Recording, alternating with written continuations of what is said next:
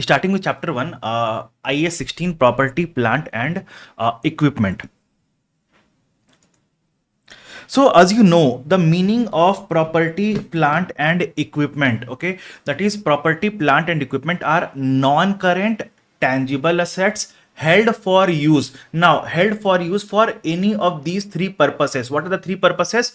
Production or supply of goods or services, rental to others, or administrative purposes. Now when we say rental to others, what does it mean? When we say rental to others, what does it mean? So rental to others, when I say, so right here, other than property, why I'm saying it like this? Because if a property is held for rental to others, it is called as investment property. But if a equipment is held for rental, it is called as property, plant and equipment. I believe you are understanding this difference. Let's suppose a land is there held for rental to others. It is investment property, IS 40. But if there is a laptop which I have held for giving on rental to others, it is called as property, plant and equipment. Okay, now this is the meaning of property, plant and equipment. So if I have a property, plant and equipment which I want to use it for my own business purposes, it is called as property, plant and equipment under the scope of IS 16. But if it is a property, plant and equipment held for sale in the ordinary course of business, okay, I have a laptop which I want to sell in the ordinary course of business, then it is not a PPE, rather it will be called as inventory. If it is held for sale, not in the ordinary course but held for sale, meaning example, so let's suppose I purchased a laptop for using it for my business purposes, but after using it for some time, might be year or two, I don't want to use it further, rather I want to sell it off. So it is called as non-current assets held for sale under the scope of IFRS 5. If there is a property held for rental, investment property, if there is a plant and equipment held for rental, property, plant and equipment under the scope of IS 16. Then if you have a biological assets, it will be covered in the scope of IS 41. But if you have a bearer plant, okay, if you have a bearer plant, what is the meaning of a bearer plant? So bearer plant are biological assets but have the nature or classification like property, plant and equipment. Okay, so if we have a bearer plant, that we will be accounting for under IAS 16. Bearer plants are accounted for under IAS 16. So now someone will ask me, sir, what is the meaning of bearer plant? So bearer plant are biological assets which gives us economic benefits over the life of the biological asset. Okay, like for example mango tree. Say let's say the life of a mango tree is 10 years. So for each year, over the 10 years, we will get mangoes from the mango tree. So the nature is like a property, plant and equipment. Hence these biological assets called as bearer plant are classified under the scope of IAS 16, property, plant and equipment. So I believe this is the meaning and the scope of property, plant and equipment, which is clear to all of you. Come on guys, tell me. I believe it is clear to all of you. Now you need to actively interact in the class. Okay, you need to take active participation. If you're understanding, say yes. If you're not understanding, say no. If you have a query, then put the query in the chat box, but be as much as interactive as possible. Okay, so for me to move forward in the class, then coming to see, so far we understood whether this asset qualifies to be a PPE or not. So far we understood whether this asset qualifies to be a PPE or not. Now we need to understand, if it is a PPE, shall we recognize in my financial statements or not? So this is called as a recognition principle. So when can we recognize? When two conditions are satisfied. When both the conditions are satisfied. What is the conditions? So condition is probable future economic benefits are expected to flow to the entity and cost can be measured reliably. If both these conditions are satisfied, we can recognize the PPE in my financial statements. Okay, if either of these conditions or both these conditions are not satisfied, If even if one of these conditions are not satisfied, then we cannot recognize this as PPE in my books of account. Now whatever amount that we have spent on purchasing or constructing that PPE will be expensed off to P and L, will be expensed off to P and L. So this is the meaning of recognition principle. Now comes measurement principle. Now what is the meaning of measurement principle? See, so far we have understood, okay, whether this asset is a PPE or not. Second, if it is a PPE, shall we recognize in my financial statements or not? Then the third point is measurement principle. It means if it is a PPE and qualifies to be recognized in my financial statements, then at what value will I recognize this PPE in my financial statements? At what value shall I recognize this PPE in my financial statements? Okay, now this is called as measurement principle. So we need to study the measurement principle at two stages. One is initial measurement on the date of purchase of the asset, and the second is subsequent measurement over the life of the asset, over the useful life of the asset. How will we measure the asset? So this is called as initial measurement and subsequent measurement. Initial measurement and subsequent measurement. Now, initially we measure the asset at its cost. Initially we measure the asset at its cost price. Now comes the question, what is the meaning of cost? Now comes the question, what is the meaning of cost? So now the standard says cost means what? The purchase price of the PPE, the purchase price plus non-refundable taxes. Non-refundable taxes. Understand, if a tax is refundable, we are not going to consider the same. Why? Because it is not my cost. I have paid tax, but it will be refunded back to me. So it is not my cost, but I have paid tax. It will not be refunded back to me. So it is your cost. It is your cost. Okay. So non-refundable taxes, Then trade discount or rebates. So understand, see the question properly. Is it a trade discount or a cash discount? Okay. So if it is a trade discount, we will adjust it. But if it is a cash discount or a settlement discount, we will not adjust it from the cost of the asset. Rather, we will be recognizing the cash discount as an income in P and L. Rather, we will be recognizing this cash discount as an income in P and L. I believe it is clear to all of you. Then we will add the finance cost on deferred payment terms. Less the finance cost on deferred payment terms. Add the finance cost, that is borrowing cost, as per the principles of IS 23. Borrowing cost, this basically, if I have taken the loan to construct the asset, then the borrowing cost for the construction period is capitalized to the cost of the asset. So I am talking about that finance cost here. Okay, so we need to capitalize this finance cost. Plus, we need to also add any directly attributable costs incurred to bring the asset to the location and condition intended by the management. Any directly attributable cost incurred to bring the location and the condition where the management wants to use the asset. Okay. Location and condition. Any expenditure incurred to bring in the location and condition intended by the management will be capitalized to the cost of PPE. Further, present value of decommissioning, dismantling or removing the item or restoring the site, okay, which we call as DRRC, provision for DRRC, decommissioning, removal or restoration costs. So the present value of that will also be capitalized to the cost of the asset. So these are the costs which gets capitalized to the cost of the asset. Now understand, if you have purchased an asset and you are incurring any expenditure to test the asset, whether this asset is feasible to be operated or not, okay, whether this asset is in the position of being operated or not, we are conducting the test on that. Okay, so the testing cost will be capitalized as part of PPE. The testing cost will be capitalized as part of PPE. But understand, the standard says when you are testing the asset, and any output gets generated from testing, when you are testing the asset and any output gets generated from testing the asset, that output definitely we won't throw.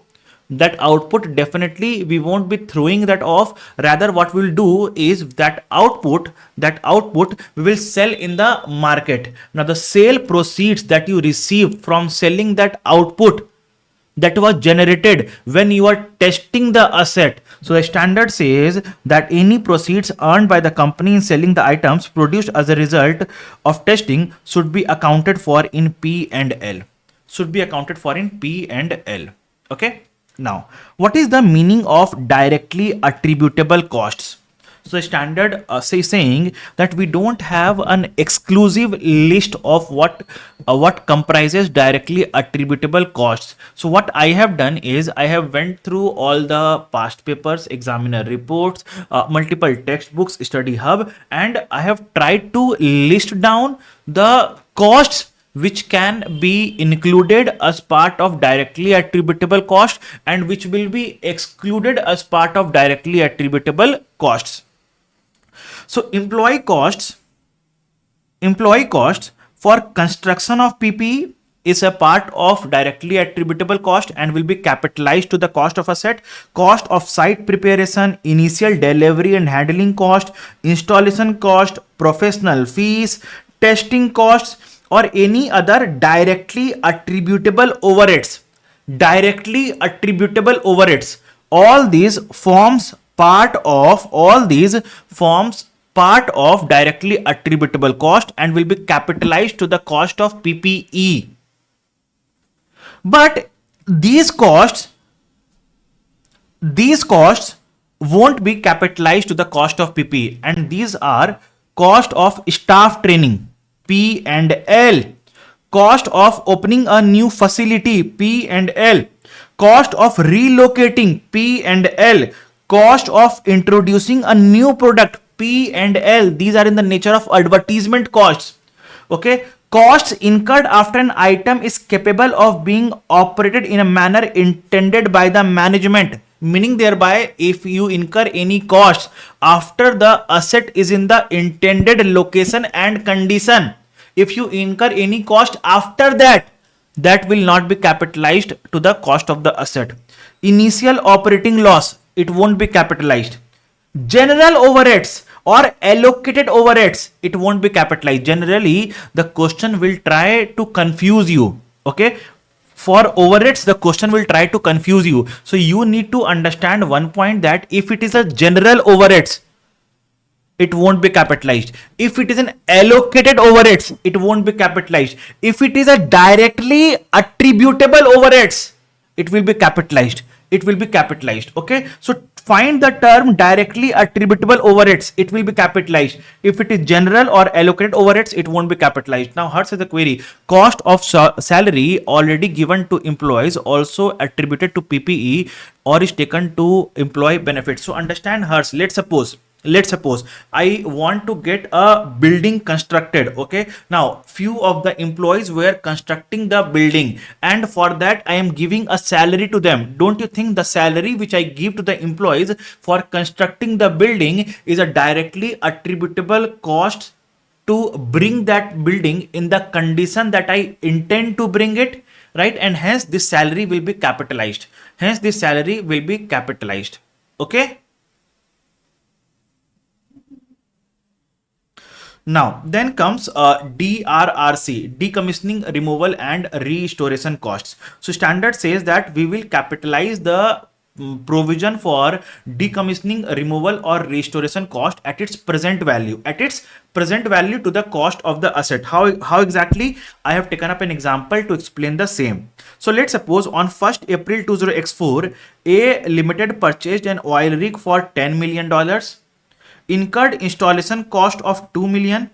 Okay, so installation cost is a directly attributable cost which will capitalize to the cost of asset. A Limited estimates the decommissioning and restoration cost of $6 million.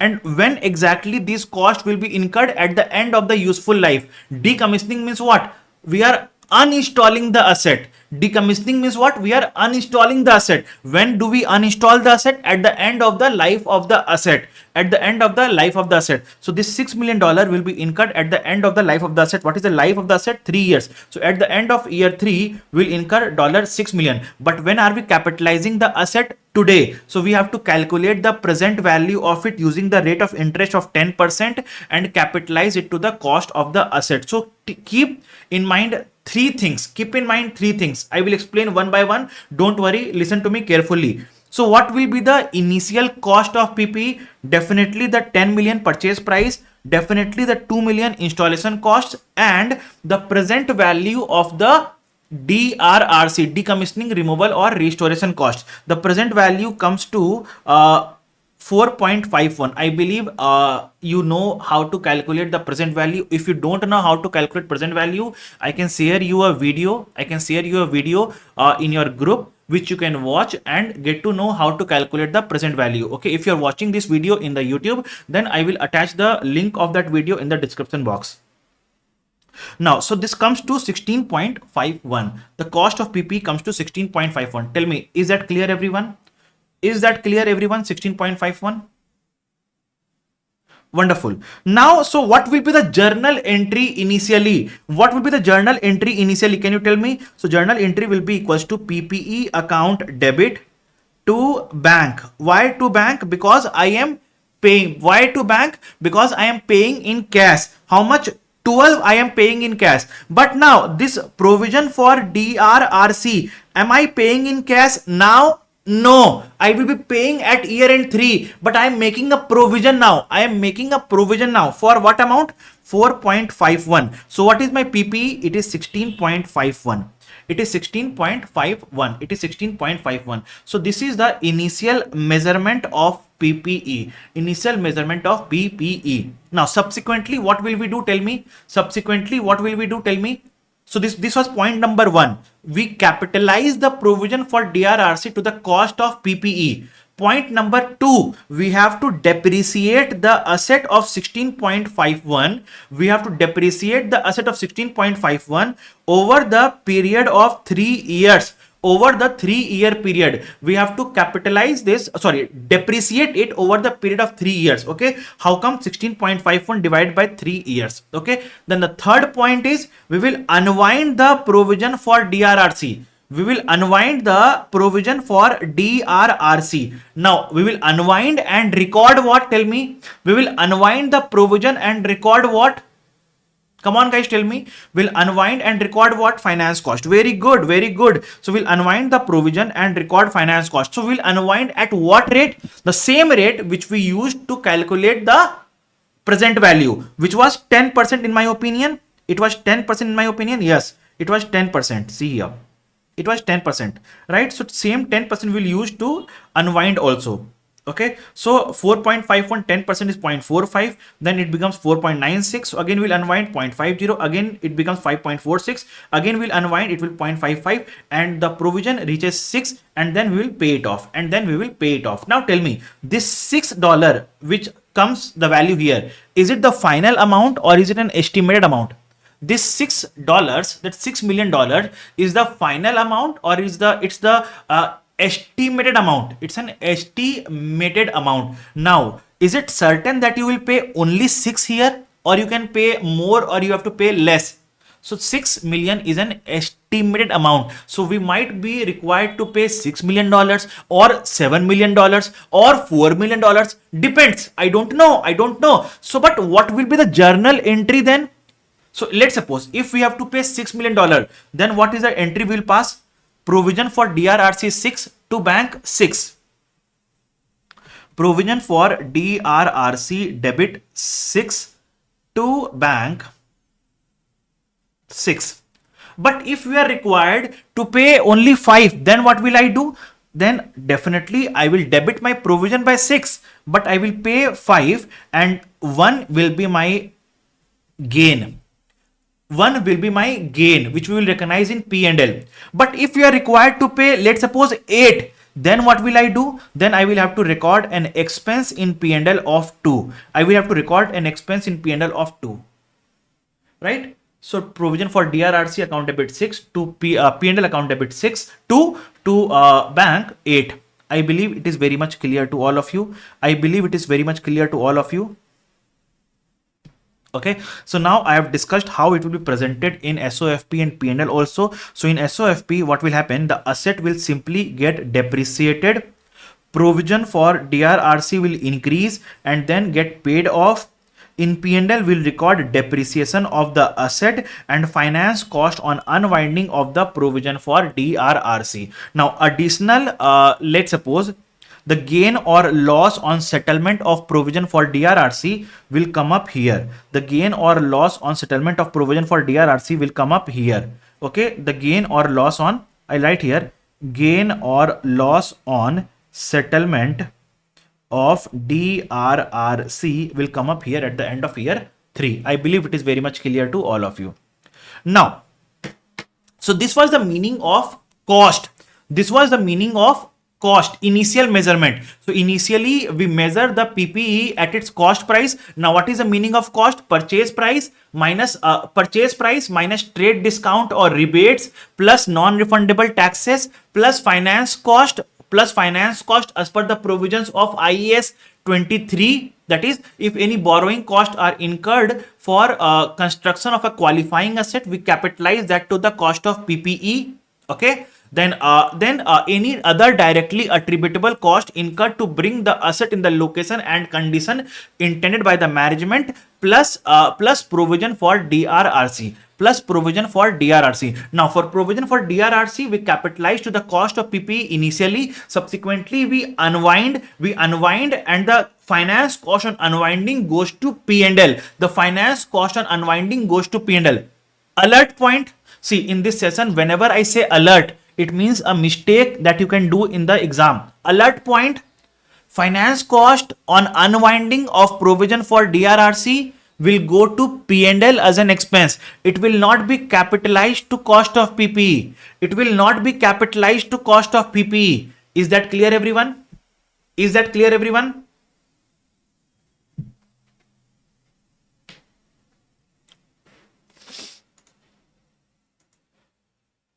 Now comes subsequent measurement.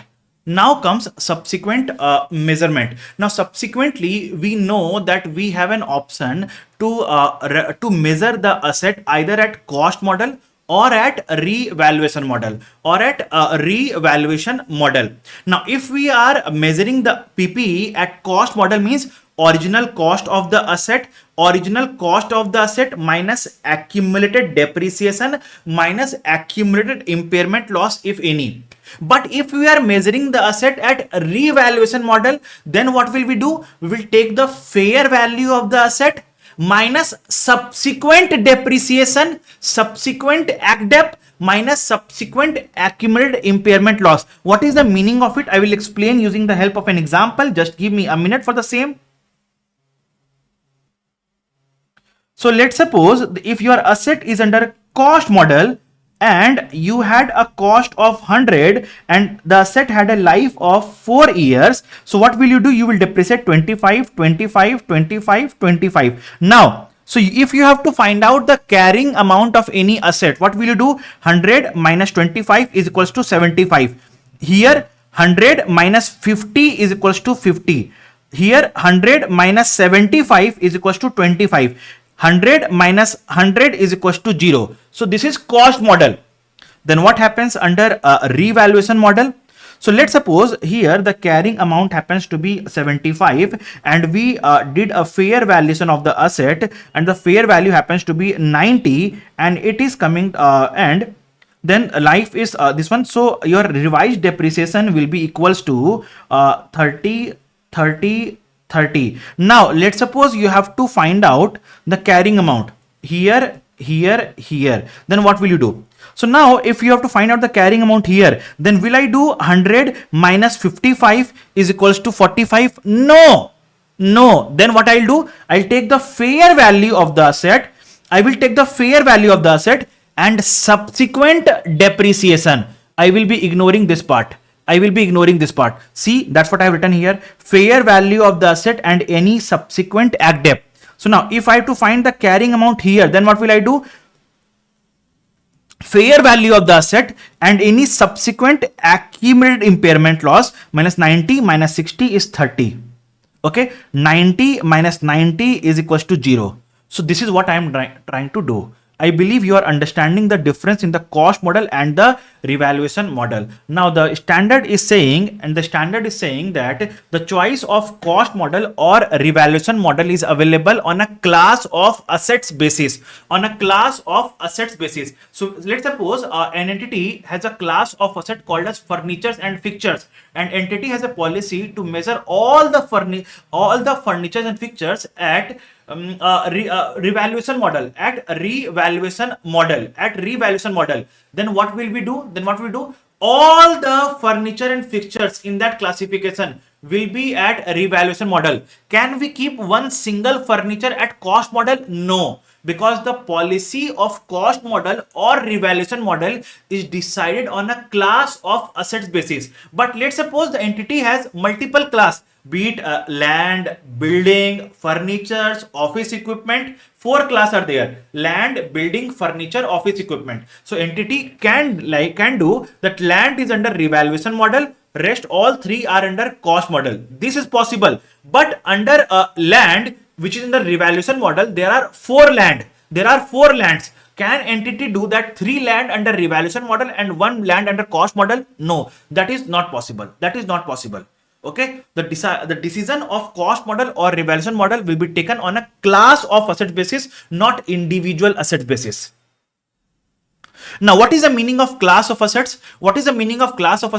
Assets of similar nature and use. Similar nature and use is called as class of asset basis. Now, just to take up an example, industrial building and office building. Can we have a different valuation for these 2 buildings?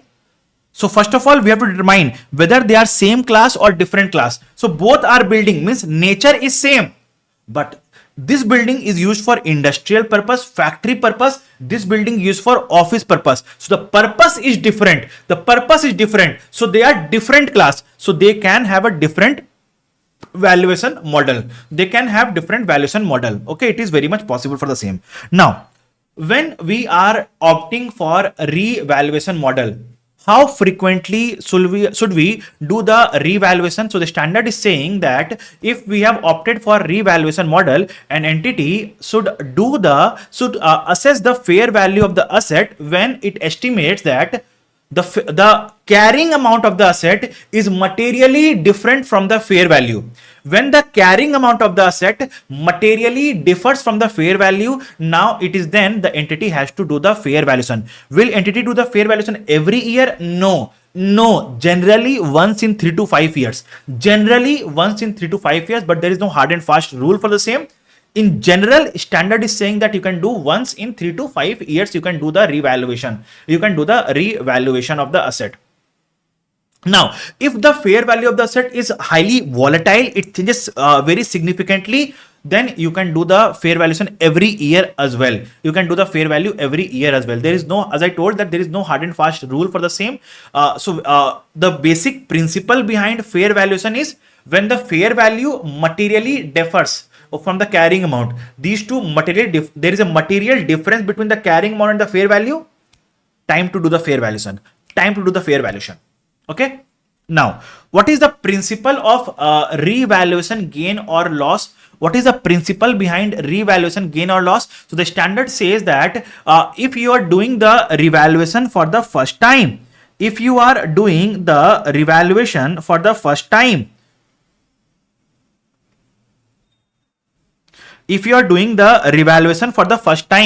you get a revaluation gain of 100, which will go to OCI.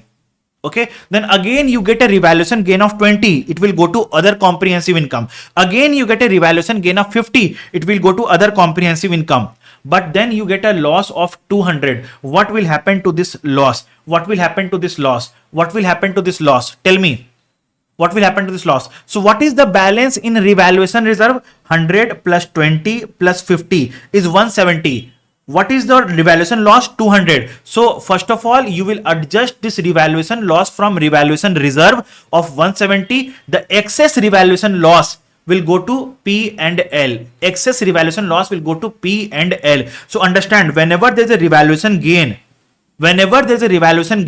you will take the revaluation gain to other comprehensive income and accumulate this revaluation gain in revaluation reserve that comes under the other equity, in SOFP. Do you know this concept? That comes under other equity. See, in equity, there are two heads: equity capital and other equity. Equity capital and other equity. Equity capital is share capital. Other equity is reserves and surplus. So all the reserves gets accumulated in other equity. Similarly, this revaluation reserve will also get accumulated in other equity. Now, whenever there is a revaluation loss, so first of all, we'll adjust this revaluation loss from revaluation reserve. Any excess revaluation loss will be transferred to P and L. But if we get a revaluation loss in the very first time, then what will we do? Do we have any revaluation reserve? To adjust? No. So then what will we do? This revaluation loss will go to P and L. Again loss, P and L. So what is the total amount of revaluation loss that we have transferred to P and L? 120. Then if you have a gain subsequently, then what will you do? This revaluation gain will also go to P and L. Listen to me very, very carefully. If you have a revaluation gain subsequently, this revaluation gain will also go to P and L to the extent revaluation loss was recognized in P and L. Now, how much loss we have recognized in P and L? 120. How much gain did you have? 80. So this 80 will go to P and L. Now, subsequently, how much gain you get? 70. Now, so out of 120, 80 we have already adjusted. So the remaining is 40. We get a gain of 70. So out of 70, first of all, we'll transfer the gain of 40 to P and L, and the rest 30 will go to other comprehensive income. Is that clear, everyone? So always understand the actual, I'm telling you one line which is very important to understand. The actual home of revaluation gain or loss of PPE is other comprehensive income and revaluation reserve. But if we don't have balance in revaluation reserve, then we are required to take the loss to P and L temporarily.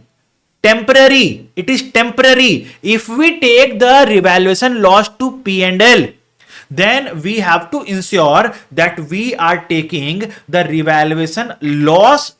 If we are taking the revaluation loss to P and L, then we have to ensure that we are taking the revaluation gain to P and L to the extent we have taken the revaluation loss to P and L. Okay? Then any subsequent revaluation gain will be recognized in other comprehensive income. So now understand here. If you do the revaluation for the first time and you get revaluation gain, other comprehensive income. Subsequently, you did revaluation gain, other comprehensive income. Subsequently, you got a revaluation loss. Then you will adjust this revaluation loss from other comprehensive income. That is a revaluation reserve. You will adjust any excess revaluation loss. Let's suppose you had a balance of 170 in revaluation reserve, but you got a loss of 200. Then what will you do? Up to 170 loss, you will adjust from revaluation reserve. Any excess loss of 30 will go to P and L. Now, second situation, if you get a revaluation loss for the first time, okay, then it will go to P and L. Subsequently, also you get a revaluation loss that will also go to P and L. Now, let's suppose total loss that you have transferred to P and L is 170. Total loss that you have transferred to P and L is 170, and then you get a revaluation gain. Of 200. Then what will you do? First of all, you will transfer the revaluation gain of 170 to P and L. Then the excess 30 will go to other comprehensive income. I believe it is very much clear to all of you. The treatment of revaluation gain or loss is clear to all of you. Tell me, guys, come on. Now, one very important point. The treatment of revaluation gain or loss has to be done asset by asset basis. It has to be done asset by asset basis. Now, what is the meaning of asset by asset basis? Let's suppose, I am taking one more example here. in this year, I have got a revaluation gain on asset A of 70, and in the same year I have got a revaluation loss on asset B of 30. Can I net off? Can I net off and record 40 in other comprehensive income? No. No. So this 70 I will record in other comprehensive income, and this 30 I will record in P and L, because the treatment of revaluation gain or loss has to be done asset by asset basis. Okay. Now, what is the treatment of revaluation reserve? What is the treatment of revaluation reserve? But before that, come on guys, please confirm, is everything clear to everyone till here? Is everything clear to everyone till here? Wonderful. Now, let us resume back. So, treatment of revaluation reserve. So, what is the ultimate treatment of revaluation reserve? So, as we know, the revaluation gain or loss on PPE gets recognized in other comprehensive income. And from there, it goes to revaluation reserve. It gets accumulated in revaluation reserve. But whatever has went to revaluation reserve, will it continue to be there in revaluation reserve? No. The standard says that we have to transfer it to retained earnings. Okay, from revaluation reserve, we have to transfer it to retained earnings. Okay, see, understand one point. Whatever income or expense is there, any income or expense in accounting world, you know what is the end of that? Do you know what is the end line of that? Whatever income or expense that we have, do you know what is the end of that? So like in Hindu religion, we say that if a person has taken birth, he will die, and he will get again back to the Ganga. From Ganga, he will go back to the ocean, right? So ultimate end line is the ocean. But in the terms of accounting, what is that end line?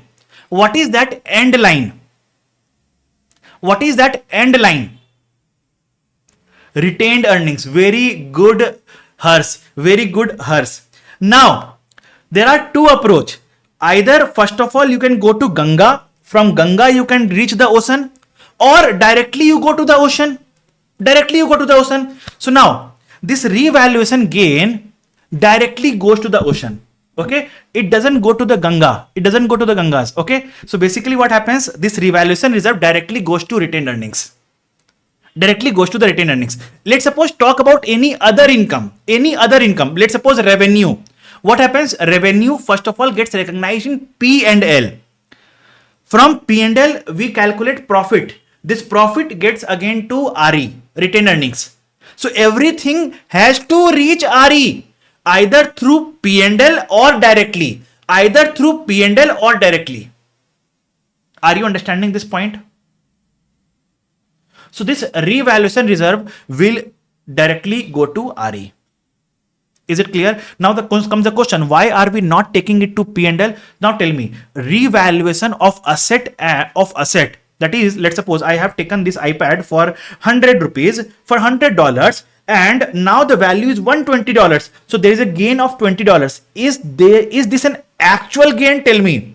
Is this an actual gain?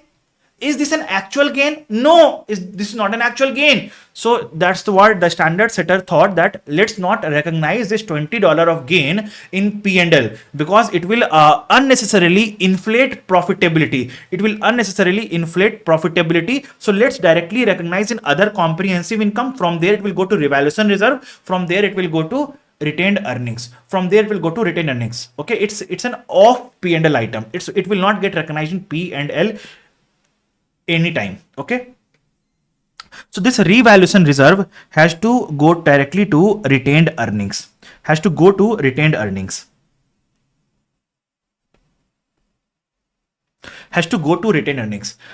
is for sure.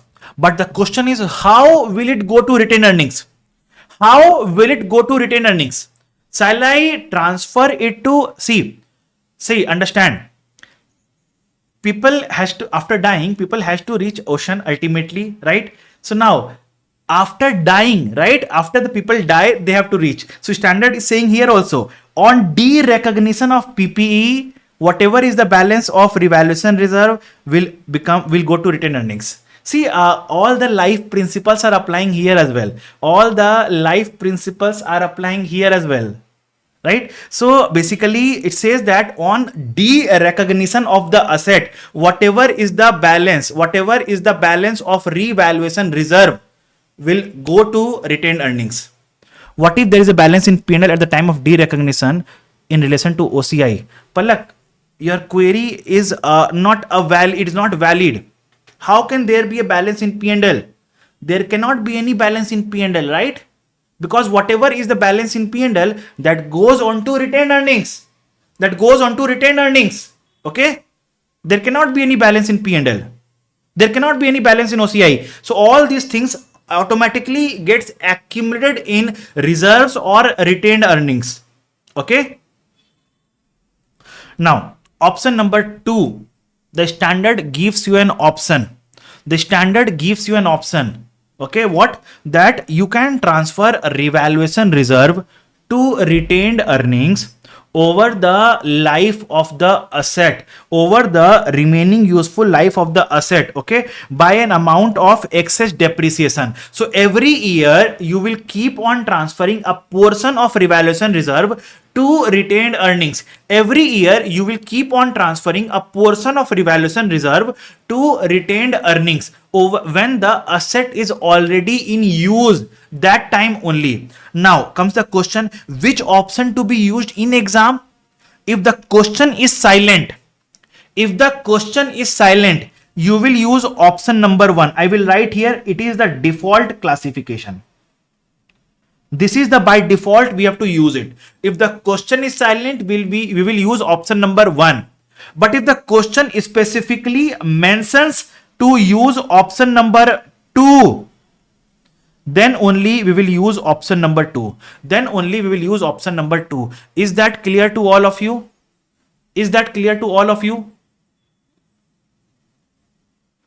Now, let me take up an example for option number 2.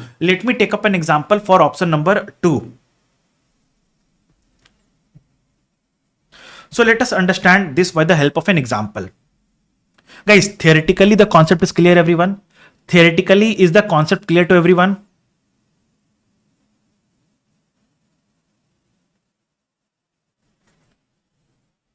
Okay, now understand.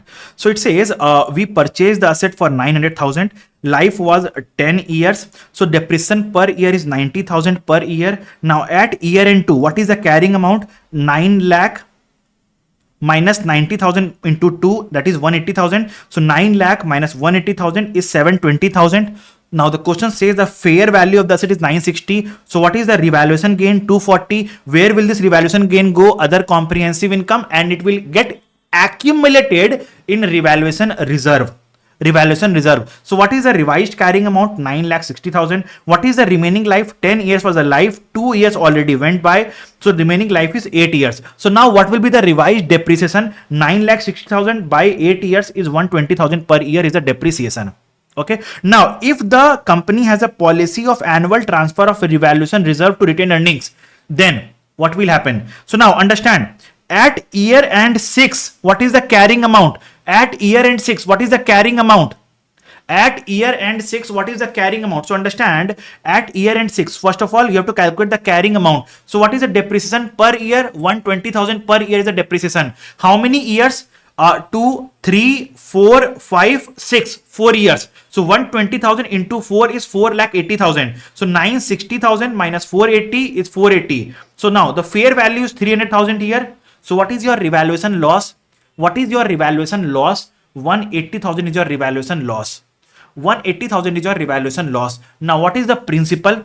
If you have a revaluation loss, you will have to adjust this revaluation loss from revaluation reserve. So now what was the revaluation reserve? 240,000. So we'll adjust this 180,000 from 240,000. If in option number 1, If we are in option number 1, we will adjust this loss of 180,000 from 240,000, and still there will be a revaluation reserve of 60,000 remaining. In the revaluation reserve, still there will be a balance. But the question comes up here. The question comes up here is, if we have a policy of annual transfer of revaluation reserve, then what will be the treatment? Then understand. If we have a policy of annual transfer, tell me in this period, what is the amount of transfer that we would have already done from revaluation reserve to retained earnings? So what is the transfer? What is the amount of annual transfer? What is the amount of annual transfer? Tell me. Excess depreciation due to revaluation. So what is the depreciation prior to revaluation? 90,000. What is the depreciation subsequent to revaluation? 120,000. So what is the excess depreciation? 30,000. How many years? 4 years. So what is the transfer? 30,000 into 4 is minus 120,000 is already transferred.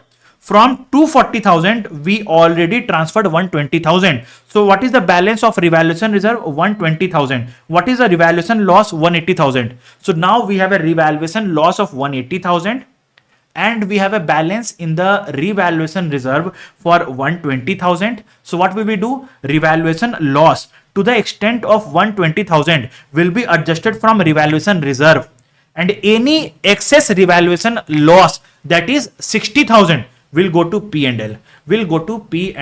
This is a very important adjustment, very important point. Students generally make a mistake here. I will recommend all of you to solve these examples. Whatever examples I am taking up in this session, it's a sincere request from all of you to solve these examples after the session ends. Solve it yourself as well. If you are watching the recorded session of this video, then please pause the video now. Okay, and solve this question right now. Okay. Because I have taken up examples where I know that students can make mistake in the exam. Okay, so these are complex areas. These are the areas which are highly prone to making mistakes. So solve these examples. Now comes special cases. For self-constructed asset, the same principle you will apply for capitalizing the PPE, but always remember that abnormal amounts of wasted material, labor or other resources will not be capitalized to cost of PPE, rather that they will go to P and L. Abnormal loss, P and L. Normal loss gets capitalized to cost of PPE. Let me write here. Normal waste. If there is a normal waste, they will be capitalized to cost of PPE. But if it is an abnormal waste, they will be expensed off to P and L.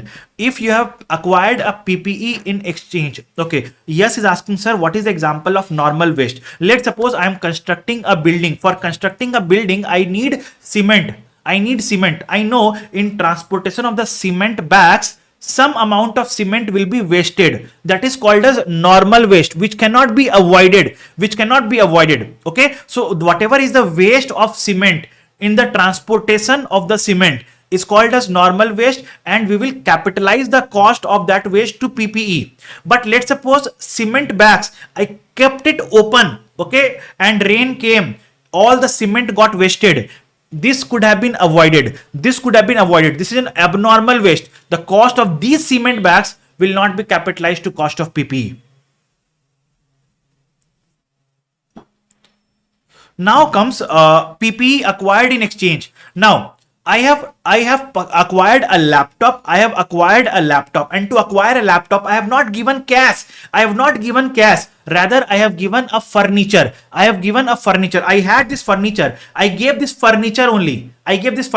So I have acquired a PPE by giving a PPE. This is called as PPE acquired in exchange. So the standard says that for PPE acquired in exchange, recognize the PPE that you have acquired.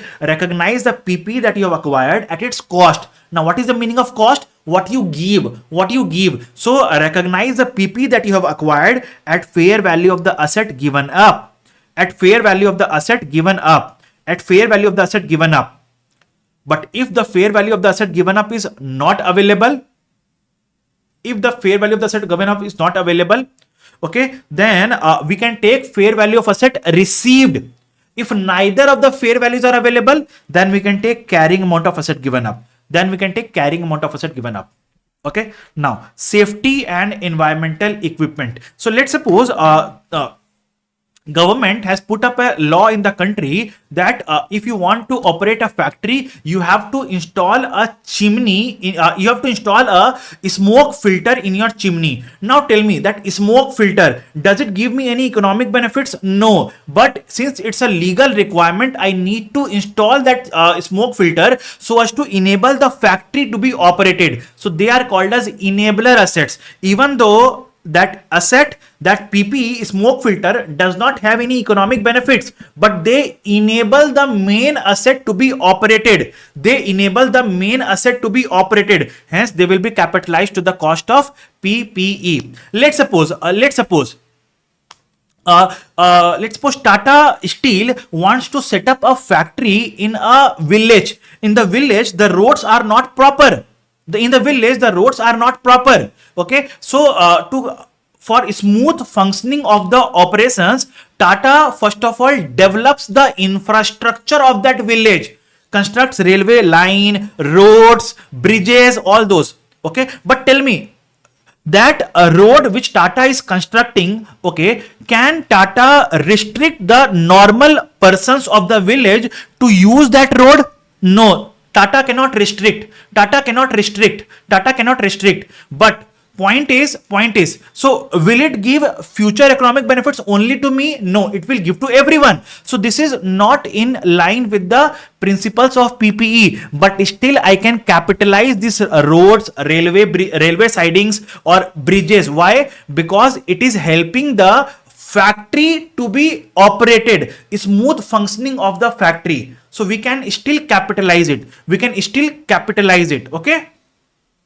Now, spare parts. So spare parts are of multiple types. Now, for this classes to be operated in a smooth manner, I might have a spare mic, I might have a spare laptop, I might have a spare system, I might have a spare camera, I might have spare wiring systems. Okay, now understand. So we need to see what is the classification of spare parts.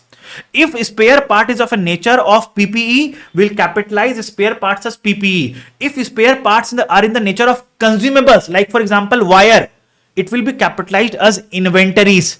Okay. If spare parts are in the nature of a spare laptop, it is a PPE, not an inventory. If spare part is the nature of a spare mic, it's a PPE, not an inventory. If spare parts are in the nature of consumables like wires, extra wire, then it is a consumable, it is an inventory.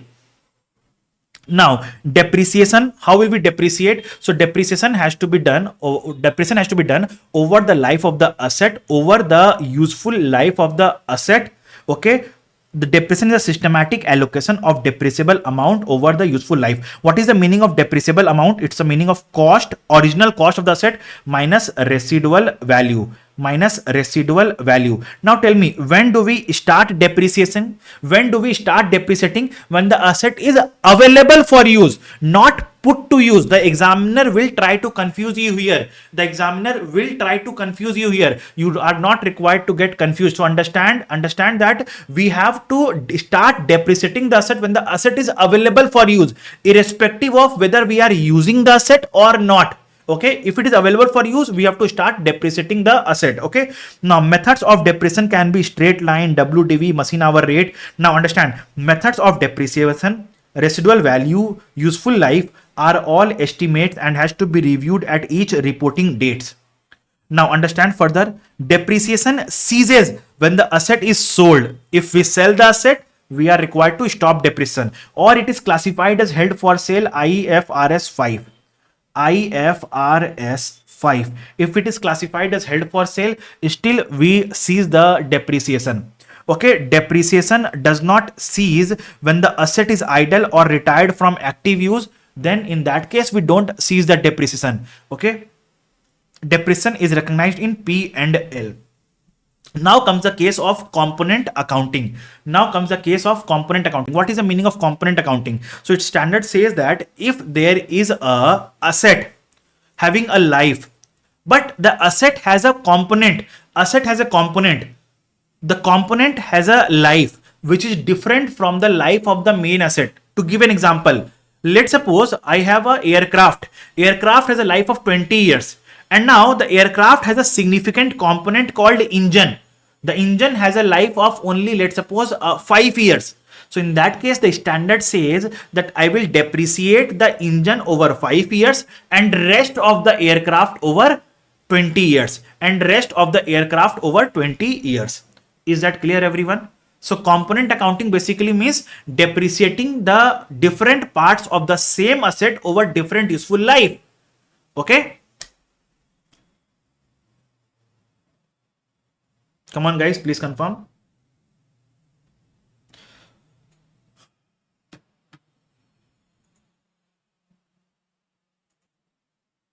Okay. Now comes the concept of subsequent costs. So understand, when we purchase the asset, definitely we incur a cost. But over the useful life of the asset, then also we might incur certain costs, right? Over the life of the asset, also we incur certain costs. Let's suppose I have a car. Okay, so when I purchased the car, I incurred a cost of purchase that I capitalized as the asset, that I capitalized to the cost of car. But over the life of the car, also I will incur certain expenses. Now, these expenses can be of multiple types. I give my car over regular maintenance over once at least in 4 months. I give my car for maintenance once in 4 months. This is a maintenance expense which will be expensed off to P&L. So the day-to-day maintenance of car will go to P&L. Okay, now, but if I incur any significant repairs, or I do any replacement of a major part, if I do replacement of a major part, or I incur any inspection costs, these has to be capitalized to the cost of the asset. How exactly? So let's suppose I have taken up 2 examples for the same. So standard says that A Limited has acquired a heavy machinery at a cost of $10 million. A Limited has acquired a machinery at a cost of $10 million, turbine costing $3 million, and rest of the machine costing $7 million. Okay. Now, so the breakup of the component is available. Life is 10 years. However, the life of turbine is 4 years. At the end of the 3rd year, turbine requires replacement. The remainder of the machine is perfect and is expected to last for the next 7 years. Yes. The cost of the new turbine is 4.5 million. Calculate the revised carrying amount of machinery at year end 3. So this question is from subsequent cost plus component accounting. Okay, this question is a mixture of 2 concepts, subsequent costs and component accounting. So let us understand. So initially, when I acquired the machine, cost was 10 million. It had 2 components, turbine and rest of the machine.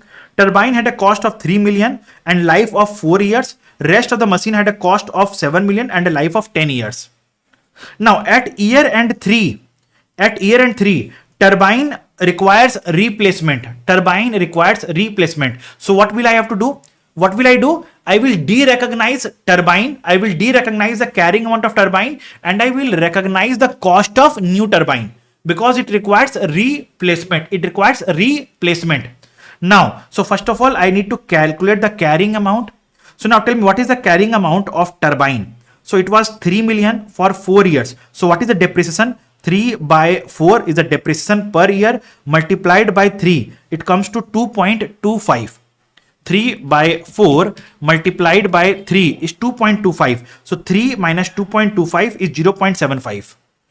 Now, rest of the machine had a cost of 7 million, life of 10 years. So what is the depreciation per year? 0.7 multiplied by 3 years is 2.1. So 7.7 minus 2.1 is 4.9.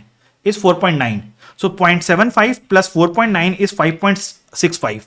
This is the cost. This is the carrying amount on year end 3. Now we need to de-recognize 0.75 because this turbine requires a replacement. So this turbine 0.75 will not be of any value for me. So I will de-recognize the old component and I will recognize the cost of new turbine 4.5.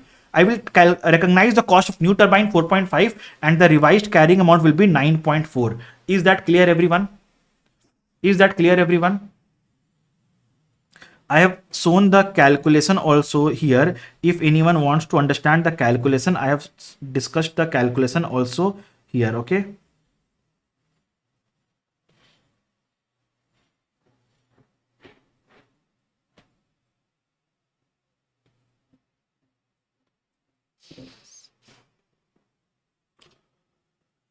So what is the journal entry for derecognition of the old component? P&L account debit to asset. We'll derecognize the asset and the whatever is the amount, we'll take it to P&L. We take it to P&L. Okay, when we recognize the new asset, new component, so we take asset account debit to bank 4.5. Asset account debit to bank 4.5. Okay. Okay, I believe I have discussed this example in depth in our classes. In the practice session, we have discussed this example in depth. Tell me yes or no. So when we de-recognize the asset, we de-recognize and transfer this the whole carrying amount to P and L because it's a loss for me. This 0.75 is a loss for me because this asset of 0.75 will not have any value for me. Now, one more example. If the breakup of cost is not available, then what will I do? If the breakup of cost is not available, then what I will do? So in that case, the standard says that if the breakup of cost is not available, then you have to find out the breakup. You have to calculate the breakup. How exactly? I'm explaining here. So let's suppose the cost is 100 lakhs here.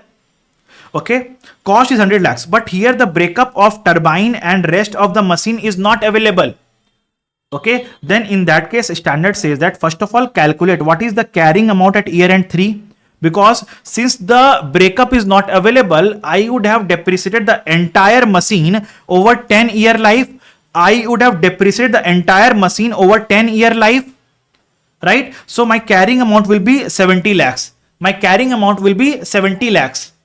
Now in this case, the concept remains the same, that I have to de-recognize the carrying amount of old machine and I have to recognize the cost of new machine. But the challenge here is I don't know the carrying amount of old machine. I don't know. So I have to calculate the carrying amount of old machine. So I have to calculate the carrying amount of old machine. I have to calculate the carrying amount of old machine. What is the cost of new machine? 4.5 million, which is equals to 45 lakh. Which is equals to 45 lakhs. So this is very much available, but we don't know what is the cost or carrying amount of old machine. So now we have to understand what we'll assume is cost would have remained the same in here also. See, the cost of the turbine is 45 lakhs here. We are assuming the cost would have remained the same here as well, but it would have changed only for the reasons of inflation. So what we will do, we'll calculate the present value of this here and it comes to 38.87. So I am assuming the cost of new turbine, the cost of turbine here would have been 38.87. Would have been 38.87. Okay. Now this 38.87 we would have depreciated over 10 years. So what is the carrying amount at year end 3? So let us find it out. So 38.87 was the cost. We would have depreciated over 10 years.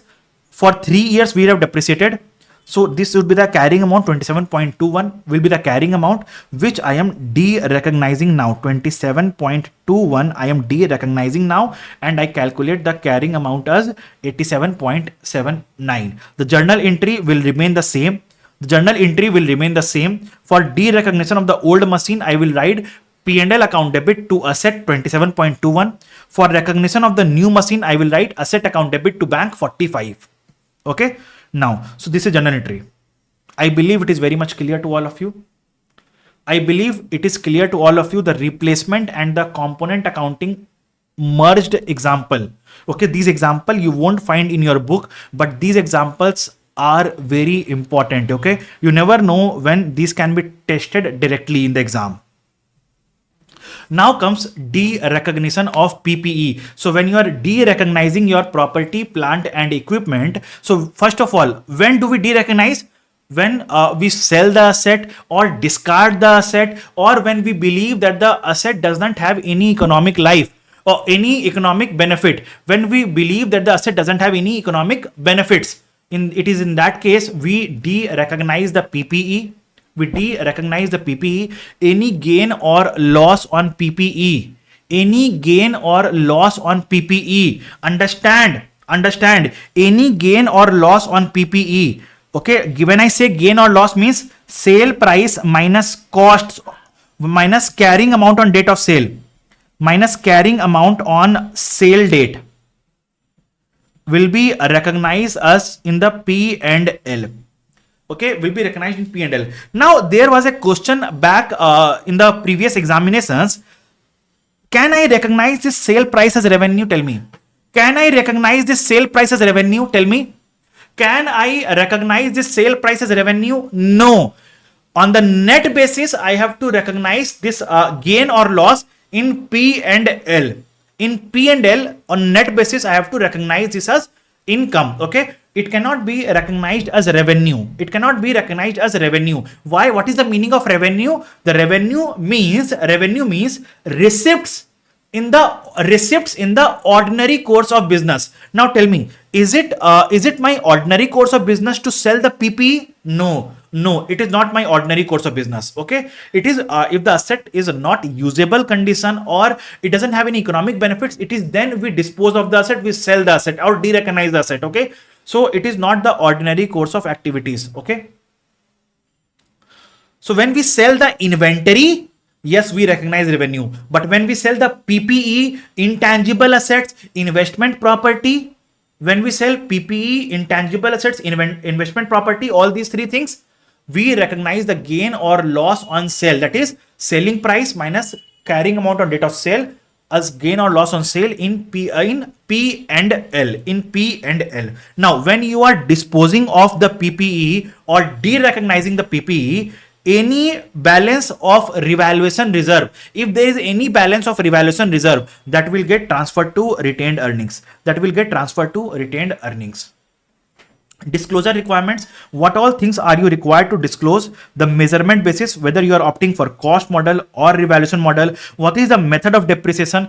Straight line, WDV, machine hour rate, or whatever any other method if you are using. Useful life of the asset.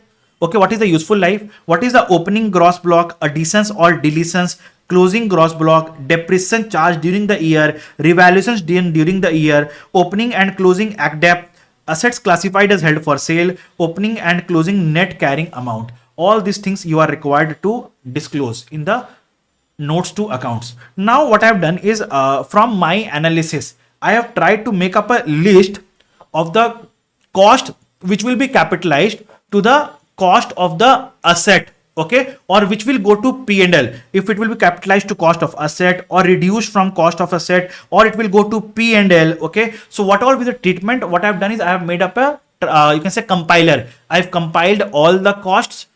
I have seen these costs either in your past papers, technical articles, ACCA Study Hub, Kaplan, BPP. Okay, from multiple materials I have brought in and tried to make up an exhaustive list. Though it is not exhaustive, there can be something other than this also. But whatever I got, I have tried to compile it. Okay, for you guys. From an exam focus point, diminishing balance and reducing balance are the same thing. Okay, diminishing balance, reducing balance, WDV are the same things. Date of revaluation is very important to calculate gain or loss on revaluation, because on the date of revaluation you have to calculate the carrying amount, compare it with fair value, and then calculate the revaluation gain or loss. So please make a note of the date of revaluation very carefully. Okay, annual transfer of revaluation reserve to retained earnings is only required if specified in the question, otherwise no. So question might specify that the entity has a policy of annual transfer. It might not write everything. It might just say the company has a policy of annual transfer. Okay, company has a policy of annual transfer. So be careful when you are reading the question. So this completes our revision of property, plant and equipment. So now coming to the second point, that is second chapter, that is investment property. So now as we have already studied what exactly is the meaning of investment property, but still I will help you with the analysis of the same. So understand, if there is a non-current tangible asset, if there is a non-current tangible asset, first of all understand, if it is a property, property means land, building, apart, or both land and building, if they are held for rental to others, if a land, building, both or a part thereof is held for rental to others, or capital appreciation, or both, then it is called as investment property. Rest in all cases, rest all are called as property, plant and equipment, meaning thereby, if I have a land, understand, rest all means what? If I have a property, the meaning of property remains the same, land, building, part or both, is held for production or supply of goods or services, is held for admin purposes, admin purpose means corporate office, then it is called as property, plant, equipment.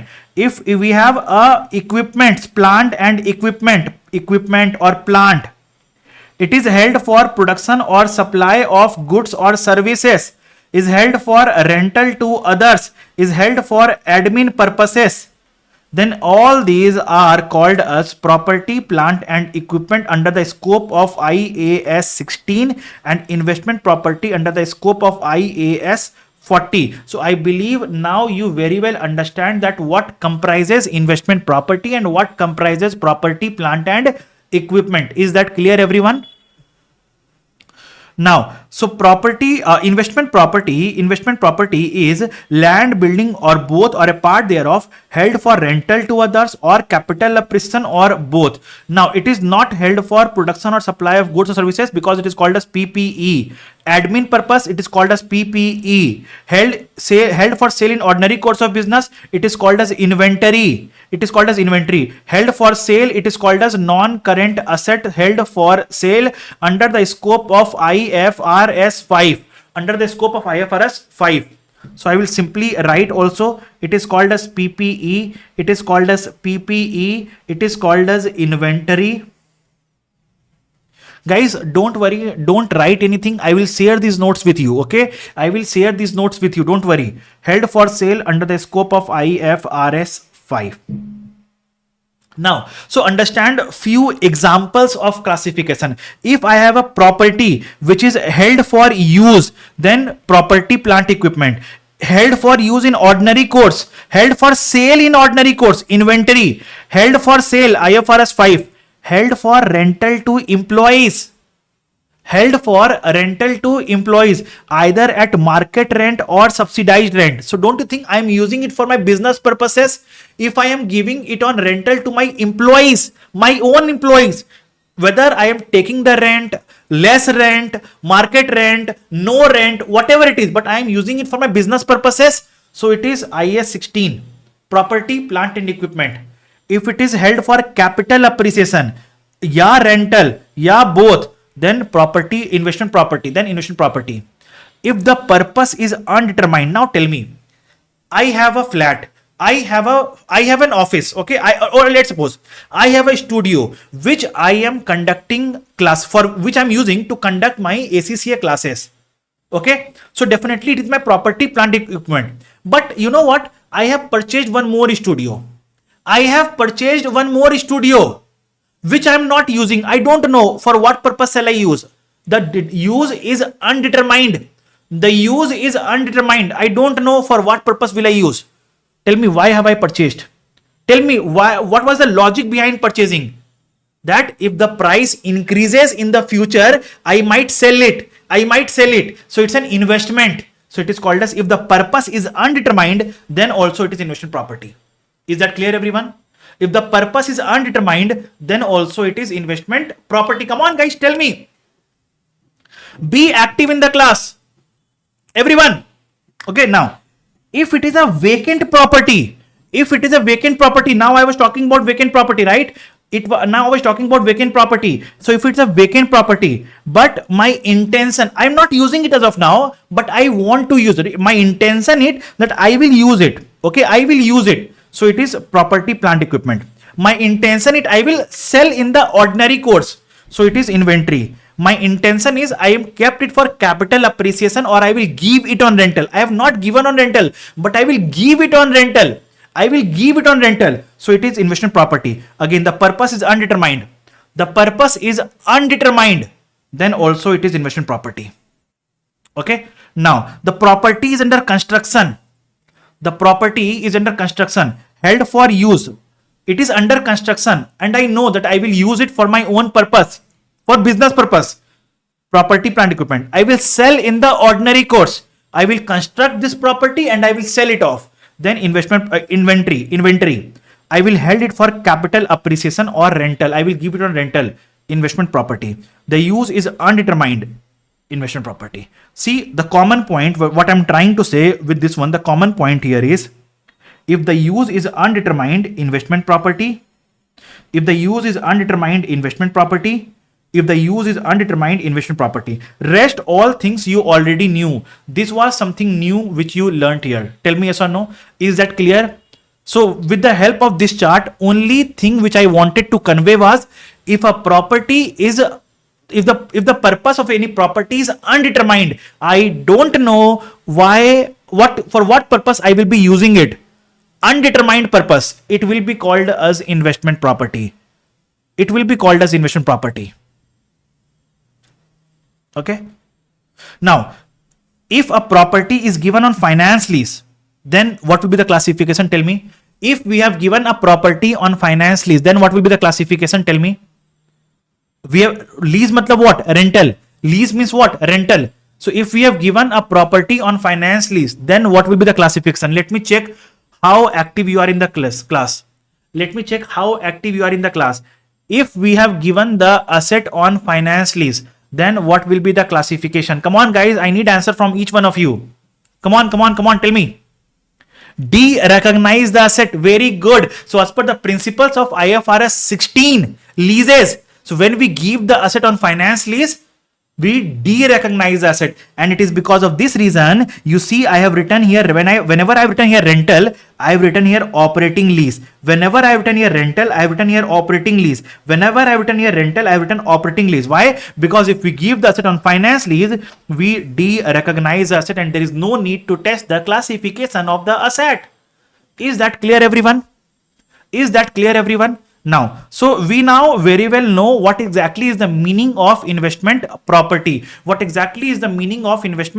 Now comes the question, which investment property shall I recognize in the financial statements? So if the investment property meets the recognition principle, we will recognize this in the financial statements. So now what is the recognition principle? Probable future economic benefits will flow to entity and cost can be measured reliably. Understand that both the condition has to be met. It is then only I will be able to recognize this investment property in the financial statements. If either of these conditions are not met, whatever cost that we incur will be transferred to P and L. So I can simply write here same as property, plant and equipment. Then coming to measurement principle, I will not be explaining. I will write here there are again two stages: initial measurement, subsequent measurement. So initial measurement, I will write here same as property, plant and equipment. I am not going to explain here. Okay, I'm not going to explain here. At cost, the meaning is same as PPE.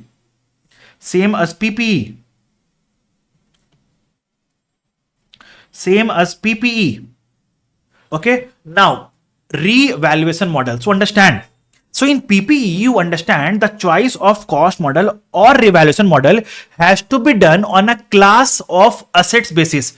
Now here the standard says the entire investment property. Understand, the nature is same because it is property. Tell me, the nature is same because it's a property. Tell me yes or no. The nature is same because it's a property. Now, and use is also same, investment. The use is also same, investment. So it says the entire investment property is one class of asset. The entire investment property is one class of assets. So you have to adopt either cost model or revaluation model for entire investment property. For entire investment property, there is no such concept of class of assets here because the entire investment property itself is one class. The entire investment property itself is one class. Okay. Now, so if you opt cost model, again I will write here same as PPE. But if you adopt revaluation model, then what happens here is when you adopt a revaluation model, the standard says that revaluation model, all the revaluation gain or loss will go to P and L. The revaluation gain or loss will go to P and L. Okay, the revaluation gain or loss will go to P and L. An entity is also required to disclose the fair value of the asset, irrespective of whether you are adopting cost model or fair value model. You have to disclose the fair value. You have to disclose the fair value. Okay, accounting policy for the measurement, fair value of such investment property, estimates used by valuer in valuing the property, details of income and expense from such investment property, any restriction or pledge on investment property, all the other disclosures of PP also is applicable here as it is. Okay, all other disclosures of PP is also applicable here. Okay, so understand the cost model is same as PP, but in revaluation model, in PP we used to record under P&L, but here we record under in PPE we used to record the revaluation gain in other comprehensive income, but in investment property we will record under P&L.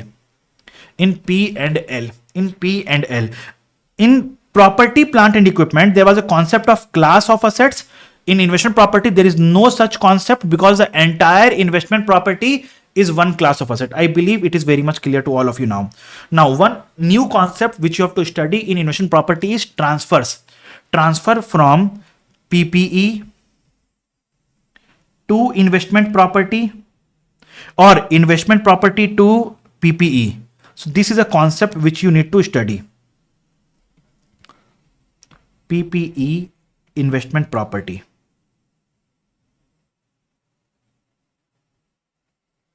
Okay, from PPE to investment property or investment property to PPE. Now, there can be 8 possible cases. I'm not going to explain all the 8 possible cases here, but I will explain the rationale behind the same. The standard setter says that till date of transfer, follow the old classification, subsequently follow the new classification. I am repeating it again.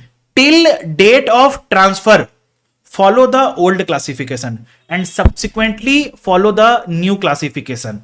Okay. Now, if you are transferring PP from cost to IP at cost, so both the cost, now tell me, cost model of both is same, cost model of both are same.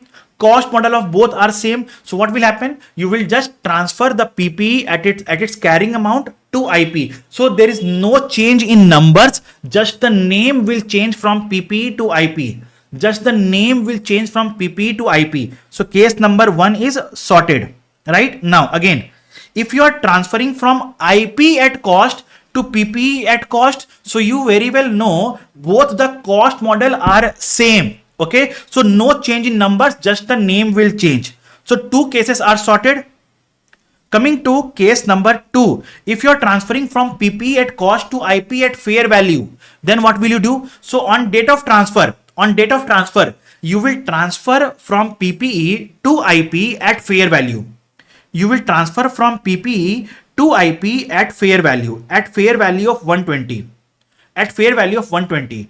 Assuming carrying amount was, so understand. So in all these cases, assume 2 things. Carrying amount is 100. and fair value is 120 on date of transfer. For all the examples, assume this part. Okay. Now, so you will, since the subsequent classification is fair value, so you will transfer at fair value. You will transfer at fair value. But PPE would have been recognized that it's carrying amount 100. So there is a revaluation gain of 20. There is a revaluation gain of 20, which you will recognize as per the old classification PPE. So now tell me, in PPE, where do we recognize the revaluation gain? In PPE, where do we recognize? So it will go to other comprehensive income. Now, any subsequent revaluation gain after date of transfer will get recognized where? As per IP, that is P and L. As per IP, that is P and L.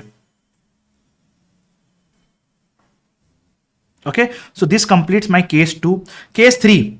So if PPE is at fair value and IP is at cost, so what we'll do on date of transfer, whatever is the fair value, on date of transfer, whatever is the fair value becomes the cost of IP. So fair value on date of transfer becomes the cost of IP, and on date of transfer, whatever is the revaluation gain will recognize as per old policy PPE. Where do we recognize revaluation gain? OCI.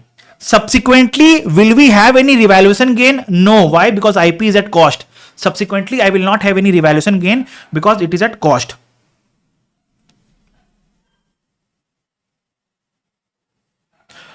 Arvind has a very good observation. Wonderful point. In case 2, whether we need to transfer the OCI to RE, very good. Yes. We need to do that. Because the PP is getting de-recognized here. We need to do that. Wonderful observation, Arvind. Now, from PP fair value to IP at fair value. PP fair value to IP at fair value. So on date of transfer, we'll transfer at fair value. Any gain or losses till date of transfer will be recognized in revaluation reserve, other comprehensive income. Any gains or losses subsequent to date of transfer will be recognized in P and L. Now, IP is at cost and PP is at fair value. So on date of transfer, I will transfer at fair value. But now any revaluation gain on date of transfer will be transferred to where? Tell me.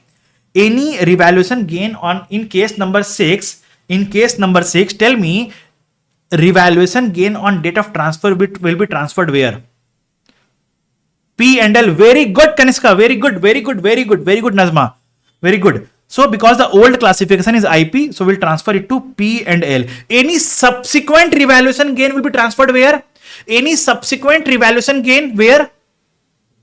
OCI. Very good. Now, if IP is at fair value, transferred to PP is at cost.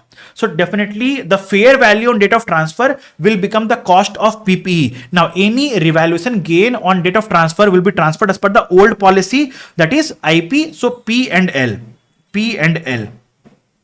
Case 8, transferring from IP at fair value to PP at fair value. So any revaluation gain on date of transfer will be transferred as per the old policy, that is fair value. So at IP, so it will be transferred to P and L. Any subsequent revaluation gain or loss will be transferred to other comprehensive income. Now derecognition principles is same as IAS 16 on PPE. Okay. Hers has a query. Case 6. In case 6, IP is at cost to PP is at fair value. Why? But sir, IP was at cost. Why revalue? Because we are transferring to PPE at fair value. So we have to transfer at fair value. Okay. We have to transfer at fair value. But the IP was at cost. So there is a difference on date of transfer. So where will this difference go? As per the old classification. What was the old classification? IP. So in IP, where do we record fair value gain or loss? P and L. So it will go to P and L. Okay, Hers? So this completes my investment property.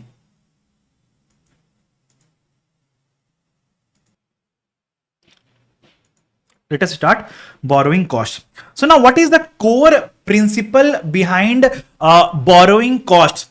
The core principle behind borrowing cost is that whatever borrowing costs are incurred, on construction of a qualifying asset is capitalized to the cost of asset.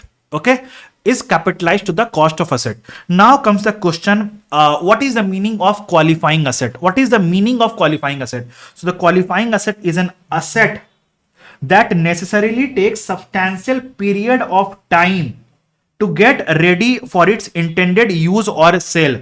To get ready for its intended use or sale. So if there is any asset which takes substantial period of time to get ready for its intended use or sale, is called as a qualifying asset. Now there is a wrong notion in the mind of students that qualifying asset means only PPE. No, my dear friends, qualifying asset can be a PPE, can be investment property, can be intangible asset, can be inventory also. It can be inventory also, and that's the reason why I'm writing intended use or sale. Intended use or sale. So let's suppose a DLF constructs a residential apartment. The construction of residential apartment takes 1.5 years. Okay, and after the construction is over, it will sell the individual flats to the customers. So it is an inventory. This residential apartment is an inventory for DLF.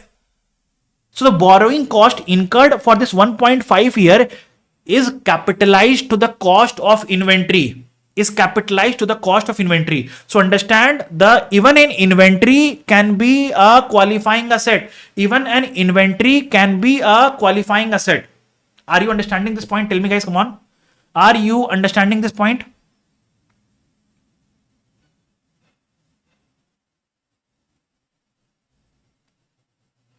Okay.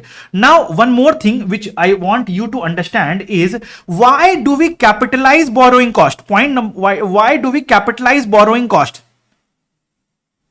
The question which I want you to understand is, because a question can come up in the exam, that why do we capitalize borrowing costs on construction, but on purchase, if we purchase, we don't capitalize the borrowing cost? Why? Can anyone explain this reason to me? So I will explain. If you are not able to, I will explain.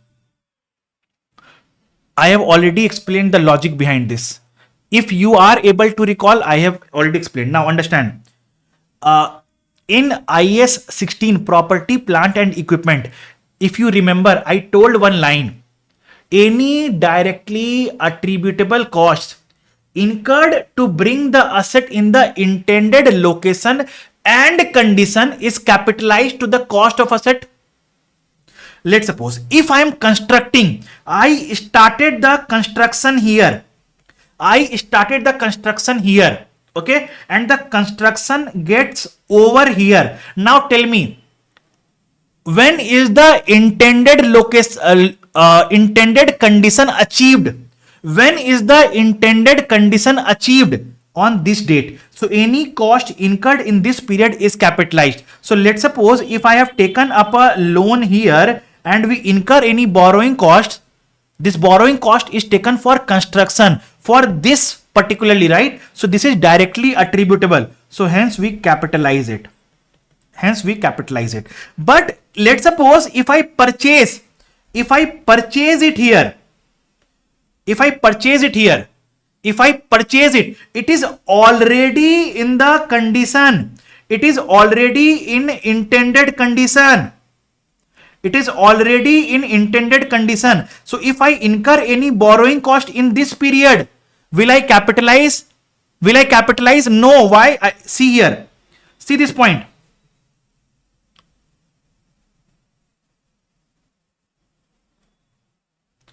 Costs incurred after an item is capable of being operated in a manner intended by the management is not capitalized. So here the asset is already capable of being operated in a manner intended to be operated.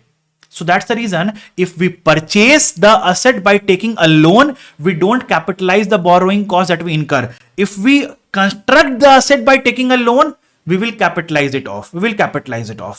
Okay.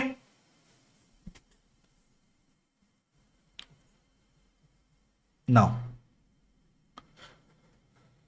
so now understand the borrowings are also of two types: general borrowings and specific borrowings. General borrowings and specific borrowings. Now, what is the difference between the two? As the name itself says, specific borrowings means I have taken a loan specifically for construction purposes. Okay. Now, general borrowings means I have taken up a loan, but it will be used for multiple purpose. Okay. It will be used for day-to-day expenses, working capital requirements, and also I will use this loan for construction activities. Okay. So now, but the treatment of the specific borrowing and general borrowing will be different. So what exactly I will do here is, in case of specific borrowing, what I will do is I will capitalize the actual borrowing cost incurred, whatever is the actual amount of borrowing cost incurred in the period of construction. Whatever is the actual borrowing cost incurred, I will capitalize that, less any investment income on temporary funds. Now, if it is general borrowing, what I will do is I will first of all calculate a capitalization rate. What is the meaning of capitalization rate?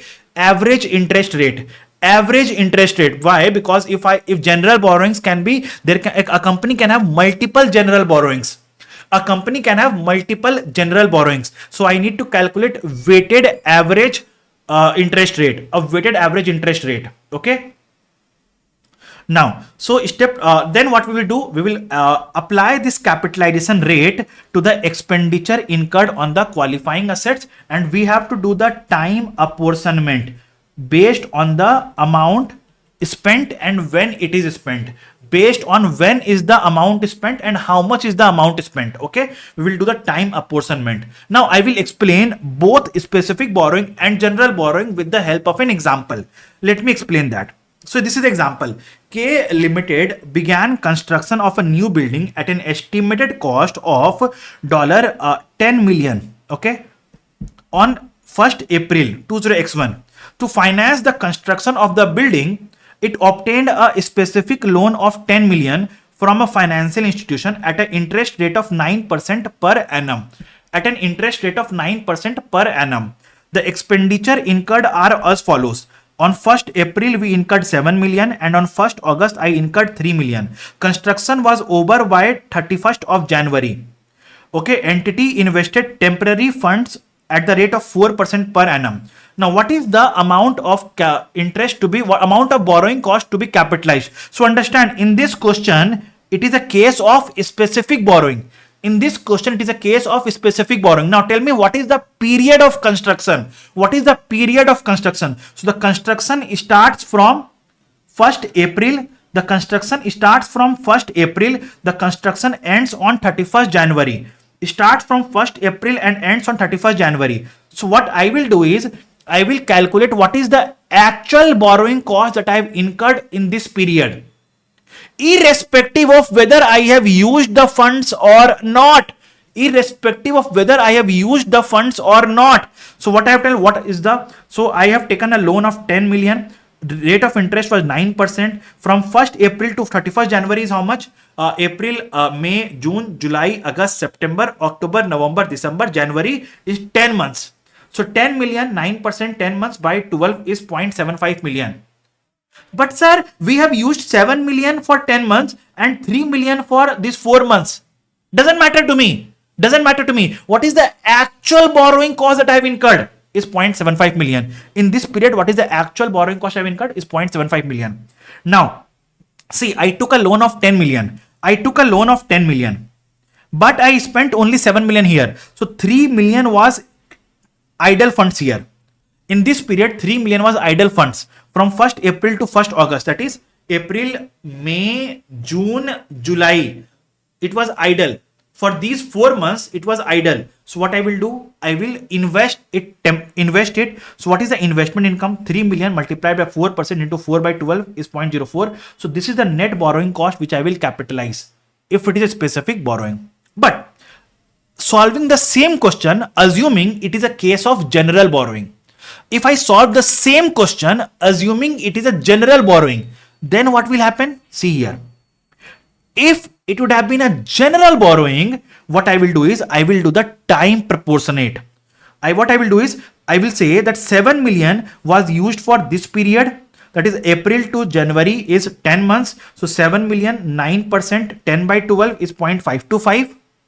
Now 3 million was used from August to January, that is August, September, October, November, December, January, 6 months. 6 months. So 3 million was used for 6 months. So 3 million, 9%, 6 by 12 is 0.135. So this is the borrowing cost to be capitalized if it is a case of general borrowing. Are you understanding the difference in the accounting treatment, difference in the calculation if it is a general borrowing and if it is a specific borrowing? Are you understanding the difference? Tell me, guys. Are you understanding the difference?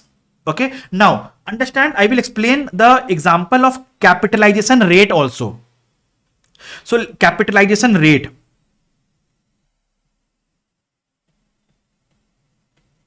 In case of general borrowings.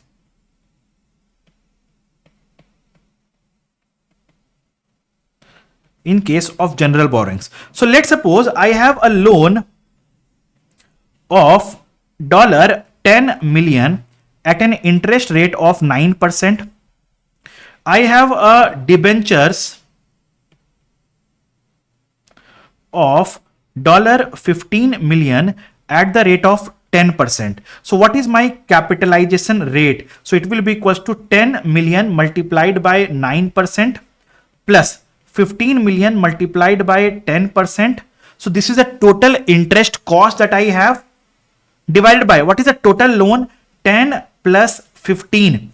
It is equals to how much? So 10 multiplied by 9% is 0.9 plus 1.5 divided by 25 is equals to how much? 0.9 plus 1.5 divided by 25 is 9.6%. This is your capitalization rate. This is your capitalization rate. Tell me, is that clear, everyone?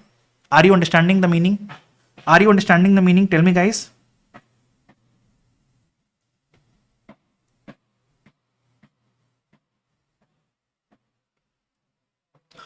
Okay, now comes the one more concept. What is the period of capitalization? When can you start capitalization of borrowing cost? When will you cease the capitalization of borrowing cost? And when can you suspend? So we can start the capitalization of borrowing costs when all the three conditions are satisfied. Company starts to incur expenditure. Company starts to incur expenditure. Starts to incur borrowing cost, that is it takes loan, and the construction activities have started. Construction activities have started. So understand, let's suppose I'll take an example. Understand, I have taken loan here, but construction activities started here. So from where will I start capitalization? I will start capitalization from here. I have started construction here, but I took a loan here. So when will I start capitalization? Here. Okay. Now I took a loan here. I started construction here. Okay. And okay. Yes, here. Now understand. I took a loan here. But started incurring expenditure here. So when will I start capitalization? When I incur the expenditure. So standard says that when all the three conditions are satisfied, it is then only we start capitalization of borrowing costs. Now, when will we suspend the capitalization? So when the construction work is stopped for abnormal reasons. When the construction work is stopped for abnormal reasons, then we suspend the capitalization of borrowing costs. Cessation, when the construction activities are completed and the asset is ready for its intended use or sale, then we cease the capitalization. Of borrowing costs. So this is the entire concept of borrowing cost. I believe it is very much clear to all of you. We have covered fairly all the points. Is that clear, everyone? Borrowing cost. Is that clear, everyone? Borrowing cost. Please confirm, guys. Anyone having any queries in borrowing costs?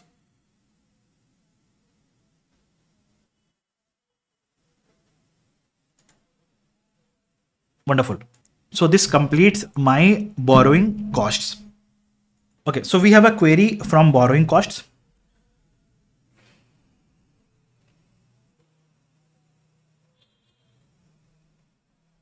I have taken loan here, but period of capitalization starts here.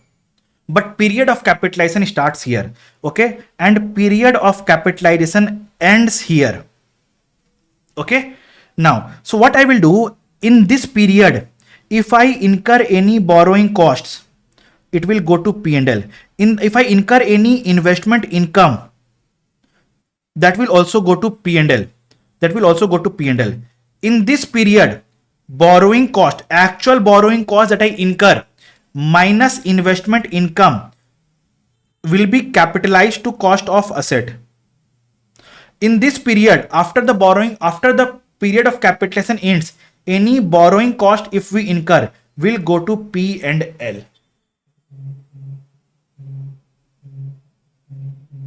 Okay, now Nazma has a query. If there is a general borrowing and investment has also been done, understand, if there is a general borrowing, let's suppose of 100 crores, if there is a general borrowing of 100 crores, out of which we have used the funds of 20 crores for construction and 25 crores for investment and 55 crores for other purposes.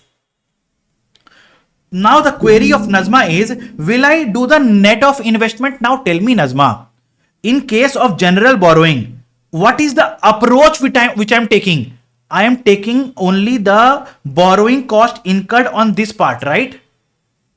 What I'm seeing, what is the expenditure incurred, multiply what is the capitalization rate. What is the capitalization rate, right? So I am multiplying the capitalization rate on this. So whole amount gets capitalized. Whole amount gets capitalized. Okay, so we are not required to net any investment income. Then why are we doing that in specific borrowings? Understand, in specific borrowings, what happens? First thing, this will not happen. In specific borrowings, this will not be there. In specific borrowings, what we do is we take the borrowing cost incurred on the whole loan, right? In specific borrowing, we take the borrowing cost of whole loan, right? And that's why we have to reduce the investment income here. Are you understanding this part, Nazma? Wonderful query. Okay, wonderful query. So I believe this completes my borrowing costs. Anyone else has any other queries in borrowing cost?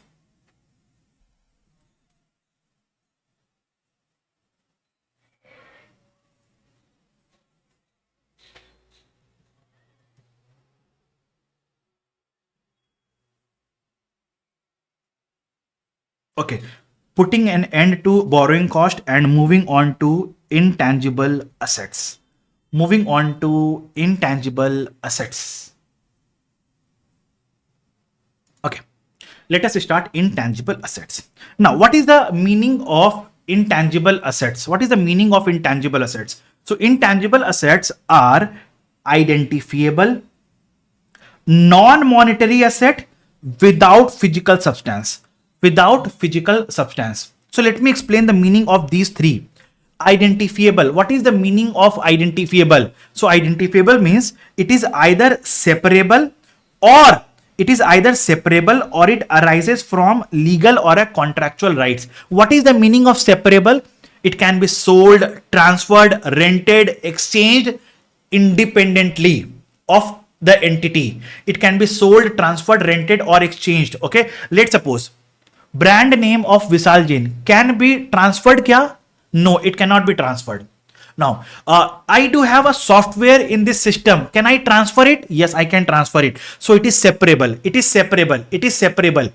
Okay. Now, my YouTube channel, can it be transferred? Yes, it is transferred. It can be transferred. So it is separable. It is separable. Now, I have the driving license. I have my driving license. Can that be transferred? No, it is not transferred. So it is not separable. But the driving license arises from a legal right, legal or a contractual right. So still it is separable. Standard says that even if it is not separable, even if it is not separable, but if it arises from legal or a contractual rights, still it is identifiable. Still it is identifiable. Okay. I believe you are understanding the meaning of identifiable. So if it is either separable, even if not separable, but if it arises from legal or a contractual right, still it is identifiable. So what is the meaning of identifiability? It is either separable, or if not separable, arises from legal or contractual rights. Arises from legal or contractual rights.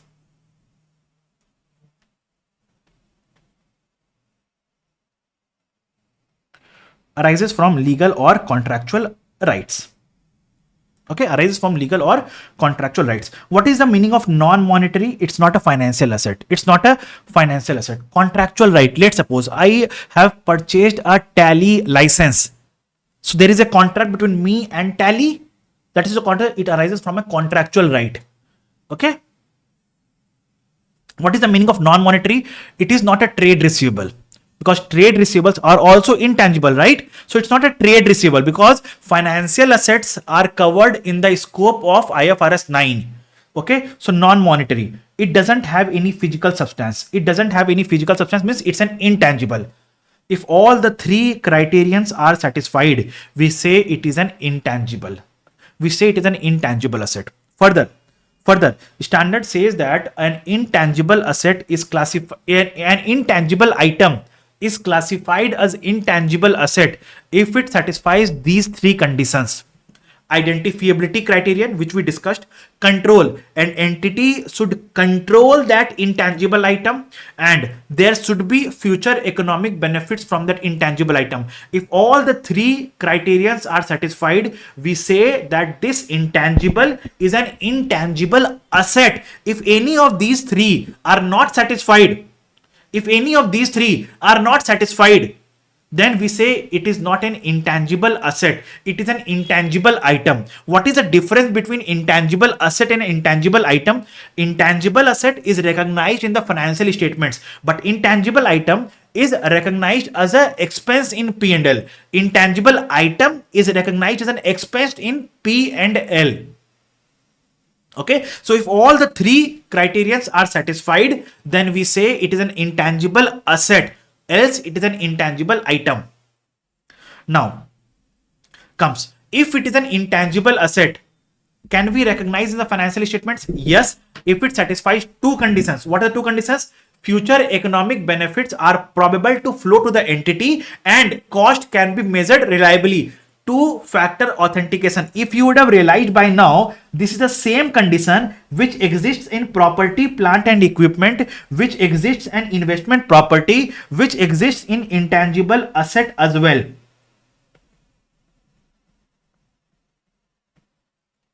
Tell me yes or no. Tell me yes or no. Now, measurement principle. What is the meaning of measurement principle? If it is an intangible asset and it can be recognized in the financial statements, then at what value? Then again here it is an initial measurement and subsequent measurement. So let me write something here. Initial measurement is same as property, plant and equipment. Cost model is same as property, plant and equipment, and I believe you now very well know why I invested significant amount of time in property, plant and equipment. Why? Because I explained everything in detail there. Now I am availing the benefit of that here, right? I am availing the benefit of that here. In the exam, if a question comes on intangible asset, don't write same as PP. Write the provisions of PP, but just give standard as per the provisions of IS 38 and then write the provisions of PP here. Okay. In place of PP, write everywhere intangible asset, intangible asset, intangible asset, intangible asset. Is that clear, everyone? I believe you understand this simple logic. Now subsequent measurement revaluation model also I can write here same as PPE, but there is one little difference here. There is one little difference here. So what I will do, rather than teaching the overall revaluation model of intangible asset, why not have a comparative analysis of revaluation model of PPE, investment property and intangible asset? I believe that will give you much more understanding. If I show you a comparison of revaluation model, see, understand, cost model of PPE, IP and intangible asset are all same. But it is a revaluation model which differs from PPE to IP to intangible. So why not have a comparative discussion of it? Why not have a comparative discussion of it? So let us have a comparative discussion of it. Quick comparison. A quick comparison. When PPE is at fair value, when intangible asset is at fair value, and when investment property is at fair value. So understand, point number one, which I will write here, is PPE we choose to cost model or revaluation model on a class of assets basis. Intangible asset also we choose on the basis of class of assets basis, that is same as PPE. But investment property, I will write here, all investment property are one class or one class. Okay. Now, treatment of revaluation gain or loss is same. Okay. But understand here, I cannot write not allowed. Just a minute. Sorry. Revaluation gain or loss goes to P and L. Okay. We do annual revaluation. When we do the revaluation, there is no depreciation. Okay. Now, when we have to do the revaluation, when do we do revaluation? So understand, when the carrying amount differs materially from the fair value, it is then we fair value the PPE.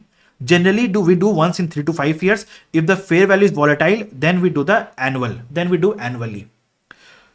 If it is an intangible asset, same as property, plant, equipment. However, for an intangible asset, fair value model can be applied. This is the difference. This is the only difference between revaluation model of PPE and intangible asset. This is the only difference. Understand?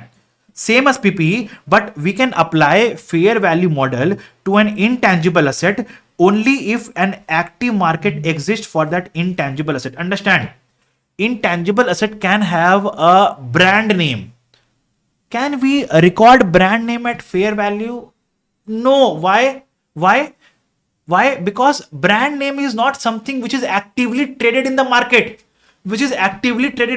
Now tell me, Zomato, brand name of Zomato, is it actively traded in the market? No. Do we know the fair value? Now, no, we don't know the fair value. But you will ask, sir, we can compute the fair value now. We can compute the fair value by appointing a valuer.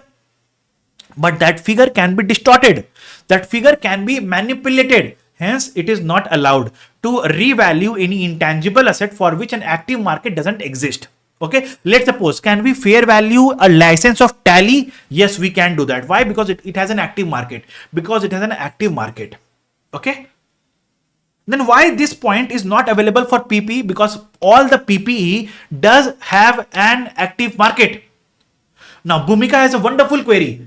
Cryptocurrency is an intangible asset. Yes, cryptocurrency is an intangible asset, and I have given you already a video on cryptocurrency concluding why it is an intangible asset. I'm not going to discuss why it is an intangible asset here, but yes, cryptocurrency is an intangible asset which we will take the fair value. Why? Because it does have an active market.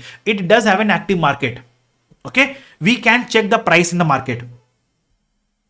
Now, coming to investment property, when we will do the fair valuation annually, every year, when we do the revaluation, the gain or loss is taken to P&L, not other comprehensive income. Okay. Now, we will do annual revaluation, gain or loss will go to P&L. Whenever we do the revaluation of investment property, we are not required to depreciate the asset. Why? Because we are doing the revaluation annually. We are doing the revaluation annually. So there is no depreciation which is required. There is no depreciation which is required. Okay, there is no depreciation which is required. Okay, all IP are of same class. Now in PPE also revaluation gain or loss goes to other comprehensive income. In intangible asset also it goes to other comprehensive income, but in investment property it goes to P and L. But if the PPE is at revaluation model, we do charge depreciation. We do charge depreciation, but if the investment property is under revaluation, we do not charge depreciation. We do not depreciate the investment property. Is that clear, everyone? Now, point number 7, modes of acquisition of intangible asset is point number 1. Separately acquired. I have purchased the intangible asset. Okay. Yes. So an intangible asset can be acquired in multiple ways. An intangibles can be acquired in multiple ways. The multiple ways are: it is separately acquired, means we have purchased the intangible asset. Okay. It is internally generated. We have developed it on its own. We have developed it. Okay. We have a team of software developers who have developed the software. Okay. Internally constructed, internally developed, self-generated. I have not done the development. It has automatically on its own got developed. I have not put in any efforts to develop it. It got developed on its own, self-generated. And fourth is exchange. So what I'll do is exchange of assets. I'll write here same as property, plant and equipment. That is, we record the intangible asset that we acquire at the fair value of asset given up. If the fair value of asset given up is not available, then I will take the fair value of asset that we have received. If both the fair values are not available, then carrying amount of asset given up. Okay. Now, if it is separately acquired, we have discussed the principles for the same. Initially at cost, subsequently at cost or revaluation model. It is already discussed. Now we have to discuss two things. What if it is internally generated, that we have developed it, or what if it got developed on its own? So we have to discuss these 2 points now. We have to discuss these 2 points now. Now understand, if an intangible asset is internally generated, it will have 3 phases. It will have 3 phases. What are the 3 phases? Research phase, development phase and developed phase. Okay. Now how will we distinguish between these 3 phases? How will we distinguish between these 3 phases? Now understand, research phase means we are in the investigation phase wherein we are gaining knowledge. We are gaining knowledge. We are doing the research whether we should construct this or not, whether we should develop this or not. Okay. We are researching on it, whether we should do this or not. Okay. We are not sure that we will be developing or not. Okay. So standard is saying that these costs are incurred irrespective of whether you develop the asset or not. So they are like sunk cost. They are like sunk costs. So any expenditure incurred in the research phase will be transferred to P&L. Now, development phase is whatever is the knowledge that you have gained in the research phase, you are applying this knowledge in the development phase and you are actually developing the asset. So now, whatever expenditure that you incur in the development phase, you have to divide it into 2 parts. In development phase, you have to see when the pie rate is getting satisfied. Okay, when the pie rate is getting satisfied. What is the meaning of pie rate? Pie rate means probable future economic benefits are available from this development. There is an intention to complete. R means there is a resources to complete. If I want to complete, I should have the resources to complete. I have the ability to complete. it is technically feasible. It is technically feasible and expenditure can be measured reliably. Expenditure can be measured reliably.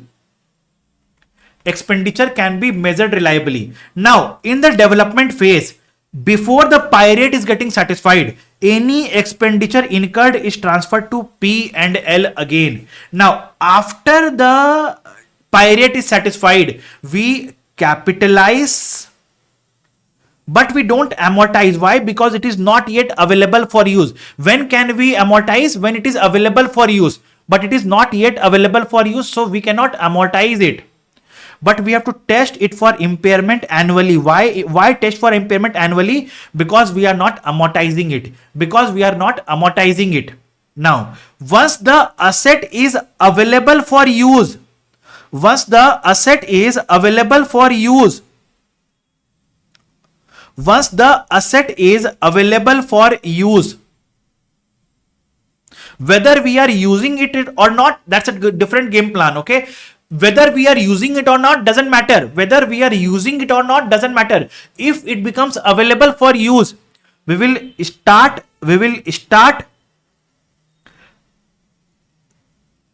already capitalized, we will start amortizing over the useful life. Annual impairment, no. Then we will impair the asset only if the impairment indicators are triggered. We will impair the asset only if the impairment indicators are triggered. So I'll write here impairment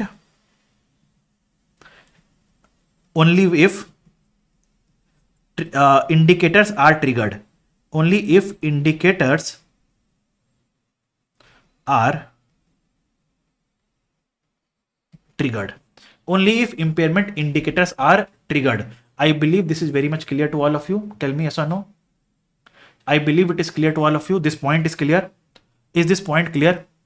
A brief on technical feasibility. Let's suppose I am developing a software. But I find that this software won't work on the mobile phone of multiple customers. This software won't work. Okay, it is not technically feasible.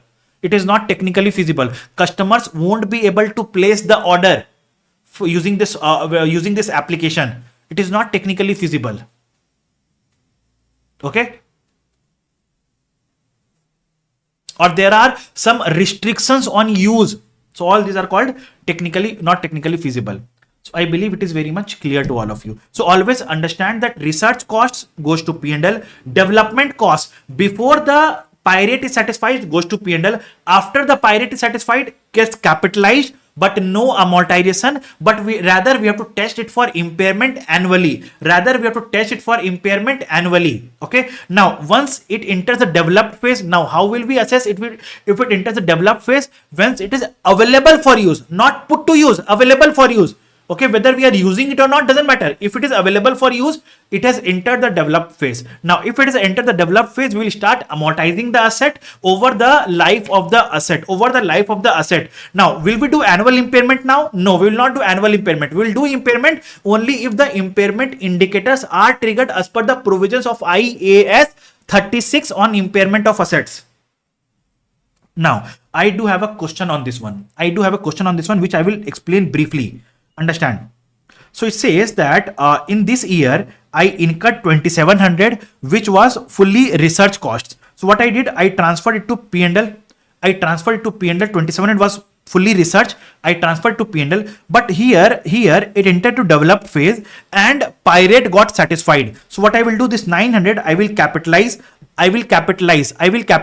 But it is under development phase. So will we amortize it? No. Then what we will do? We will test it for impairment. So now the carrying amount is 900 and the recoverable amount is 1000. So is it impaired? No, it is not impaired. So the carrying amount is 900. Impairment loss is 0.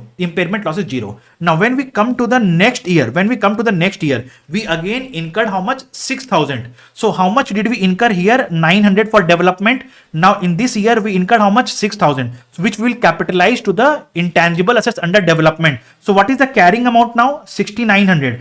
Now will we amortize it? No, rather we will test it for impairment. but the question has not given me a recoverable amount, so no impairment loss, no impairment loss, no effect to P&L. Now when we come to third year, now the standard says that on 31st March X3, on this date, it becomes available for use. So what will I do? What will I do? Tell me. On this date, I will start amortizing the asset. Now the life is how much? 6 years. So 6900 will be amortized over 6 years. So what is the amortization for this year? It is 6900 divided by 6. It is 1150 is the amortization for this year. 1150 is the amortization for this year. Now what is the carrying amount after amortization? 6900 was the carrying amount that I capitalized here. Okay, 1150 is the amortization. So the revised carrying amount is 5750. Now the question says that there are indicators of impairment and the recoverable amount is 5000. So what will happen? Your impairment loss will be 750. Your impairment loss will be 750. What is the revised carrying amount? 5000. What is the impact to P&L? The amortization of 1150 and the impairment loss of 750. Total comes to how much? 1800, 1900. The impact to P&L is how much? The impact to P&L is how much? 1900 is the total impact to P&L. I believe this question is clear to all of you, but still I will recommend all of you, if you're watching the video of it, please pause the video and solve this question right away. Read the question and solve it on your own. It is then your concept will become strong. Okay. Now, self-generated intangible assets. Now, what are the examples? Customer lists,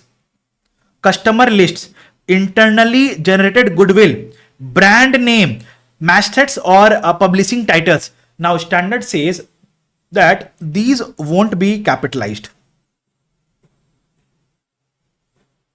These won't be capitalized. If we have incurred any expenditure on these, it will be expensed off to P&L as recognition principle is not met. Why? Because the cost cannot be measured reliably. Because it got self-generated. We have not generated. They are self-generated. Okay. Acquired in exchange, I have discussed already with you. Amortization of intangible assets is the same as PPE. All the principles are the same. Okay. But yes, understand. Intangible asset with indefinite useful life. If there is an intangible asset with indefinite useful life, we don't know the useful life. Okay. Then in that case, we will not amortize the same. We will not be amortizing. Rather, these intangible assets are tested for impairment annually at the same time every year. De-recognition of intangible asset has the same principle as property, plant and equipment. Now, there are few intangible assets which we don't amortize. What are those? We discussed two in the class. There is one more. Point number 1. Intangible asset under development. We don't amortize. Intangible assets with indefinite useful life. We don't amortize. And goodwill, we don't amortize. So these three intangible assets, we don't amortize. Rather, we test for impairment annually at the same time every year. We test these for impairment annually at the same time every year. Okay. So this completes my chapter of intangible assets. But still, I want to discuss one more point. You know what? We discussed that research costs. Point number 11. I'm writing here. Okay.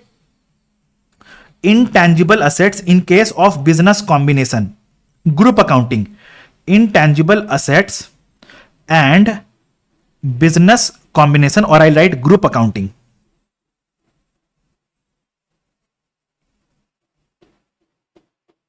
So what I'm trying to say here is few points which I will repeat when I will discuss group accounting also, but okay, let me discuss that. So now standard says that this is the date of acquisition. And prior to date of acquisition, if subsidiary company has incurred any research costs, so subsidiary company applying the principles of IAS 38 would have recognized it in P&L. Tell me yes or no, right?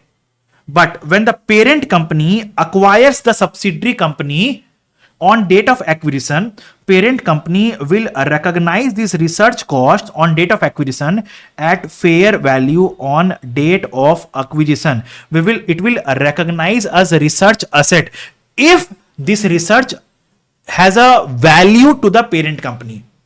If this research has a value to the parent company, will be recognized at fair value on date of acquisition. This is point number 1. Point number 2. The self-generated intangible asset, that is customer lists, brand name, all those things. Subsidiary company doesn't, as per the principles of IAS 38, does not recognize it off. But when the parent company acquires subsidiary company, parent in console FS, group FS will recognize these internal self-generated intangible assets at fair value on date of acquisition if parent company has a value of these self-generated intangible assets. Okay, that's why we see that on date of acquisition we are recognizing brand name at its fair value, we are recognizing a customer list at its fair value, right? It comes under the fair value adjustment on date of acquisition. So these are the 2 points which you need to take care of under intangible assets. I believe it is very much clear to all of you. This completes my chapter of intangible assets as well.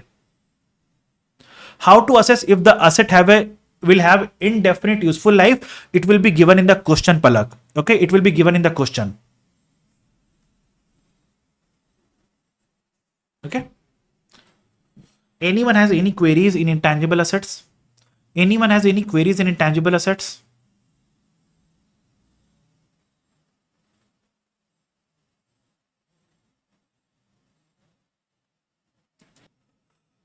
So this completes my intangible assets.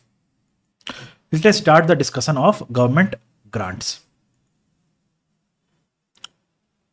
Now, in government grants, that is IAS 20 government grants standard. So when do we recognize, when can we recognize government grants in the financial statements? So the standard says that whenever there is a reasonable assurance, whenever there is a reasonable certainty that the conditions attached to the grant will be met, conditions attached to the grant will be met, and the grant will be received.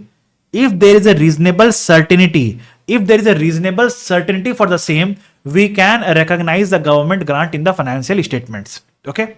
Now the government grants are of 2 types. First one is conditional grant and unconditional grant. We'll discuss about conditional grant in depth. First of all, let us discuss unconditional grant. Means we have received the grant from the government and there are no conditions attached to it. This unconditional grant can be grant related to asset or grant related to income, but there is no conditional. It is not conditional. It is unconditional. Okay. Then what will you do? Whenever we receive the grant or whenever the grant can be recognized, we will record bank account debit to P&L. Whatever amount we received will be recognized in P&L as grant income. Whatever amount we have received on the date of receipt itself, we recognize that in P&L. Is that clear, everyone? I believe conditional grant is clear to all of you. Now comes, this is unconditional grant. Now comes the case of conditional grant. Now understand, conditional grant are of 2 types.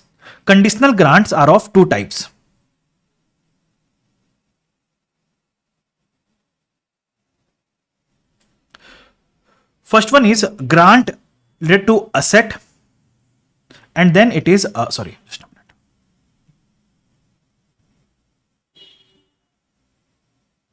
and then it is grant related to income.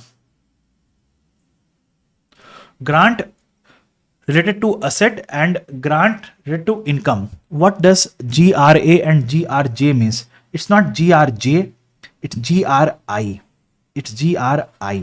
Grant related to asset, grant related to income. Okay. So I'll write the short forms here.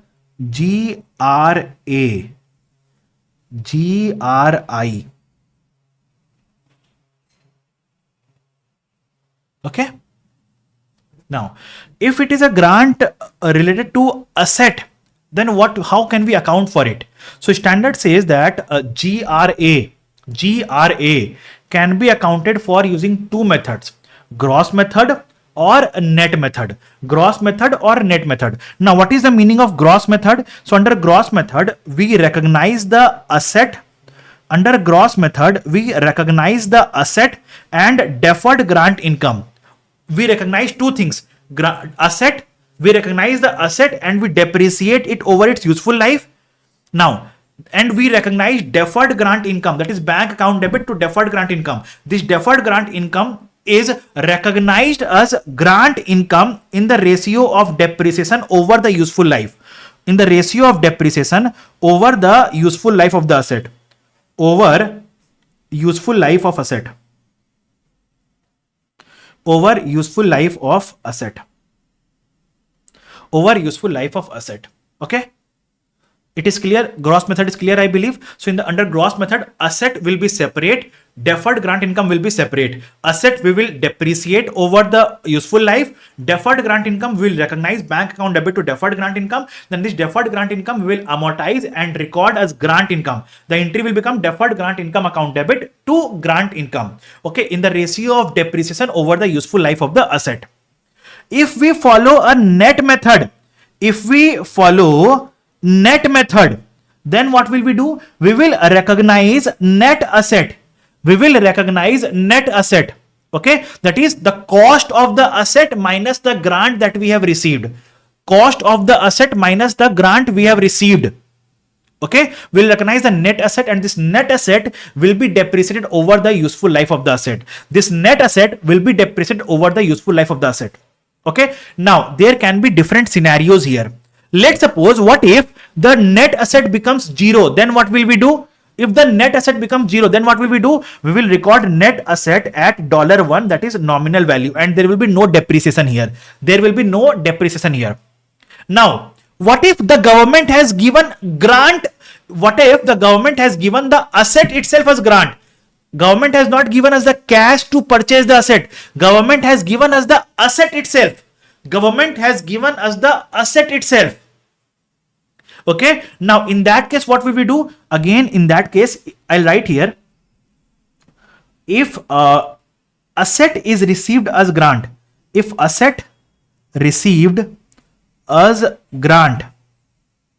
then record at $1. Record asset at $1 and no depreciation. Is the GRA accounting clear to all of you? Tell me, guys, come on. Is the GRA accounting clear to all of you? Now, if it is GRI, grant related to income. Okay, now what is the meaning of GRI? So understand, GRA means if we have received the grant to purchase any asset, or if we have received an asset as a grant, it is called as GRA. Rest all other grants are called as GRI. Sir, can you give examples? Yes, I can give example. If I have received a grant to give training to my employees for the next 3 years, it is GRI. If I have received a grant to give free treatment to the patients for the next 3 years, it is called as GRI. If I have received a grant to provide free classes to students which are below the poverty line for the next 3 years, it is called as GRI. Okay, government has given me the grant. Vishal, take this grant. Give ACCA education to the students who are below the poverty line for free. You take the money from me. Government has given the money to me. Okay, so it is called as GRI. Okay. Now, if the government has given me the money to purchase a laptop for taking classes of ACCA, then it is called as GRA. If the government has given me the laptop itself, then it is called as GRA. Are you understanding the difference between GRI and GRA?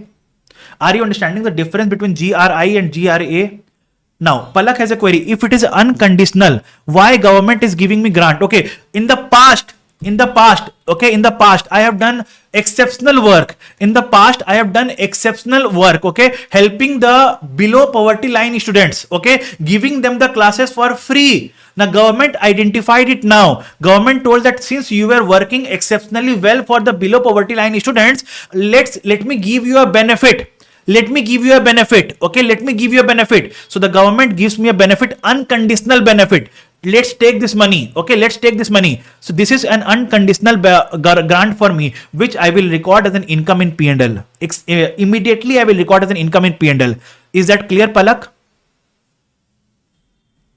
Now, so if I have received conditional grant, that is grant related to income, then what will I do? On the day when I receive the grant, I will record it as deferred grant income. Then subsequently, I will reverse deferred grant income and I will record it as grant income in the P&L over the grant period in the ratio of compliance costs. So on the day when I receive the grant, I will pass entry as bank account debit to deferred grant income, bank account debit to deferred grant income. Subsequently, I will record deferred grant income account debit to grant income in P&L in the ratio of compliance cost, in the ratio of compliance cost.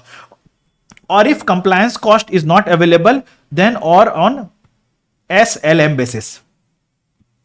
That is time proportionate basis, time proportionate basis. Okay. So this is what it is. Tell me, is the accounting of grant clear to all of you? Is the accounting of grant clear to all of you? I will repeat it once again for all of you. Understand? The grant are of two types. Grants are of two types. I'm repeating it once again. Okay. This will be the summary of the summary lecture. Okay. Understand?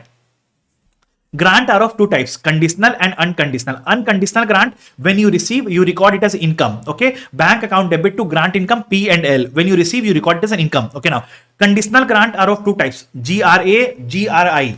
GRA can be accounted for under two methods. Gross method, net method.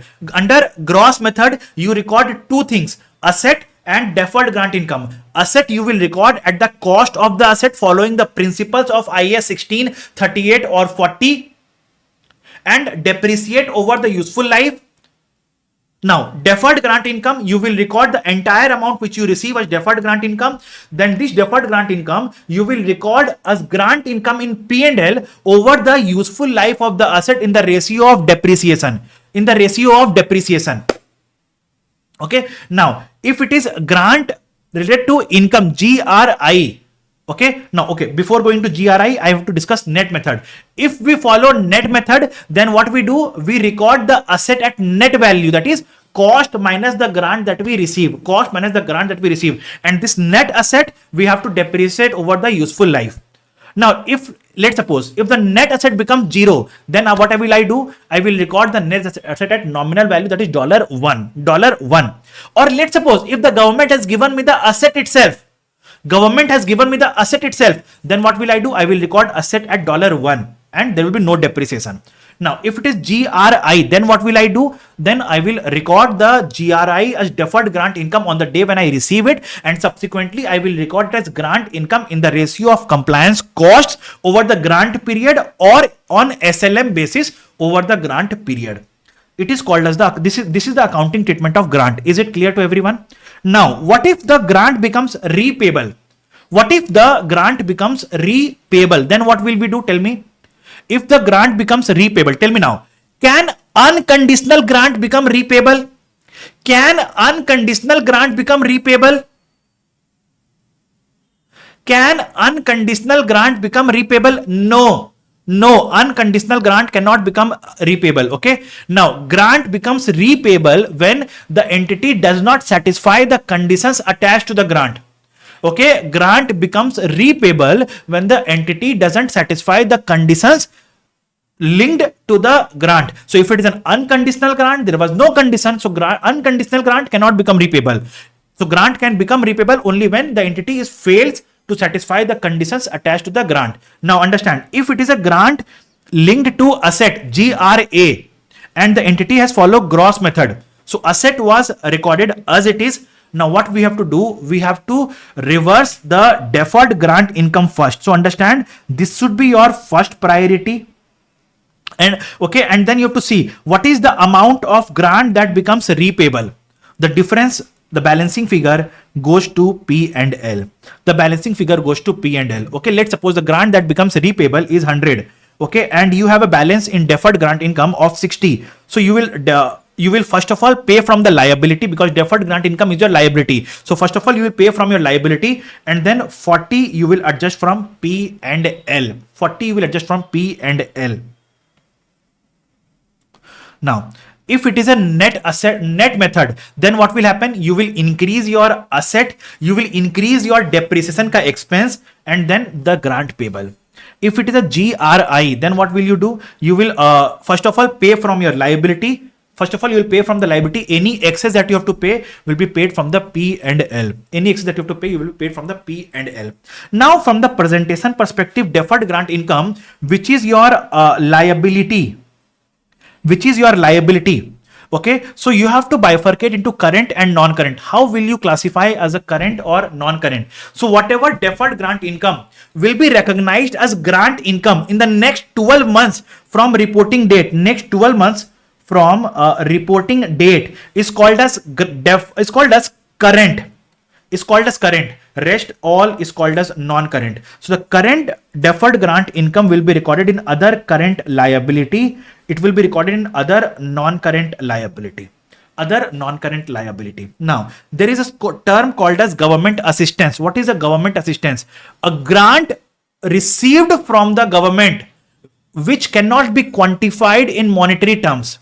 If we have received a benefit from the government which cannot be quantified in monetary terms, is called as government assistance. Now, since it cannot be measured in monetary terms, can I recognize that? No. Why? Because if to recognize, we need a value, but this government assistance doesn't have a value. So what will we do for this government assistance? It will be disclosed in the notes to accounts. It will be disclosed in the notes to accounts. So this completes my chapter of government grants. I believe it is clear to all of you. Can you please confirm if it is clear? Can you please confirm if it is clear to all of you?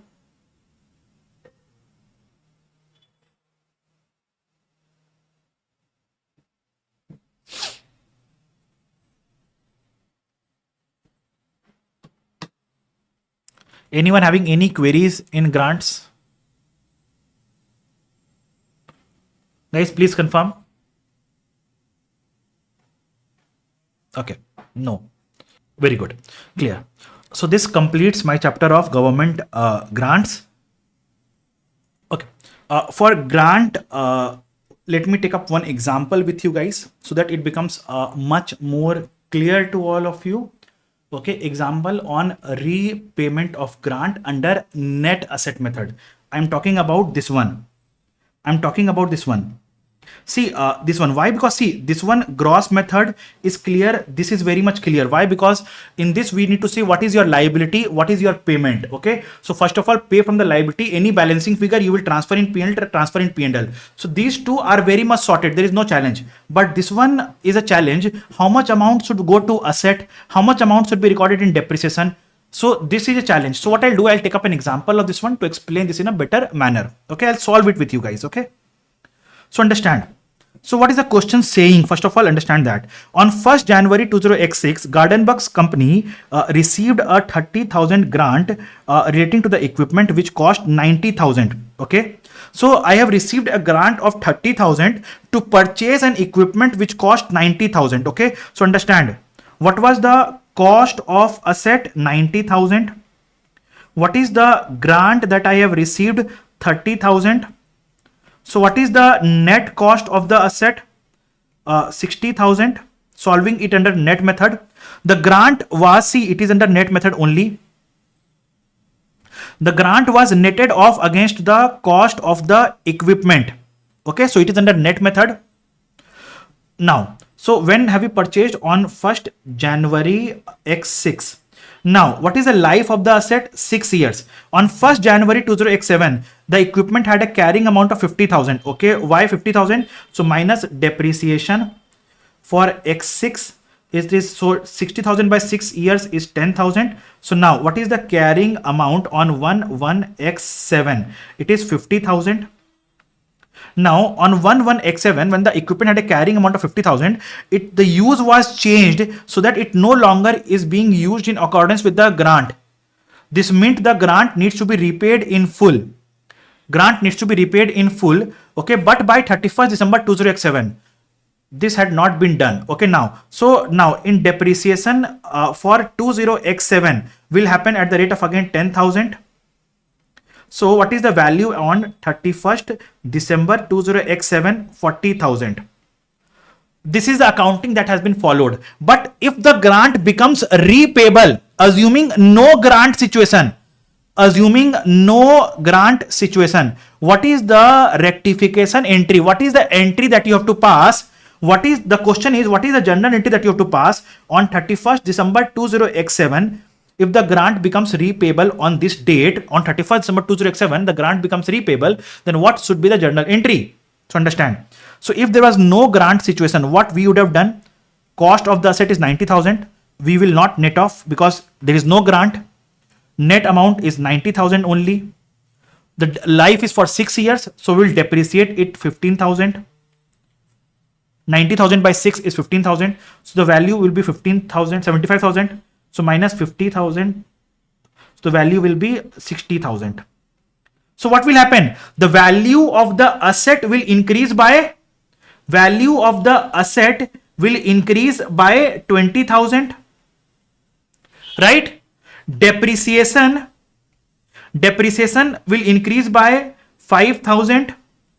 Depreciation will increase by 5,000.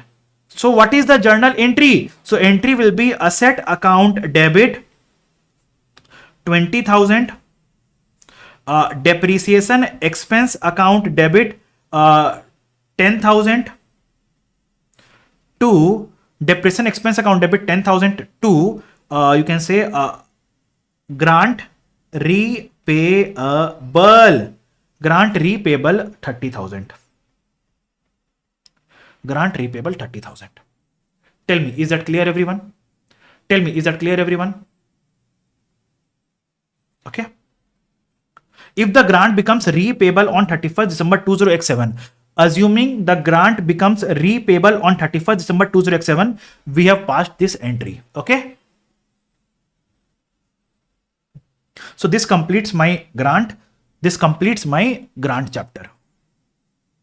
So now let us start a new chapter that is called as Fair Value Measurement, IFRS 13. So now first of all, understand what is the meaning of fair value as per IFRS 13 fair value measurement. What is the meaning of the term fair value measurement? So now standard says that fair value means the exit price. Fair value means the exit price to sell an asset or settle a liability. What is the exit price which I will receive to sell an asset? Okay, it is the fair value. Or what is the exit price which I have to pay to settle a liability is called as the fair value. But understand the important terms are what is the exit price received to sell an asset or to paid to transfer a liability in an orderly transaction. In an orderly transaction means without any influence. Orderly transaction means not stressed. What is the meaning of stressed? Someone has put a gun on my head and tell that please sign the property in my name. That is a stressed transaction. I transfer the property for free. But does it mean that the property doesn't have any fair value? Property does have a fair value. But this was a stressed transaction. We need to know what is the price that we will receive to transfer an asset in an orderly transaction, not stressed. Okay, between market participants. What is the meaning of market participants? Market participants means parties who are independent, knowledgeable and willing. Okay, independent, knowledgeable and willing. Let's suppose I purchase a property from my father. He is my related party. Will he sell it to me for a fair value? No. Will he sell it to me for fair value? No. The price will be manipulated here. Okay. Knowledgeable parties. I am not a knowledgeable party. Someone tells me a property of 10 million. Someone sells me for 15 million because I didn't have the knowledge. So is 15 million the fair value? No. Parties having knowledge, parties who are independent, knowledgeable and willing to purchase. okay, are called as market participants at the measurement date. At the measurement date is called as the fair value. So understand, you have to recall, whenever there is a definition of fair value, you have to write four things. What is the fair value of an asset? Fair value of an asset is the price received to sell an asset in an orderly transaction between market participants at the measurement date. What is the fair value of liability? So fair value is the price paid to settle a liability in an orderly transaction between market participants at the measurement date is the fair value of liability. Now, what is the meaning of orderly? Not stressed. What is the meaning of market participants? Independent, willing, and knowledgeable parties. Okay. Now, understand, fair value that we calculate, it is not entity specific. It is always asset or a liability specific. Okay. That's what I was telling you, Palak, some time back. Okay. So fair value is not entity specific. It is asset specific. Okay. I might have a value for this laptop. I might have a value different, but will that value be called as fair value? No. Fair value of this asset has to be determined from this asset point of view, not from my point of view. From the asset point of view, we calculate the fair value. Okay. Let's suppose I'm giving you an example. This laptop, okay, I have a laptop which I have kept as a spare. It doesn't have any use to me. The value for me is nil. But if I sell the asset, will I sell it for zero value? Tell me. Will I sell it for zero value? No. I will sell because the asset has a value. Might be for me it is zero value, but the asset has the value. So the fair value of the asset has to be determined from the asset point of view, not entity point of view. Okay. Now understand, generally we as students confuse fair value with see in IFRS 2 share based payments, we calculate fair value of options. Is that fair value determined as per IFRS 13? No. Okay. Net realizable value of inventory as per IAS 2. Is it determined as per IFRS 13? No. Right of use asset and lease liability. Is it determined as per IFRS 13? No. Value in use under IAS 36 impairment. Is it determined under IFRS 13? No. So they are different. They are different from IFRS. They are different.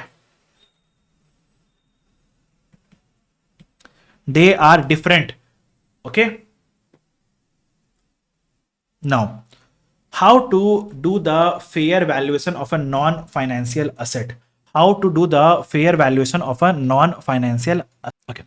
To fair value the non-financial asset, first of all, we have to identify which non-financial asset we have to fair value. It might be a land, it might be a building, it might be a machinery, it can be anything. Okay. Identify unit of account. What is the meaning of unit of account? Do I need to value one building, or I need to value a group of buildings? Okay. That is called as unit of account. Okay. Identify the non-financial asset, identify the unit of account. Now, after that, I will identify the highest and best use. See, understand, it might be the case that I am using the property as a landfill site. And this property has a very less value for me. But this property can be converted to a residential apartment. And it will have a significant value. Though I am not converted to residential apartment, but it can be converted and has a significant value and can have a significant value. Okay. So what we have to do is we have to assess that what are the possible usage of this property.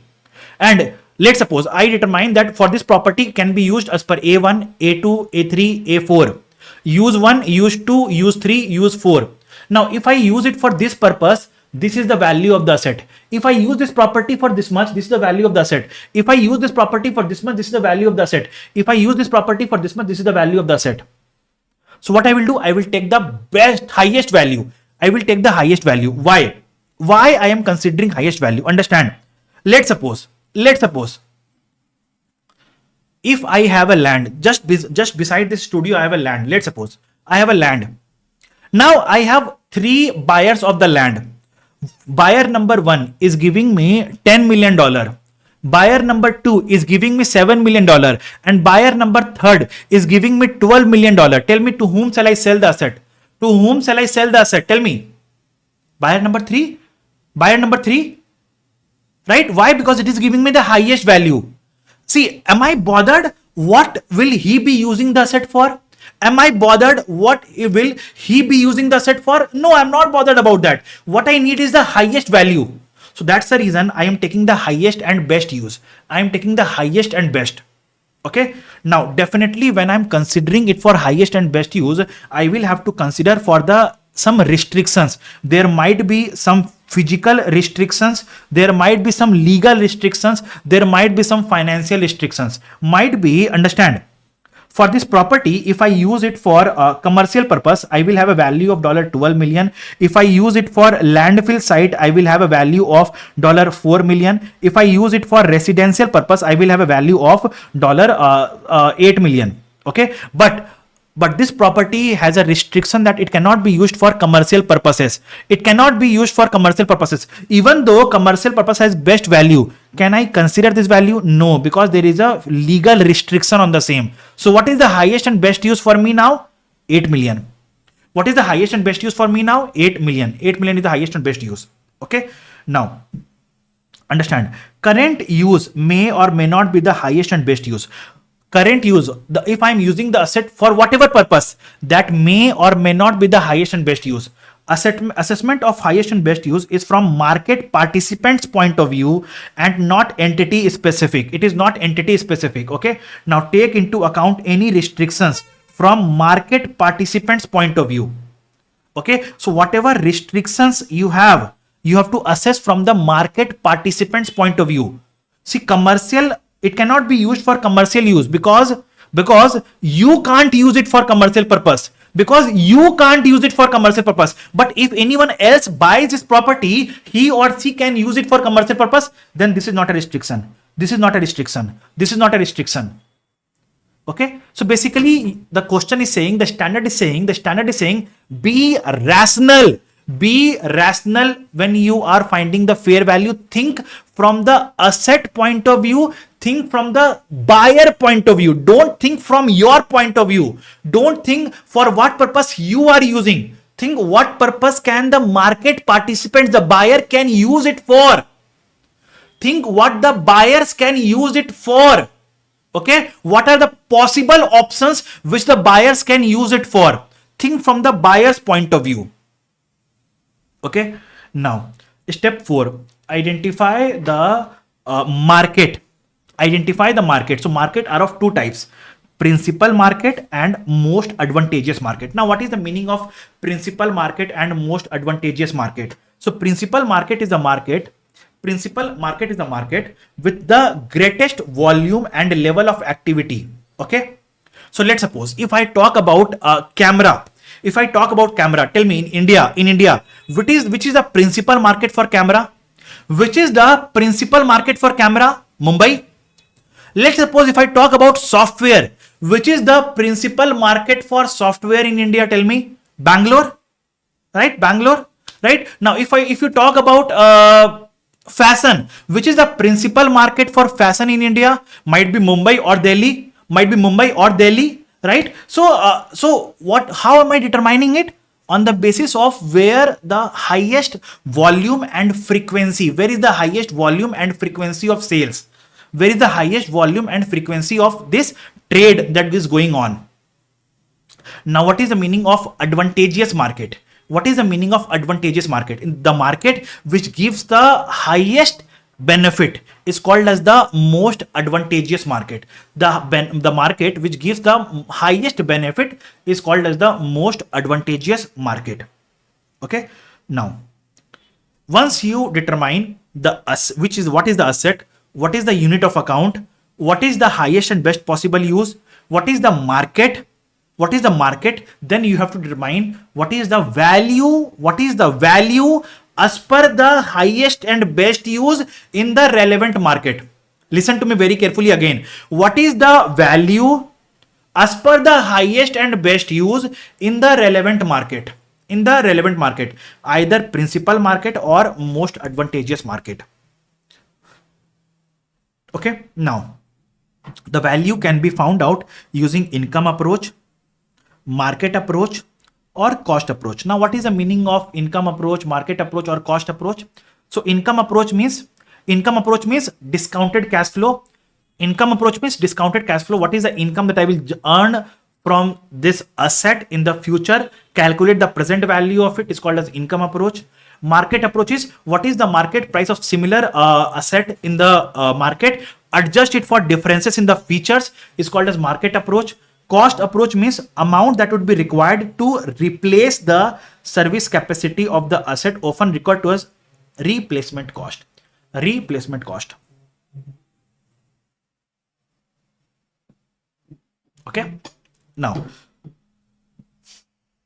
then comes the step number 6 is the valuation as per the valuation approach in the selected market minus transportation cost is your fair value. But understand that you will not be deducting transaction cost. You will not be deducting transaction costs here. You will not be deducting transaction costs here. Transaction cost will not be deducted. Yes, you can deduct transportation costs, but not transportation costs. But understand, transportation cost, yes, I can deduct. Transaction cost, that is incremental cost to sell.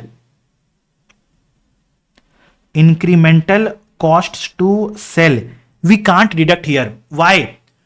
Do you remember in certain standards it says just fair value? In certain standards it says fair value less cost to sell. Do you remember this point? Do you remember this point? Like for example in IS 36 impairment, it says fair value less cost to sell. In IS 41 biological assets, it says fair value less cost to sell. Right? So some standards, it's like for property, plant and equipment, it just says fair value. Property, plant and equipment, it just says fair value. Right? Now, financial assets, it says fair value. So some standard says fair value, some standard says fair value less cost to sell. So now IFRS 13 is saying the transaction cost will be dealt in by the respective standards. I am not going to deduct the transaction costs here. Transaction cost will be adjusted or accounted for as per the respective standards. I am not discussing that here. But yes, transportation cost I will adjust here. Transport cost means cost from the one premises to another premises. Seller's premises to buyer's premises. Transportation cost from seller's premises to buyer's premises. Yes, I will adjust that. But not the transaction cost, the commission, the brokerage, the incremental cost to sell. No, that I will not, right? I won't be adjusting here. Is that clear, everyone? Is that clear, everyone? Come on, guys, tell me.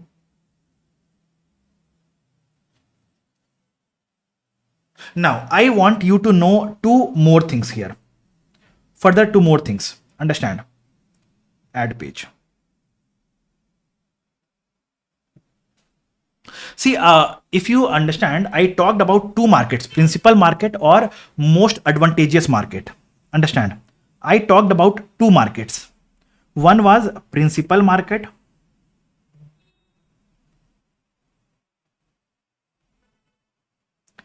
And one is most advantageous market. What is the meaning of these two? And how do we use it? Understand?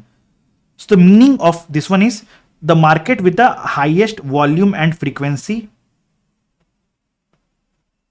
is called as principal market. The market with highest benefit is called as most advantageous market. Now standard says that if we know the principal market,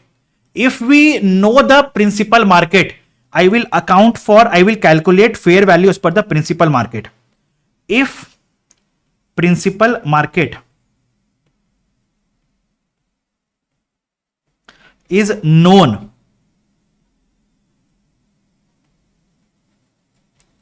yes, calculate fair value in principal market. If you don't know the principal market, if you don't know the principal market, that is then you go to most advantageous market. If you don't know the principal market, then you go to the most advantageous market. Is that clear, everyone? Is that clear, everyone? Now, let me take up an example to explain this part. So let's suppose there are three markets, A, B, and C. In market A,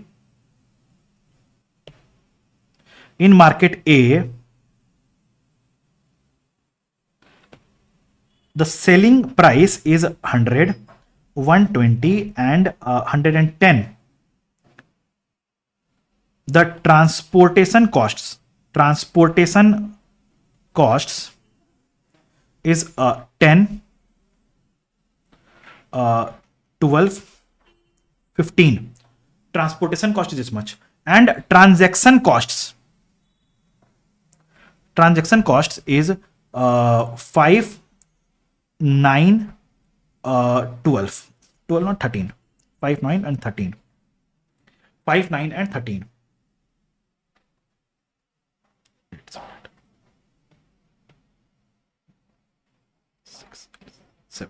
Yes. So this is it. Now, situation number 1. If you know that A is principal market, if you know that A is a principal market, tell me what is the fair value. Tell me what will be the fair value. If you know that A is a principal market, then tell me what is the fair value. 90? 90? Very good. Situation number 2. If principal market is not known, then what will you do? If principal market is not known, then you have to calculate what is the most advantageous market. Deduct both costs. No, Asif, that's what I was trying to say. In principal market, how will we calculate fair value? Selling price minus transport cost. We will not deduct transaction costs. See, that's what I showed here. Transaction cost we will not deduct to calculate fair value. Okay. But if principal market is not known, then we have to calculate the most advantageous market. To calculate the most advantageous market, to identify the most advantageous market, we have to deduct both costs. 100 minus 10 minus 5 is 85. 120 minus 12 minus 9 is 99. Now 110 minus 6 minus 7 is 97. Now tell me which market has highest benefit? It is market B. So this is your most advantageous market. Now what is the fair value then? But to calculate fair value, you will take only selling price minus transport cost. You will not consider transaction cost.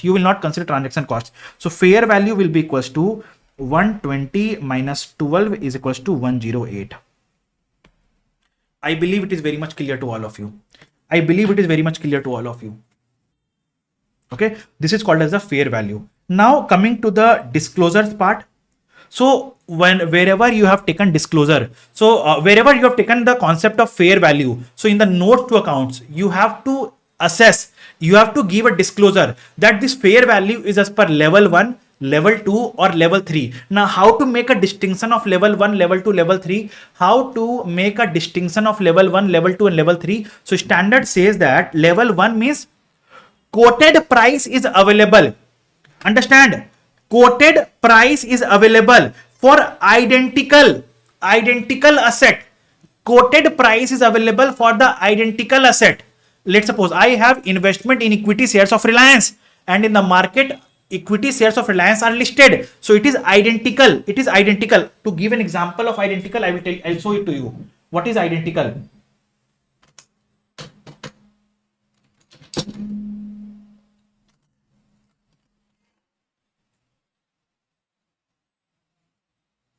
So understand, these two are identical. These two are identical. These two are identical. Okay. Now, these two are similar. These two are similar. Okay. Identical means same in all respects. Similar means more or less the same. More or less the same. Okay. So if the quoted price of identical goods is available, then level 1. If the quoted price which will be adjusted for similar asset is available, then level 2. If the quoted price is not available, you have calculated based on relevant assumptions. Okay. Based on relevant assumptions, then it is called as level 3 inputs. Now the example was given in the book. For level 1, it is equity shares, listed equity shares is level 1 input. Okay. Now, building I have. So I do know what is the value of the building sold in the locality. Not identical, similar building. Okay, I do know. So it is called as level 2 inputs. Now the third one is I have calculated the recoverable or I have calculated the value in use.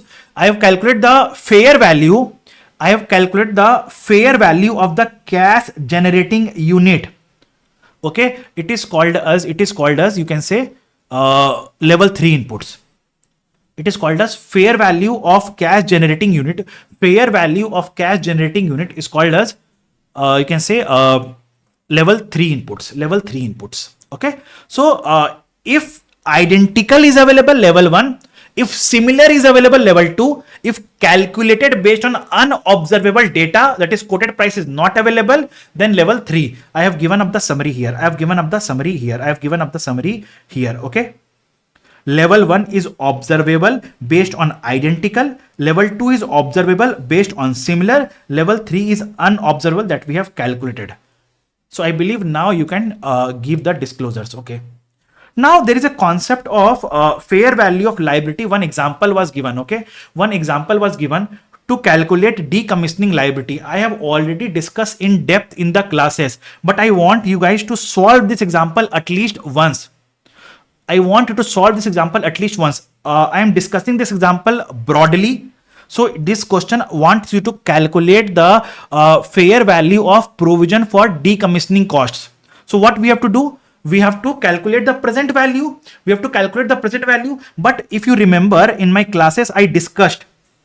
So how you calculate the provision for DRRC? First of all, you calculate what is the estimate of cost if you have to incur the decommissioning cost on this date itself. Then using the inflation rate, you send it to the future date. Then you add the risk premium. And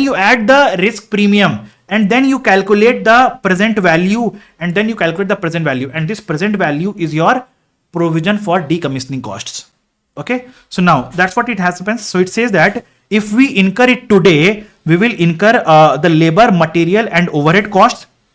Okay. We can incur this much or this much. The probability is given. So we can calculate the expected value of the same using the probability weighted. Then it says any third party contractor will charge 20% markup in the industry. Okay. So we have to add 20% markup. Then the premium of 5% of the expected cash flows. Okay. The inflation rate in the country is 3% annually. So we have to inflate and send it to the future. Then the discount rate is 10%. Risk-free rate is 4%. The risk-free rate is 4% and the risk premium is 2%. So what is the discounting rate? 6%. So we have to discount the future cash flows to the present using 6%.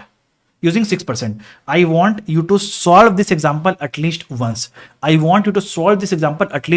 won't face any issue. I have given the solution also here. You won't face any issue. So again, I am telling you the process. First of all, estimate the cost that you will incur on this date. But are you incurring the cost on this date? No, you will incur the cost on this date. So using the inflation, send it here. Add risk premium here and then calculate the present value. This present value is the fair value of the provision for DRRC. Okay. Now, Palak has a query. Is there a need to make adjustments in level 2? Yes. Why? Because it is similar. Not exactly same. Similar. So, if it is similar, then definitely there will be some difference in the features.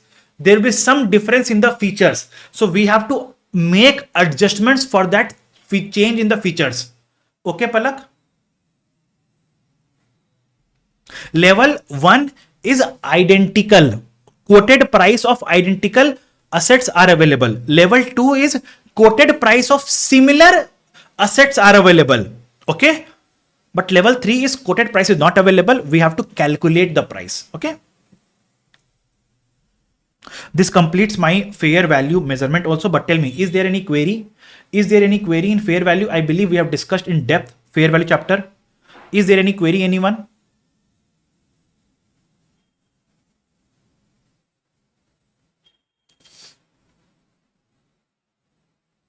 No. Wonderful.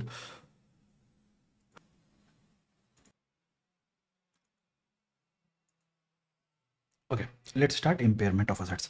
Now, impairment of assets, that is IAS 36, a very, very, very important standard from an exam perspective, very important standard. Okay, so let us understand. So, what I have done, since this is a big chapter, I have prepared a mind map for you. Now, so in this chapter, we need to understand, first of all, the meaning and the applicability of impairment. Then we have to understand the process of impairment.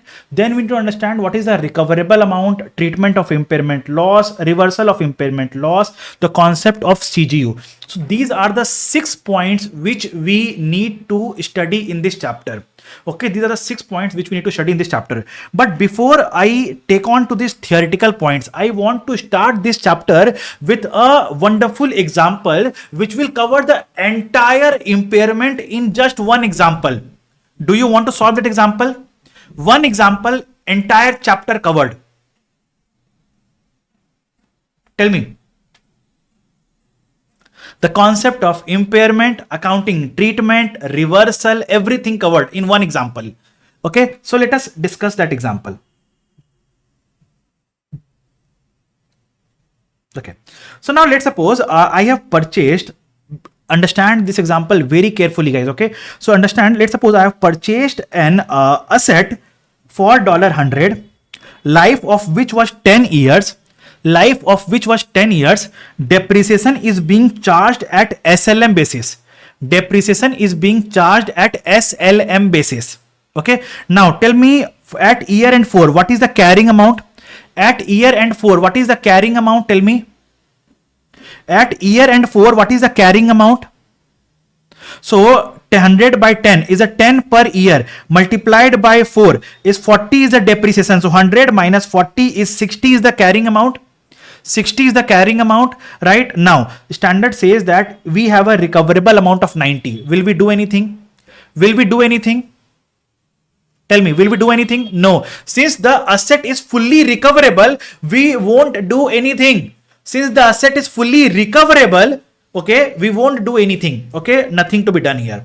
Now, we will reach year end 6. We reached year end 6. Now, tell me, what is the carrying amount here?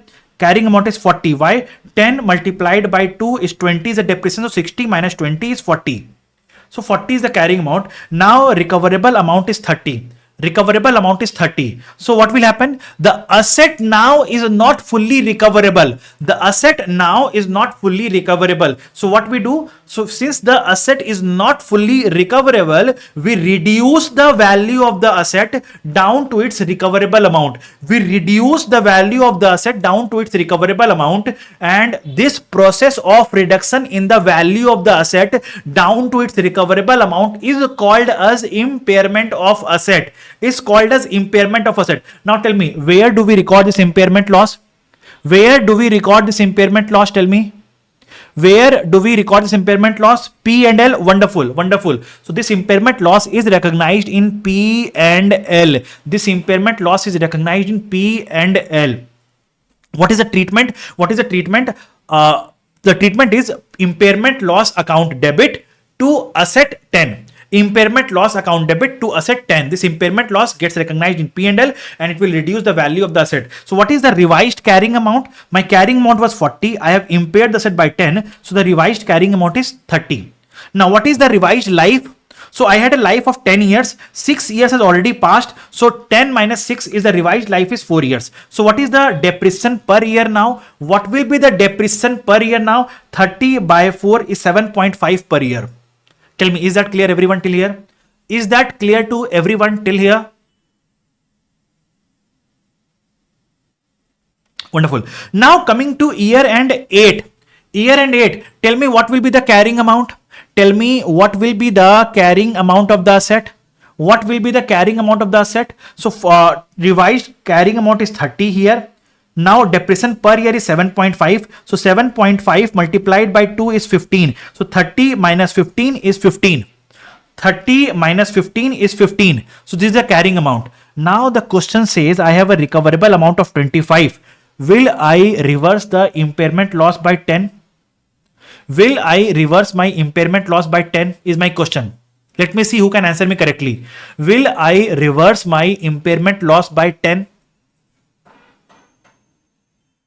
Tell me guys. No. Then what we have to do? So here on this date, we have to make an assessment. What is the assessment? That what is the recoverable amount?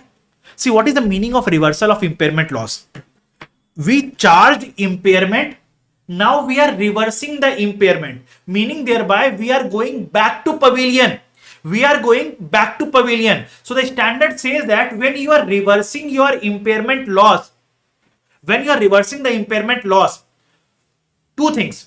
Point number one, you can reverse the impairment loss if and only if the impairment indicator due to which you impaired the asset is reversing.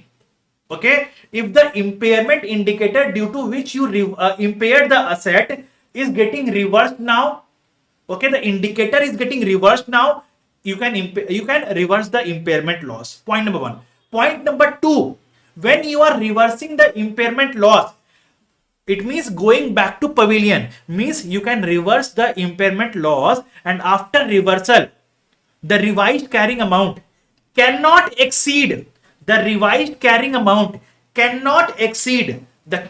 amount if there was no impairment originally charged.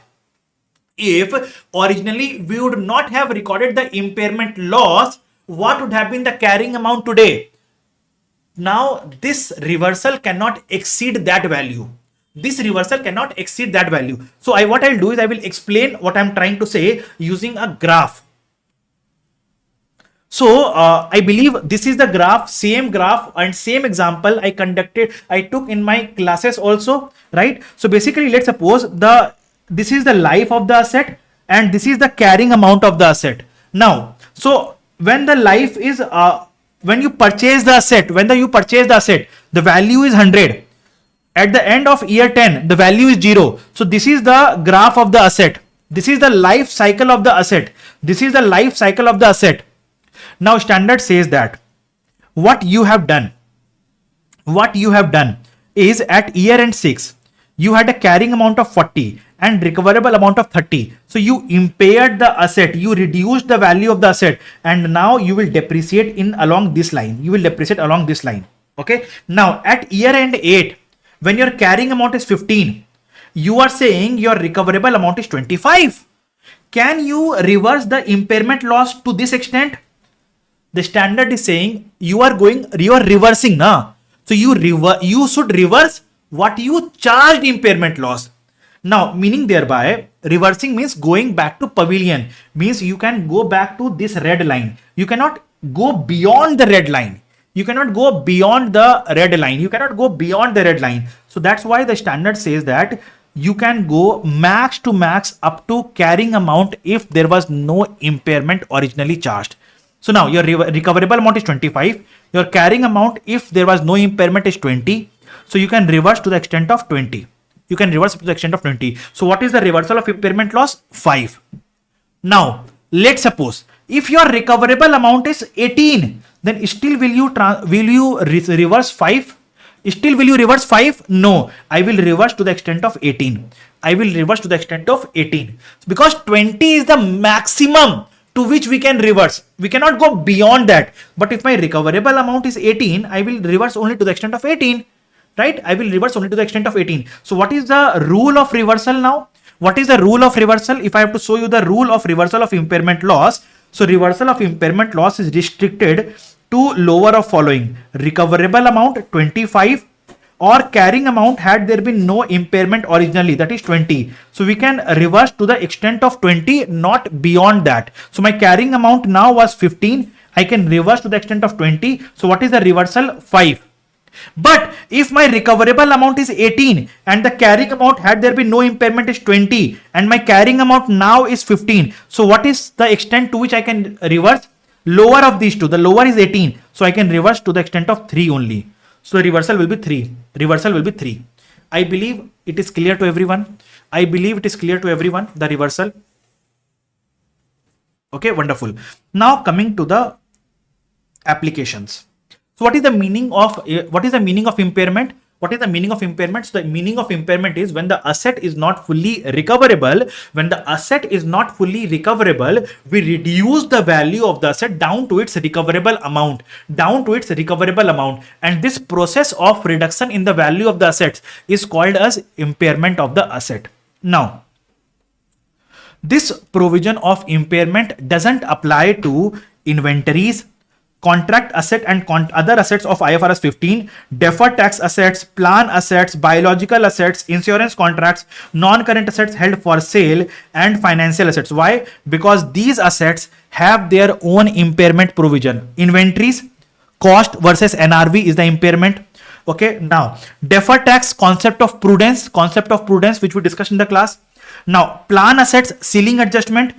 Then financial assets, impairment loss, this ECL, expected credit loss, right? So these standards have their own impairment provisions. Okay, so for these assets, on these assets, I will not be applying IAS 36. Okay, so generally, if I have to speak,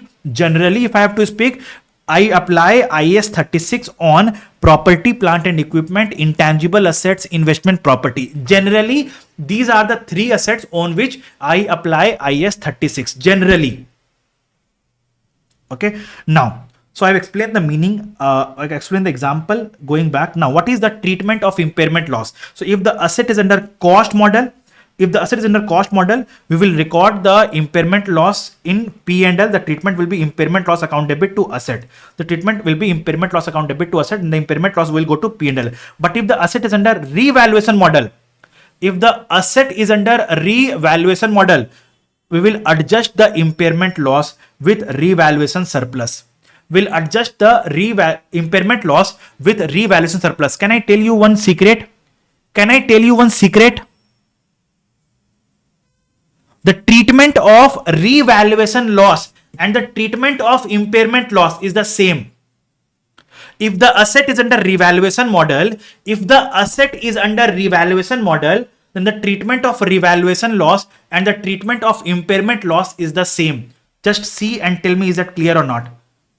Right? This was a treatment of revaluation loss also.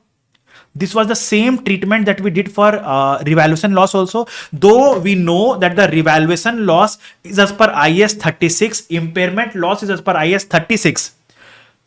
Revaluation loss is as per IAS 16. Revaluation loss is as per 16. Impairment loss is as per 36. The nature of revaluation loss and impairment loss is different. But the accounting treatment is same. I believe it is very much clear to all of you. Understand one more point. Do you remember I was discussing with you an example on treatment of revaluation loss when the company has a policy of annual transfer of revaluation reserve to retained earnings? Do you remember that example? In today's session only, I was discussing that. The same logic will apply for impairment loss of a revalued asset also. The same logic will apply here also. So when you are adjusting the impairment loss with the revaluation surplus, you need to see the revaluation surplus is under option number 1, that is transferred to RE at derecognition or annual transfer. So you need to see what is the carrying amount of revaluation surplus on the date of impairment loss. Okay, are you understanding what I'm trying to say? Are you understanding? Can you please give me a confirmation, guys? Okay, now treatment of reversal of impairment loss we already discussed. This example I have discussed with you today itself. This example I have discussed with you today itself.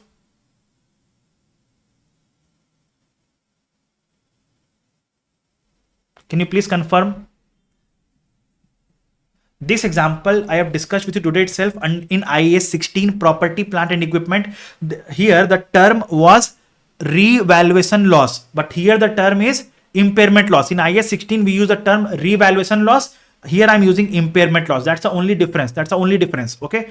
Resolve this example. Resolve this example. All of you. Okay. Now, someone is Palak is asking what is the difference between revaluation amount and recoverable amount. Now understand, revaluation is the fair value, but recoverable amount is higher of fair value less cost to sell or value in use. Okay, Palak. Now comes the discussion of what is the process of impairment. Now at each reporting date, we will test the asset for impairment, right? At each reporting date, we will test the asset for impairment, right? No. At each reporting date, we will test if there are any impairment indicators or not. At each reporting date, we will test whether there are impairment indicators or not. Okay. Now, if the impairment indicators are triggered, yes, then I will test the asset for impairment. Then I will test the asset for impairment. Now the examiner will try to play with wordings here. The examiner might try to play with the wordings here. So please keep your mind open that at each reporting date, we have to evaluate whether any impairment indicators are getting triggered or not. If impairment indicators are not getting triggered, we won't do anything. But if impairment indicators are getting triggered, we will have to test the asset for impairment. Now, what is the meaning of testing the asset for impairment? Means evaluating the recoverable amount. It means evaluating the recoverable amount. Okay. Now, when we evaluate the recoverable amount, and recoverable amount happens to be greater than carrying amount, will we do anything? If recoverable amount is greater than carrying amount, will we do anything? No. If recoverable amount is equals to carrying amount, will we do anything? No. But if recoverable amount is less than carrying amount, we will have to recognize impairment loss. Now comes the question, how to, okay, there are certain exceptions. These exceptions are these three: goodwill, intangible assets in the development phase, and intangible assets with indefinite useful life. These three are the exceptions. Wherein we don't amortize, rather we test it for impairment annually. So now tell me, what did I say now? If there is a normal asset, understand, I'm writing it here. Add page. So what is the general rule of impairment? What is the general rule for impairment?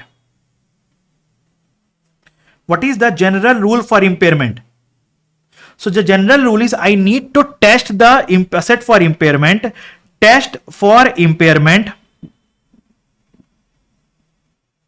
Only if impairment indicator are triggered. Only if impairment indicators are triggered. Okay. Now this general rule is applicable to all assets. But what is the specific rule? Specific rule is applicable to these three assets: goodwill, intangible asset with indefinite useful life, and intangible assets under development phase. For these three assets, we need to test the asset annually. whether impairment indicators are triggered or not. So now let us understand the interpretation of it. So let's suppose there is a building. Let's suppose there is a building. Here at year end, no impairment indicator. Will I test for impairment? Will I test for impairment? No, I will not test for impairment. No impairment indicator. Will I test for impairment? No, I will not test for impairment. Third year, no impairment indicators are triggered. Here I will test for impairment. Again, no impairment indicator are triggered. Will I test? No, I will not test. No, I will not test. But those three assets, goodwill, intangible assets under development phase, or intangible assets under with indefinite useful life. So what I will do, whether impairment indicators are triggered or not, I will test it for impairment annually at the same time every year. I will test. But additionally, let's suppose here the impairment indicators are triggered. So I will test here as well. I will test here as well. I will test here as well. So understand, for normal assets, I will test it for impairment only when the impairment indicators are triggered. But for those three assets, I will test when the impairment indicators are triggered. Definitely I will do it. But in addition to that, I will also test them for impairment annually. Why? Because they are not amortized. They are not amortized. Hence, we have to test it for impairment annually as well. Is that clear, everyone? Tell me. No. Okay. What are the impairment indicators? So impairment indicator can be internal or external. Internal or external. You can read the indicators on your own. There is nothing for me to explain in this concept. Okay, now what is the recoverable amount? Recoverable amount is the higher of fair value less cost to sell or value in use. Now, how to calculate fair value less cost to sell? So fair value, as I told in IFRS 13, it is the asset specific value. So fair value as per IFRS 13 you have to take, meaning thereby market value minus transportation costs, and cost to disposal means incremental cost to sell. Incremental cost to sell. Now tell me, in cost to disposal, will I consider transportation costs? Tell me, in cost of disposal, will I consider transportation costs? No. Why? Because transportation cost is already adjusted in the fair value as per IFRS 13. Right? Now, so when you are considering fair value less cost to disposal, ensure that you are not considering transportation cost. But if the question gives you market price, okay, let me explain that here. I'm explaining that here. Okay. Situation number 1, situation number 2. If the question gives you market price 90, transport costs 20, and transaction costs 10. Tell me, what is the fair value less cost to disposal? Tell me. Come on. So it is 90 minus 20 minus 10. It is equals to 60. But if the question says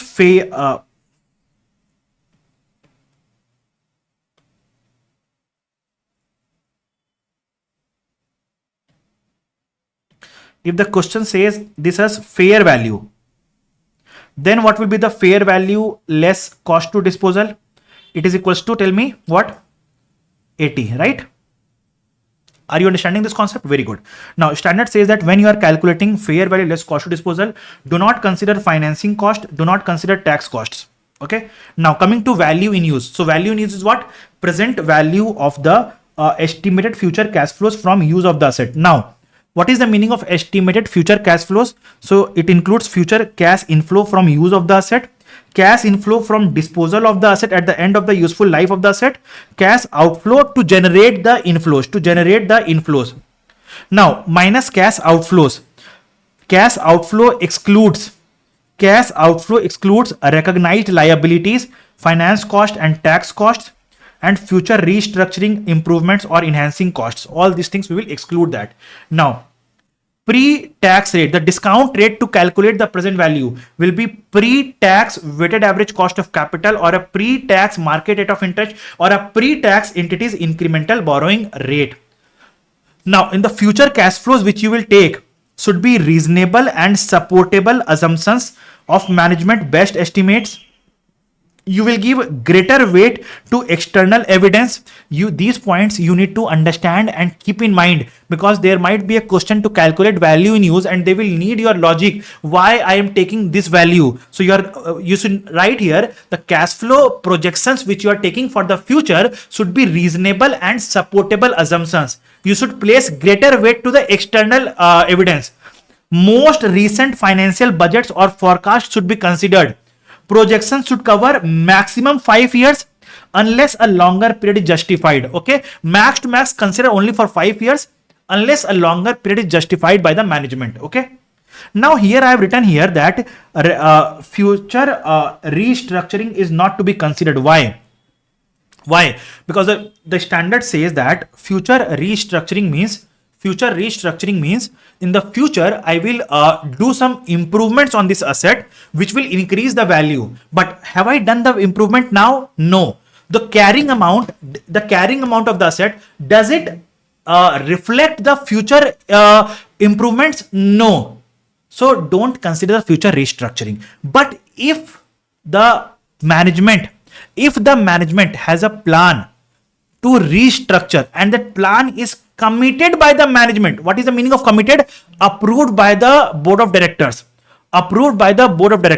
Then in that case, I can consider the benefits from future restructuring. Okay, so what I will do in that case, I will consider carrying amount versus, when you are calculating value in use, you will include benefits of restructuring, but you will also do the adjustment of minus cost of doing the restructuring. So what you have done is, carrying amount does not reflect restructuring, but if your value in use reflects the benefit of restructuring, then you reduce it by the cost of restructuring, so that we are at par level. So understand, I am telling you one more time. In case of future restructuring, what you will do, either in ideal cases, we won't include the benefits from future restructuring. So what we'll do, we'll take the carrying amount of the asset, we'll take the value in use without future restructuring and test it for impairment. Now, if the future restructuring is committed by the management, then what we do, carrying amount without restructuring, but recoverable amount is including restructuring benefits. But then this is not comparable. To make it comparable, I reduce it by cost of restructuring. Now we can compare it. Is that clear, everyone? Okay. Now further, it also says that we are not required to include recognized liabilities. What is the meaning of recognized liabilities? The best example of recognized liabilities is provision for DRRC. Now the standard says that we are not required to include that. But understand, standard says that provision for DRRC is a thing which cannot be separated from the asset. Why? Because understand, think logically. Can there be a situation where I have an asset which I want to sell, but I will sell the asset, but I will keep the decommissioning obligation with me? Tell me, will you logically do that? No, you will transfer the asset along with the decommissioning obligation, right? So you are transferring the decommissioning obligation as well. So now in this case, what you have to do, you have to net off the carrying amount and recoverable amount both for the decommissioning obligation. So I have an example for this. And this example which I have taken is an example from the past paper.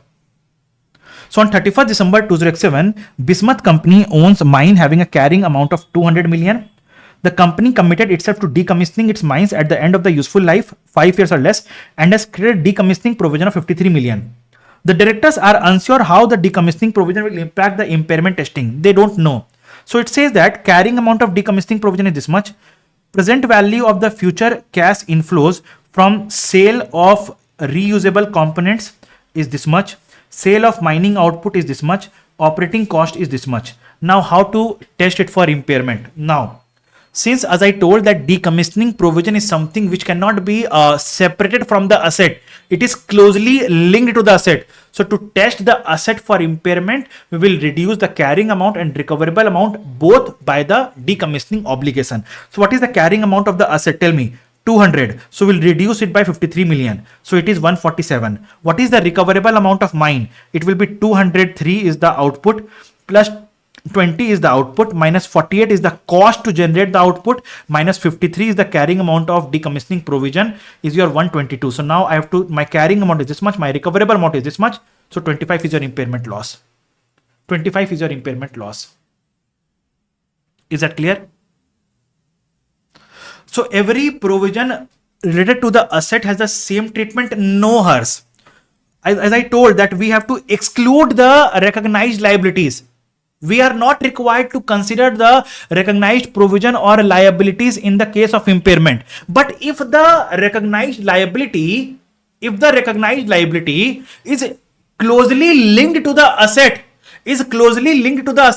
without which we cannot transfer the asset itself, then in that case we have to do the net off. I will give you one more example. Let's suppose I purchased an asset, but I have not paid the amount to the vendor for the purchase. Now tell me, now when I'm selling off this asset, will I transfer that obligation as well? No, I will not transfer that obligation, right? That obligation is between me and the vendor. So I have to settle that. So that liability will be settled separately. But if there is any liability which is closely linked to the asset, like provision for decommissioning, in that case, we have to net off this liability with the carrying amount and the recoverable amount and then calculate the impairment loss. Is that clear, Hers? Okay. Now comes the question of cash generating unit. But before we discuss, before we go to cash generating unit, let me quickly summarize this concept of impairment. What is the process of impairment? Let me quickly summarize the impairment. So what is the process? Or at each reporting date, we assess if any impairment indicators are triggered or not. If impairment indicators are triggered, we will test the asset for impairment. Testing the asset for impairment means what? We will calculate the recoverable amount. Now, if recoverable amount is greater than the carrying amount or equals to the carrying amount, is my asset impaired? No. But if recoverable amount is less than the carrying amount, it means the asset is not fully recoverable and we have to reduce the value of the asset down to its recoverable amount, and this process is called as impairment of the asset. Now, when you reduce the value of the asset, you have to record an impairment loss. Now, if the asset is under cost model, you will take the impairment loss to P&L and reduce the value of the asset. But if the asset is under revaluation model, then what will you do? You will treat it like a revaluation loss as per IAS 16. The treatment is the same. I have already drafted an example and discussed in the class also. Okay. Now, further, what is the timing of impairment? For general assets, we test for impairment when the impairment indicators are triggered. But for these three assets, we test for impairment annually at the same time every year. What are these three assets? Goodwill, intangible assets with indefinite useful life, and intangible assets under development phase. These three assets, we test it for impairment annually at the same time every year, irrespective of whether impairment indicators are triggered or not. Okay. Now, when to do the reversal of impairment? We can do the reversal of impairment when the impairment indicator due to which the asset was impaired reverses.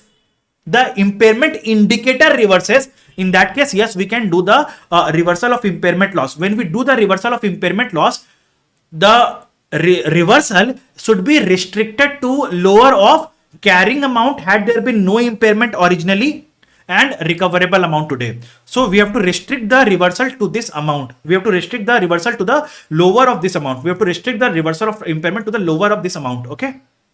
So this is the concept of impairment loss. Now, what is the value of recoverable amount? So recoverable amount is higher of fair value less cost to sell and value in use. How to calculate fair value less cost to sell? So fair value is per IFRS 13, cost to disposal is the incremental cost to sell the asset. So always keep in mind that we are not required to include finance cost or tax costs. For second point, we are always required to keep in mind that if the question gives fair value, we are not required to further adjust transportation cost because transportation cost is already adjusted in the fair value.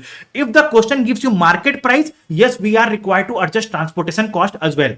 Now, when you are calculating value in use, it is present value of the future cash flows using the pre-tax rate. So calculate the present value of the pre-tax cash flows using the pre-tax discount rate. Now, in the future cash flows, what will be there? It will be the cash flows from using the asset. It will be cash flow from disposal of the asset at the end of the useful life minus cash outflows to generate the cash inflows. Okay. Now, when you are considering the cash flows, you should not include the benefits from future restructuring, recognized liabilities, income tax, finance costs. Okay. All these things you are not required to consider that. Okay. Now, when you are taking the cash flows, take reasonable and supportable assumptions for the 5 years. For 5 years, give greater weight to the external evidence. All those things are there. Okay.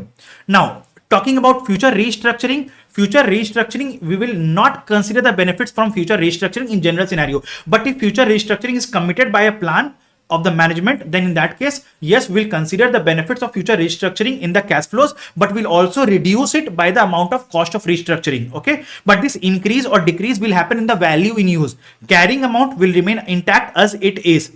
Coming about recognized liabilities, we will not include the recognized liability in the value in use. But if recognized liability is in the nature of provision for DRRC, which is closely linked to the asset, without which we cannot sell the asset itself, then in that case, we have to net off this recognized liability with the carrying amount and recoverable amount both, and then test the asset for impairment. Is it clear to everyone till here?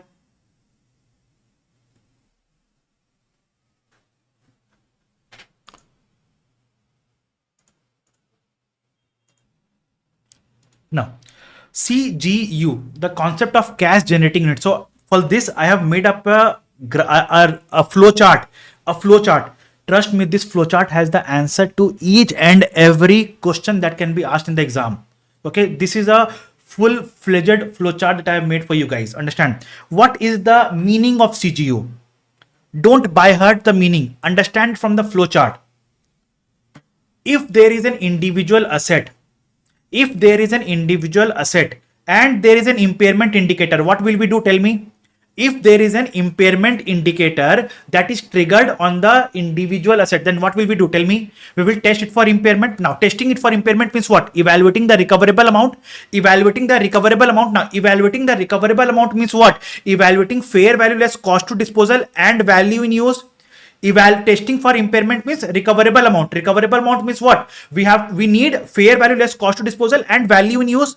Right? Now, fair value less cost to disposal, we can evaluate for any asset because we need to see what is the market price of the asset and what is the cost that will incur to dispose of the asset. So, fair value less cost to disposal, we can evaluate for any asset. But comes the value in use. What is the meaning of value in use? So, what is the value that we will generate? What is the cash flow that we will generate when we use this asset? Now, it is possible that this asset independently doesn't generate cash flow. Let's suppose, for my example, can I test this laptop for impairment individually? No. Why? Do you think this laptop individually generates cash flow for me? No. This laptop individually does not generate cash flow for me. It's a group of assets that generates the cash flow. So now come here. So test for impairment, assess recoverable amount, that is fair value less cost to disposal and value in use.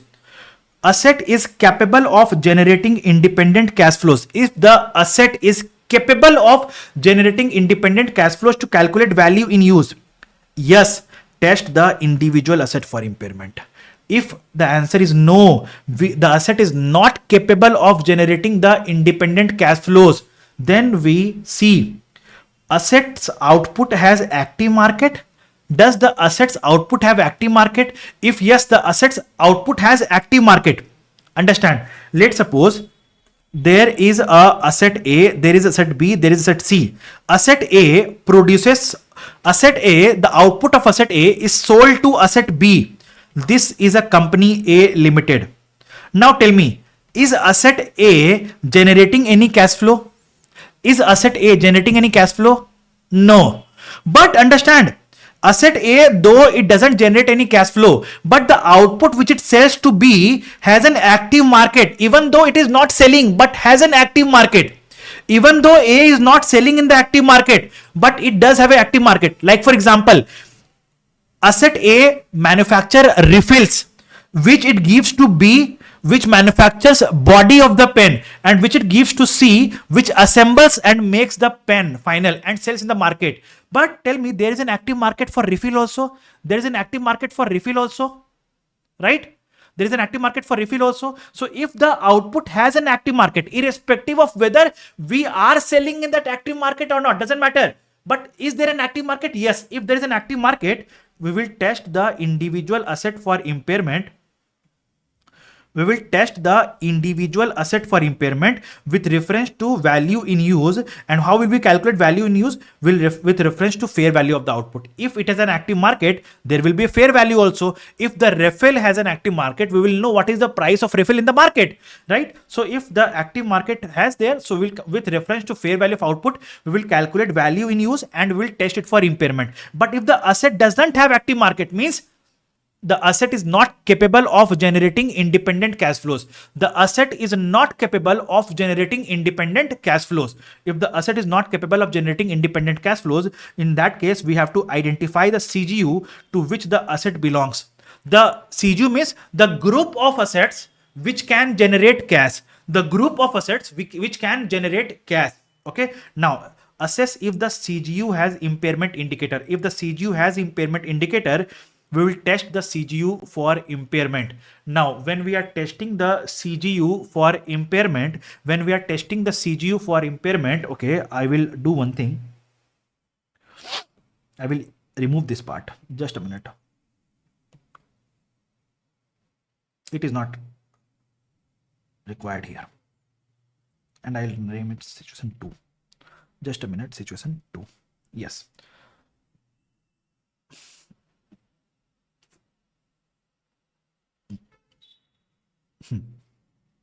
Okay.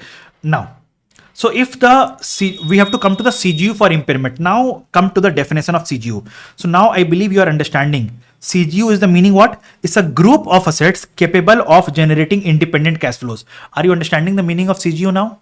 Are you understanding the meaning of CGU now? The meaning and the relevance of CGU. But comes the question, why smallest? Why smallest? Because the smaller the group of CGU, the effective impairment loss we are getting. Okay, we are getting the you can say the better term to say is the more better the calculation, the more better the evaluation of impairment. The more better the evaluation of impairment. Okay, the smaller the group, the more actual is the amount of impairment loss that we get. Okay, the more you can say correct number we get, okay. So CGU is the smallest identifiable group of assets capable of generating independent cash flows. Now the CGU can be a group of assets, it can be a production line, it can be a department, or it can even be an entire company. CGU can be even an entire company. Okay, it can even be an entire company. Now in this era of decentralization, okay, wherein the companies break into different subsidiaries. For each business we have a subsidiary. So in that case, definitely one subsidiary becomes a CGU. One subsidiary becomes a CGU. Okay. Now, when we are testing the CGU for impairment, we need to understand one thing. There can be a situation that the goodwill and corporate assets. What is goodwill and corporate assets? Goodwill we very well know. What is corporate assets? So corporate assets are the assets which serve the entire entity. So understand, there can be a case that one entity is one CGU. There can be a case that one entity can have multiple CGUs. Okay, one entity can have multiple CGUs. So in that case, the standard is saying it is possible that goodwill or corporate asset, we very well know for the CGU for which we want to test for impairment, we very well know that what is the goodwill for that CGU, we very well know what is the corporate asset for that CGU. If this is the case, we will test that CGU for impairment, that is carrying amount, recoverable amount, and test it for impairment. How exactly? See here. This is the situation. We very well know that what is the goodwill for this CGU. We very well know what is the corporate asset for this CGU. So in that case, what I will do is, I will tell that this is my carrying amount, this is my recoverable amount, so my impairment loss is this much. Now what will I do for this impairment loss? I will first of all allocate it to goodwill 90. First of all, I will impair goodwill by 90. Then I will, what is the remaining impairment loss? 135 minus 90 is 45. This 45 of impairment loss I will allocate to the remaining applicable assets. What are the remaining applicable assets? Building, plant and equipment. Goodwill we already impaired. Inventory no, because on inventory we don't apply IS 36. Trade receivables no, biological assets no, deferred tax no. So building and plant and equipment are the applicable assets. So what we will do, this 45 we will allocate to building and plant and equipment in the ratio of their carrying amount. Inventory no, trade receivables no, biological assets no, deferred tax asset no. Okay, so how will we do the allocation in the ratio of their carrying amount? How? Let me do that. So it is 45 is the amount of impairment loss multiplied by 700 divided by 700 plus 200. Now 45 multiplied by 200 divided by 900. So what is the allocation?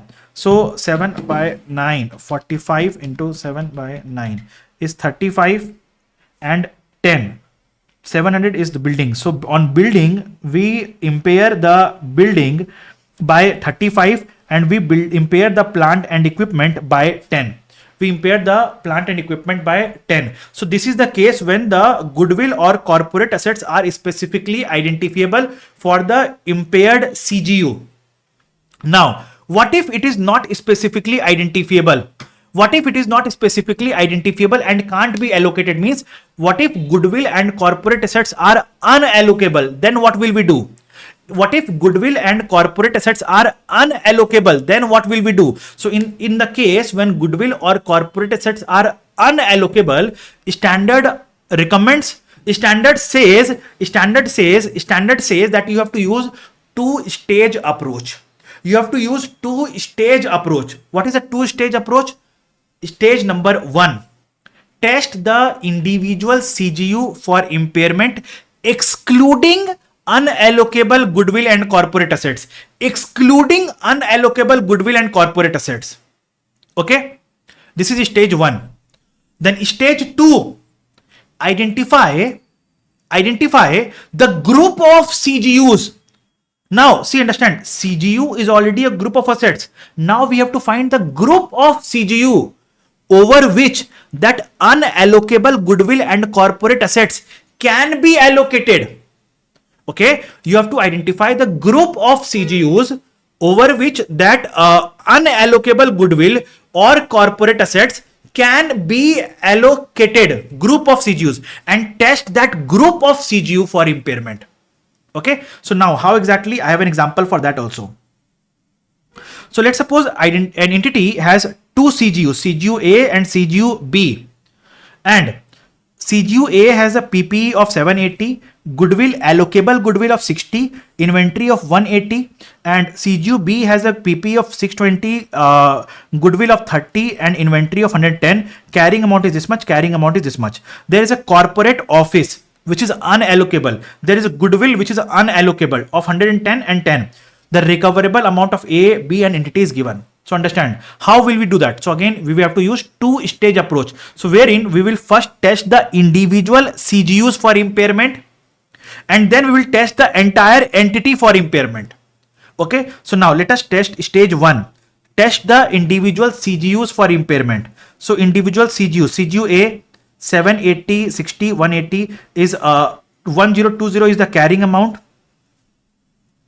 Recoverable amount is 1000. So impairment loss is 20. Where will this 20 go? This 20 will be fully allocable to goodwill.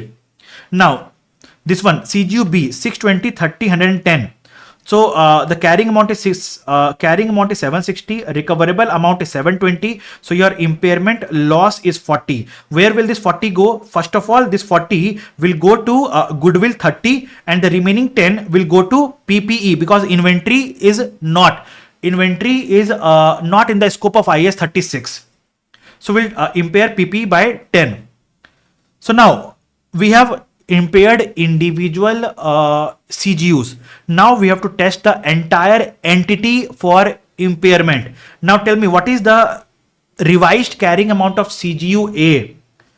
Carrying amount was 1020, impairment loss 20. So revised carrying amount is 1000. Carrying amount was 760, impairment loss 40. So the revised carrying amount is 720.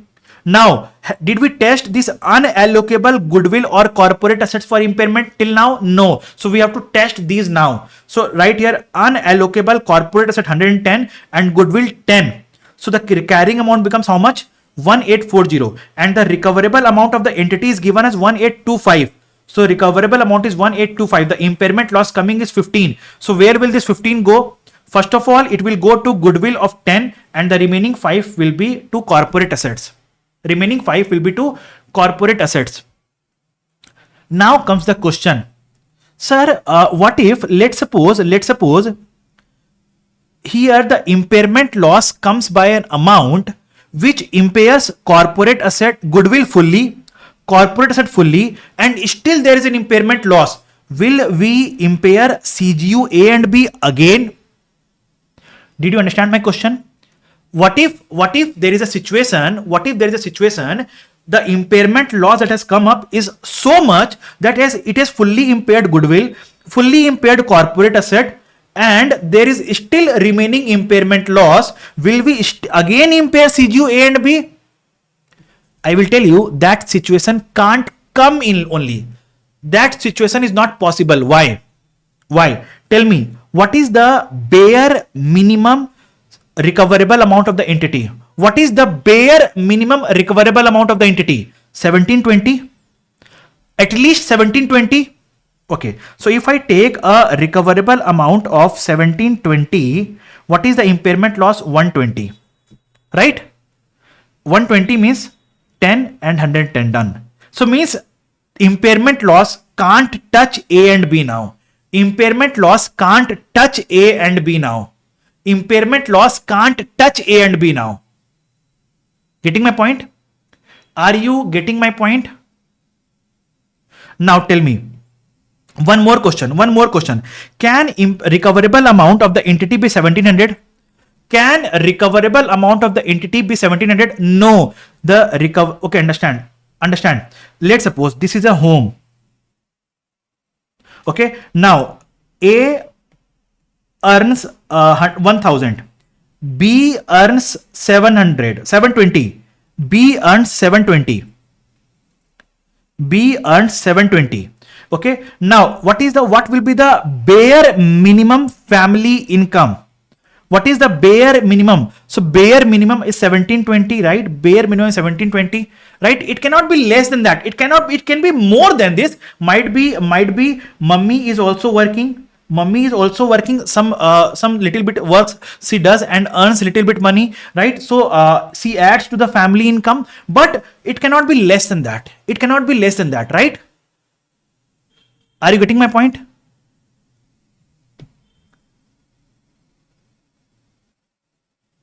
That's what is happening here. So CGU A is earning 1000, CGU B is earning 720. So the entire entity cannot be less than 1720. Okay, so the CGU A and B is already impaired. It cannot be further impaired. So this is the overall concept of impairment of the asset. I believe you have understood the concept. Now Palak is asking me, sir, what is unallocable goodwill or corporate asset? Let's suppose I will give you an example of this. Palak, understand. So what has happened is, let's suppose ITC has a building. ITC has a corporate office in Kolkata. Okay, from that corporate office, in the corporate office, the finance team sits.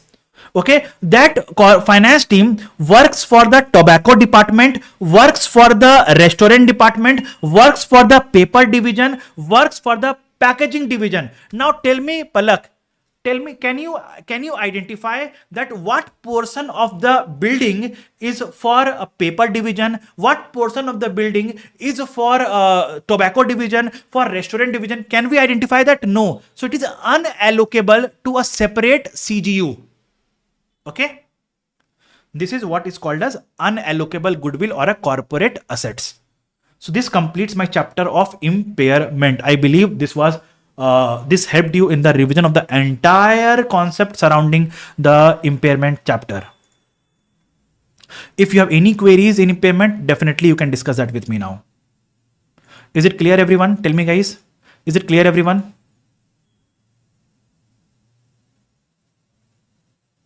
Wonderful, wonderful. Okay, so this completes my revision of impairment of assets.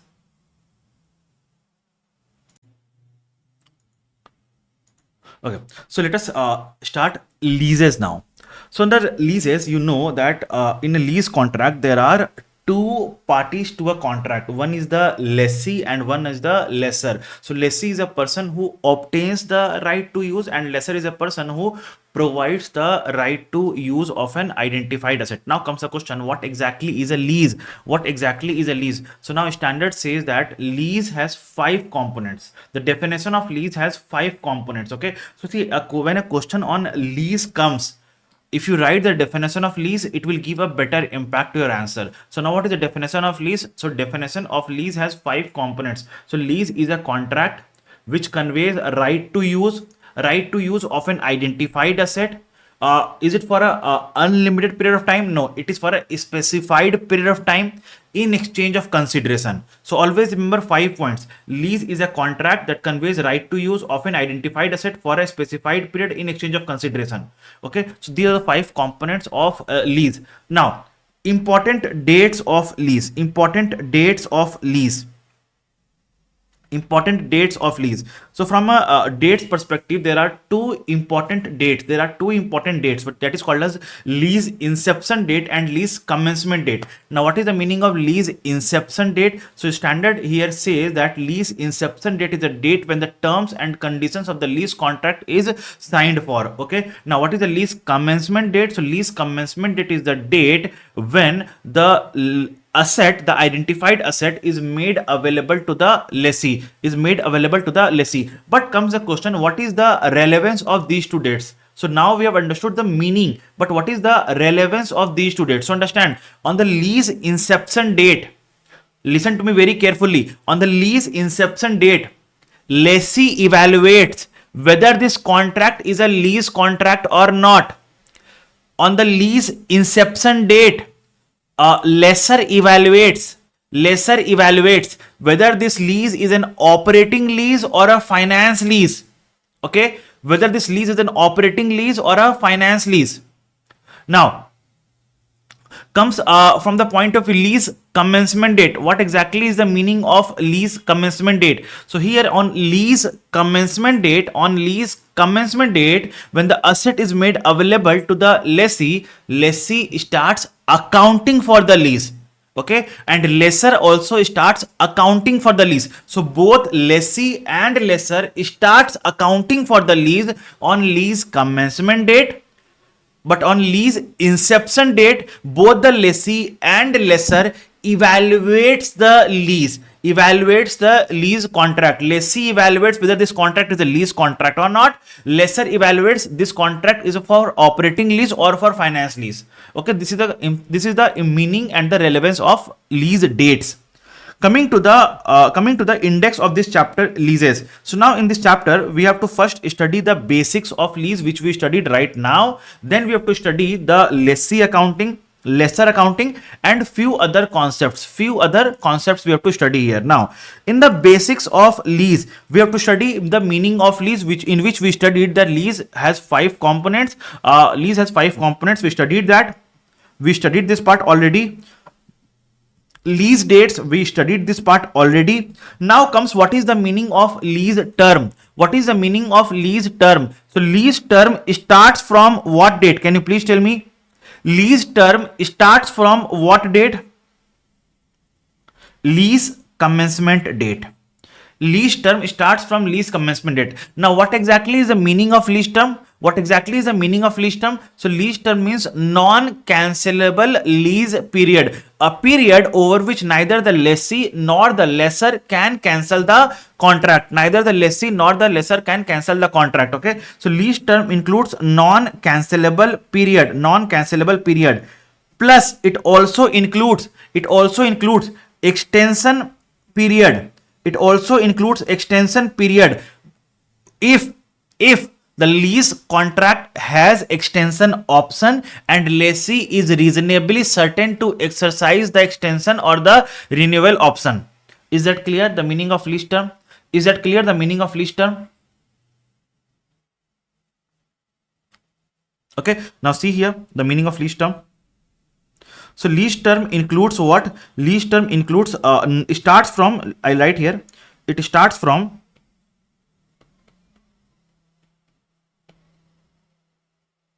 lease commencement date. It includes non-cancelable period, plus it includes renewable periods if lessee is reasonably certain to exercise the renewal extension option. Okay, now, so this is the meaning of lease term. This is the meaning of lease term. Further, we have to also study identification of lease, but this part we will study towards the end. Identification of lease, I'll explain towards the end, not now. So now I am moving on to lessee accounting. So now on lessee accounting, initial accounting first of all. So now on the date of lease commencement, date, how will lessee account for it? So first of all, lessee has to account two things, right? That is right of use asset and lease liability. Right of use asset and lease liability. So let us understand each one of them one by one. So first of all, let us understand how will we measure lease liability. So lease liability is the present value of the future lease payments. Now comes two questions. What is the meaning of present value and what is the meaning of future lease payments? So understand now. Future lease payments. Can you please tell me what are the components of future lease payments? Can you please tell me what are the components of future lease payments? So future lease payments are fixed lease payments, in substance fixed lease payments, Then what else? Variable lease payments linked to index or a rate. Variable lease payments linked to a index or a rate. Then what? Tell me then what? Purchase price if the lease contract has purchase option and the lessee is reasonably certain to exercise the purchase option. Guaranteed residual value, and then penalties if the lessee is reasonably certain to exercise the termination option. Okay, minus lease incentives. Okay. So this is the meaning of future lease payments. But understand few things. Variable lease payment, will we include variable lease payment as part of future lease payments? Will we include variable lease payments as part of future lease payments? No. See why I'm telling it a no, because understand, we have to calculate the present value of the future lease payments. But if the lease payment is variable, do we know what exactly is the amount of lease payment that we are going to make in the future? It's variable. We don't know. So it is not a part of future lease payments. Now, if it is a semi-variable future lease payments, meaning thereby, can you give an example? Okay, $10,000 per annum or 20% of cash flow generated. Whichever is higher. So now this is neither pure fixed nor pure variable. It is semi-fixed. But in this contract, we know that we have to pay 10,000 or 20% of cash flow, whichever is higher. So a bare minimum amount is to be paid every year. That is called as in substance fixed, which will form part of lease payments. But the variable part of it won't be forming part of the lease payments. Now comes the question, what will happen to the variable portion? The standard says that the variable part of the lease payments will be recognized as rent expense. As and when it incurs in the P&L. As and when it incurs, it will be recognized as rent expense in P&L. Now, for the future lease payments, we will calculate the present value and recognize lease liability. Now comes the question, if we have to calculate the present value, we will calculate the present value using which discount rate? Using which discount rate? So discount rate, we have two options. Okay, we have two options. Option number one is interest rate implicit in the lease, okay, or incremental borrowing rate of lessee. Now, if in the exam both the rates are given, which rate will we use? If in the exam both rates are given, which discount rate will we use? Implicit rate. If in the exam either of the rates are given, then what will we use? The rate whichever is given in the exam, we'll use that. Okay, so considering that, I will calculate the present value of future lease payments, and this present value will be called as lease liability. Now I have a query from Yash, that if it is pure variable, then also as and when it gets accrued, incurred, we will transfer it to P&L as a rent expense on actual basis. Okay, because if it is pure variable, can I calculate what is the amount that I have to pay in the future? Do I know what is the amount that I have to pay in the future? No, I don't know. So as and when it gets incurred, I will recognize that in P&L as a rent expense on actual basis. Okay. Can you give an example of pure variable? Okay, so the pure example of pure variable is 20% of cash flow generated from the use of the asset. Now tell me, in the future, what is the amount of cash flow generated? Do you know? No, you won't know. So 20% of cash flow, do you know? No, you won't know, right? In that case, for that variable portion, we won't recognize any ROU asset. Okay. Sir, what if the entire lease payment is variable? Then we are not going to recognize any lease liability or ROU asset. We will recognize that as a rent expense in P&L on actual basis. Okay.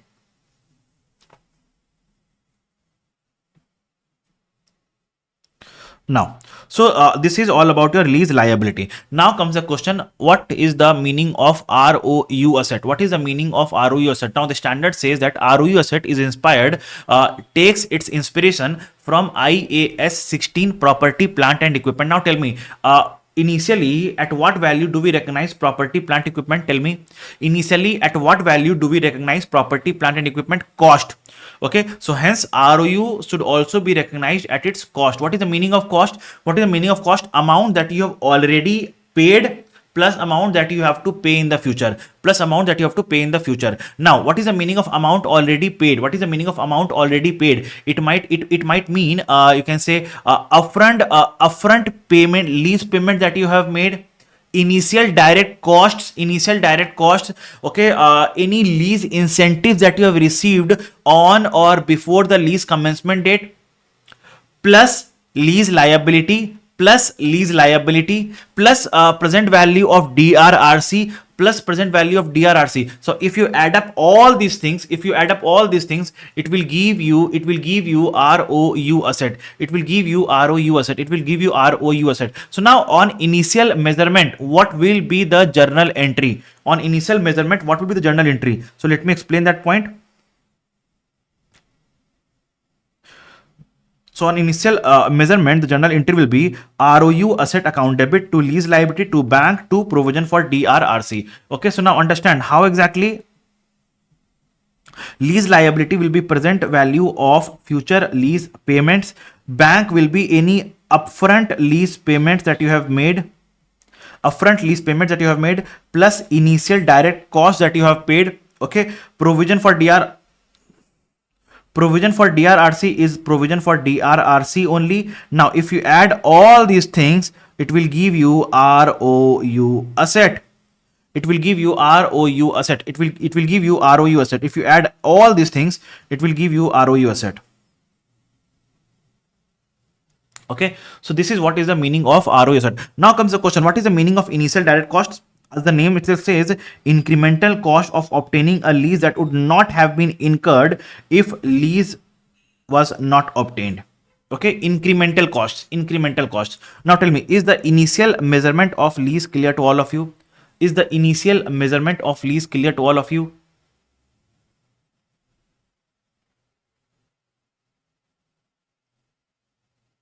Wonderful.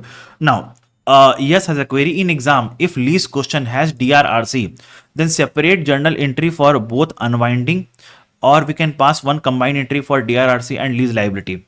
Okay. Now understand. If the question specifically asks you accounting entries, I will always recommend you to pass separate entries. I will always recommend you to pass separate entries. Why? Because if you pass separate entries, it might take you 2 minutes extra. It might take you 2 minutes extra, but it gives an assurity that whatever entries you are passing is correct. Okay, is correct. When we go ahead and pass combined entries, there are high chances that we are making mistakes of writing wrong numbers in different accounts. Okay, so pass separate entries. Pass separate entries. Now there comes the question, can I pass combined entry? Yes, you can. If you want, you can pass combined entries. Okay, but I will never recommend you to do the same.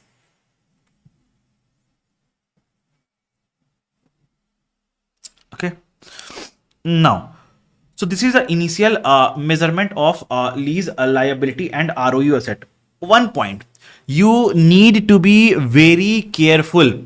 You need to be careful while reading the question. You need to be very careful while reading the question and understand whether the lease payments are made at the beginning of the year or at the end of the year. Lease payments are made in the advance or in arrears. So please read the question carefully. The question will definitely give you data about that. The question will definitely give you data about that, either directly or indirectly, but the question will give you data about that. If the question is not giving you any data about whether it is arrears or advance, then in that case assume it to be arrears. Assume it to be arrears means at the end of the year. At the end of the year. Is that clear? Is that clear? Now comes the question of subsequent treatment in the lessee books. Subsequent treatment in the lessee's books. Now in the lessee's book, subsequent treatment of lease liability and ROE asset. Now tell me, first point number for ROE asset. ROE asset, as I told, it takes its inspiration from IAS 16. Okay, it takes the inspiration from IAS 16. Okay, then in that case, tell me, in IAS 16, property, plant and equipment is depreciated over useful life of the asset. Yes or no? Property, plant and equipment is depreciated over useful life of the asset. Now what is the useful life of ROU? What is the useful life of ROU? The lease term. So hence we will depreciate the ROU asset over the lease term. Over the lease term. But the point here is, if in the contract there is a purchase option, if in the contract there is a purchase option, think logically and tell me, if in the contract there is a purchase option, then definitely we would have included the purchase price in the lease liability. We would have included the purchase price in the lease liability. Right? It means purchase price is there in the ROU asset also. It means purchase price is in the ROU asset also.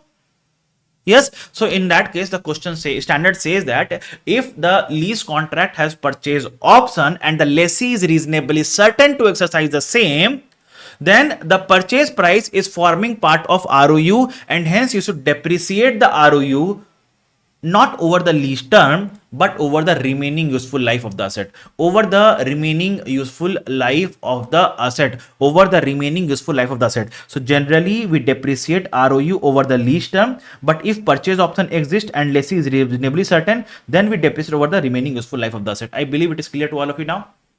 I believe it is clear to all of you. Now comes the lease liability subsequent treatment. Lease liability subsequent treatment. So lease liability we need to amortize. Lease liability we need to amortize as per IFRS 9 like a financial liability, like a financial liability. So what will happen here in the case of lease liability? We unwind the lease liability and record what? And record what? Finance cost and lease liability account debit to bank. Lease liability account debit to bank. But now understand this unwinding. You need to be careful. You need to be careful while doing the unwinding. If the lease payment are to be made in arrears or if the lease payment are to be made in advance, you need to be careful and do the unwinding accordingly. Okay, how exactly? Let me explain using the example. How exactly? Let me explain using the help of example. So understand. So let us take the example of, first of all, if the lease payment are to be made in advance, if the lease payment are to be made in advance, or if the lease payment are to be made in arrears. So first of all, I will take the case of arrears. Now, so assuming it's a 3-year lease, the lease payment are 1000 per annum. The lease payments are 1000 per annum.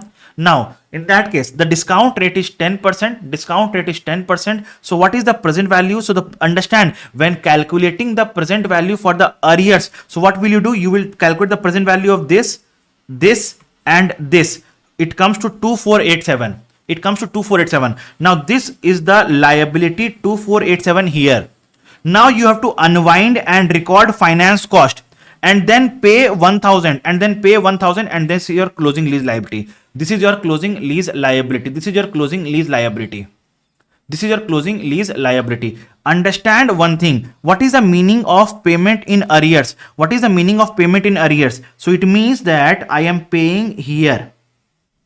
I am paying it off here. It means I am paying it off here, and from this date the next year starts. From this date the next year starts. And again I am paying it off here. From this day, okay, then again the next year starts from this date. And I am paying it off here again. Okay, so this is the meaning of payment in arrears. So in the case of payment in arrear, what we will do is we will take opening lease liability, then we will record finance costs on opening lease liability minus lease payment, contractual lease payments. It will give rise to your closing lease liability. But if the lease payment are to be made in advance, what is the meaning of that? So understand, now the year will move like this.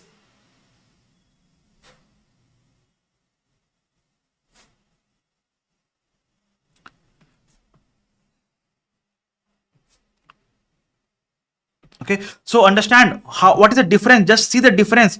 If you know, see the diagram, you will understand the difference. Let me make it more apparent. So I believe you are understanding what is happening here. So in this case, we are paying at the end of the year, at the end of the year. But in this case, we are paying at the beginning of the year, at the beginning of the year. Now, when you calculate the present value, understand this is already at its present value. Are we required to calculate the further present value of this? No. So in this case, we have to calculate the present value of this and this only. So your present value comes to 2736. Now in this case, what will you do? So your present value came to 2736. So now in the case of advance, you write opening lease liability. Then you first pay the lease payments. And then you record finance cost on opening lease liability minus lease payment. You record finance cost on this one, and this gives you the closing lease liability. Are you understanding? The difference? Come on guys, tell me, are you understanding the difference? This difference is very important, guys. Okay, now yes, as a query, sir, in previous years adjustment can be asked in the, if previous years adjustment can be asked in the exam and it helps others, which I asked you once. Can you take that? Okay, which point? Yes, can you please take that query again? Can you please take that query again, Yash?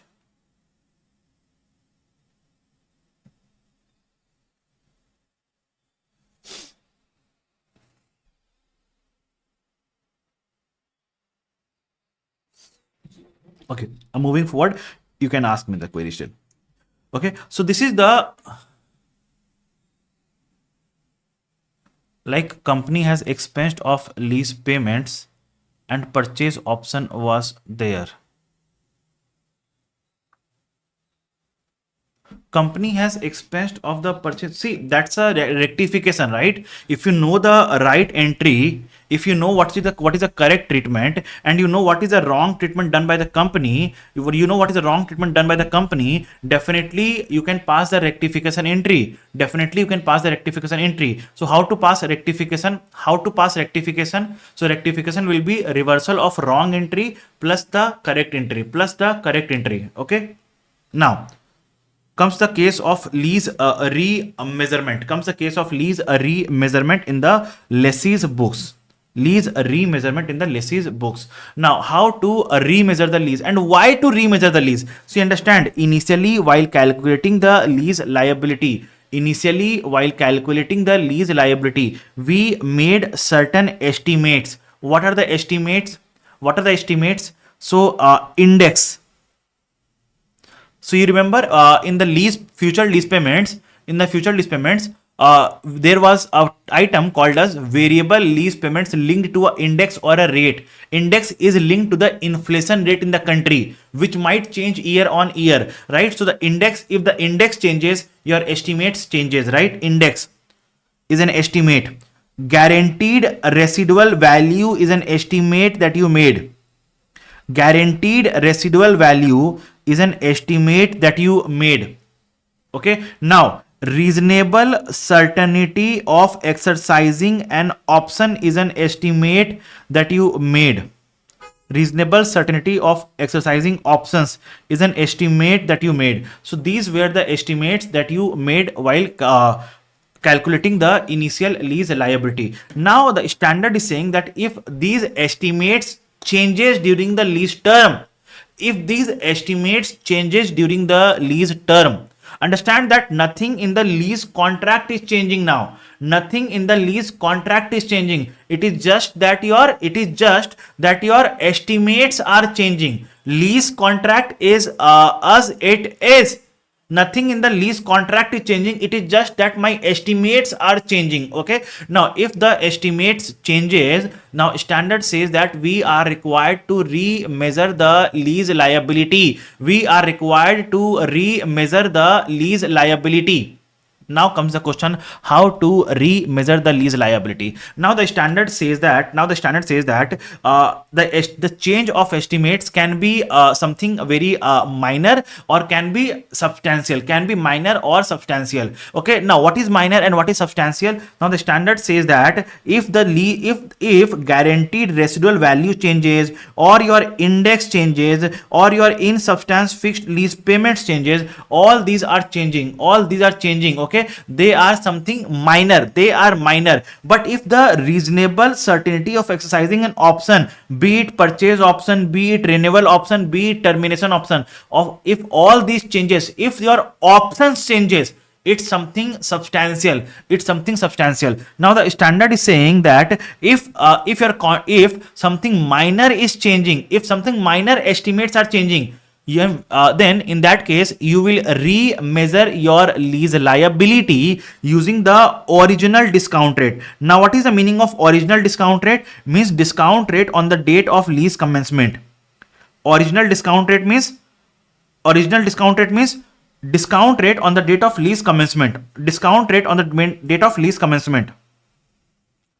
But if something substantial in the contract changes, then we will use revised discount rate. What is the meaning of revised discount rate? The discount rate on the date of lease remeasurement, when you are on the date when the estimates are changing. Okay, discrepancy at the date of change of estimates.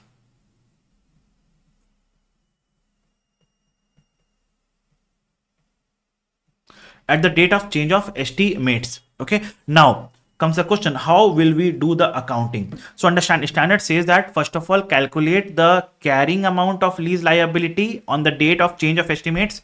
Calculate what exactly is the carrying amount of lease liability on the date of change of estimates. Then calculate what is the revised lease liability After change of estimates, due to change of estimates, what is your revised lease liability? What is your revised lease liability? Then calculate what is the change in the lease liability. What is the change in the lease liability? Okay, and then make a corresponding impact to ROU. Let me explain it a little bit elaborate. Let me explain it. Okay, I have taken an example also. I have taken an example. Using this example, I will explain. See here. On 1st January 2003, PQR enters into a 8-year lease of office space. The contract states that the lease rental for each of the first 2 years of the contract will be 30,000 per year, payable annually in advance. So lease payments are paid in advance. After 2 years, the rental will be reassessed using a retail price index, which at 1st January 2003 was 126, and the index on 1st January 2005 is 134.4. Okay, now the index changes on 1st January 2005 basically. The asset will be depreciated on straight line basis over the 8-year lease term. PQR's incremental borrowing rate is 5%. PQR incremental borrowing rate is 5%. Okay, and the discount factors are given basically. Now, so understand the question first of all. So we have taken on 1st January 2003 a 8-year lease. Okay, what is the lease rental? 30,000 per year. 30,000 per year. Can you please calculate the lease liability and ROU initially? What will be the lease liability and ROU initially? Can you please calculate that? What will be the lease liability and ROU initially? Can you please calculate that? Understand that the lease payments are made in advance. Understand that the lease payments are made in advance. Come on guys, tell me. So 8-year lease, and the lease payment is 30,000 per year. So now understand, and the lease payments are made in advance. So here we would have, on this date we would have made 30,000. On this date I would have made 30,000, and in the future I will pay 30,000 per year for how many years? Tell me. For how many years? Tell me.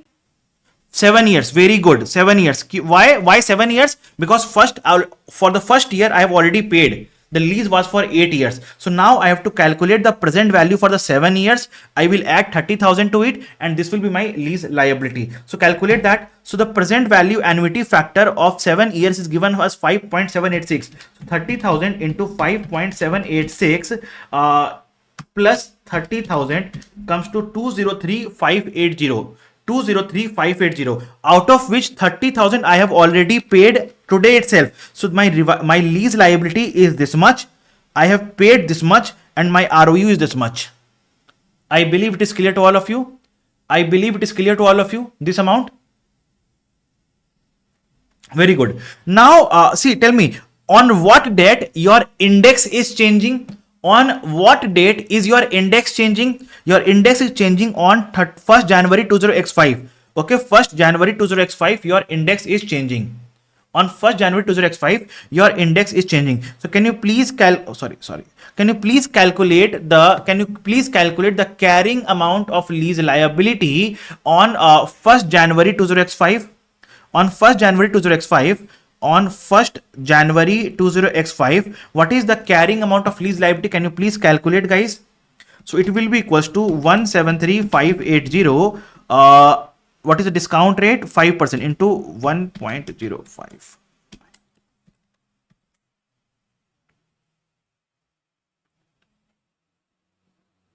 Just a minute.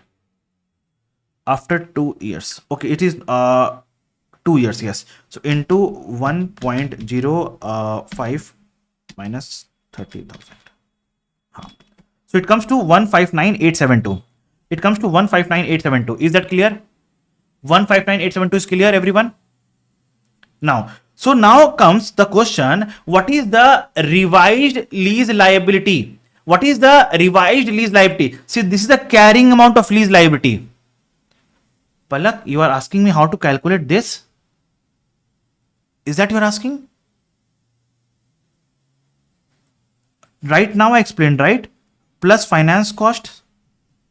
Okay, then again here you will minus the lease payment. then again plus finance cost, you come at this value. Okay.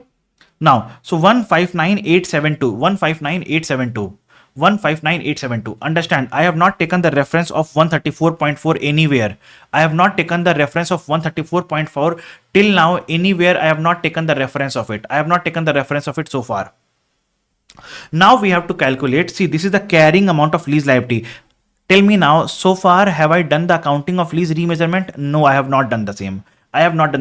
So now we have to do the accounting of lease remeasurement. So after calculating the carrying amount, it is now we have to calculate the revised lease liability. But before that, tell me, to calculate the revised lease liability, we need two things: lease payments and discount rate. So lease payments we will consider what? Revised one. Lease payments we will consider revised one. Tell me yes or no. Lease payments will consider revised one, right? But the discount rate will, which discount rate will we use? Original discount rate or revised discount rate? Original discount rate or revised discount rate? Tell me. Discount rate, original or revised? Wonderful. Yes is telling me revised. Why revised? Yes. Index is changing. Right now I told, see here, if the index changes, I will take original discount rate.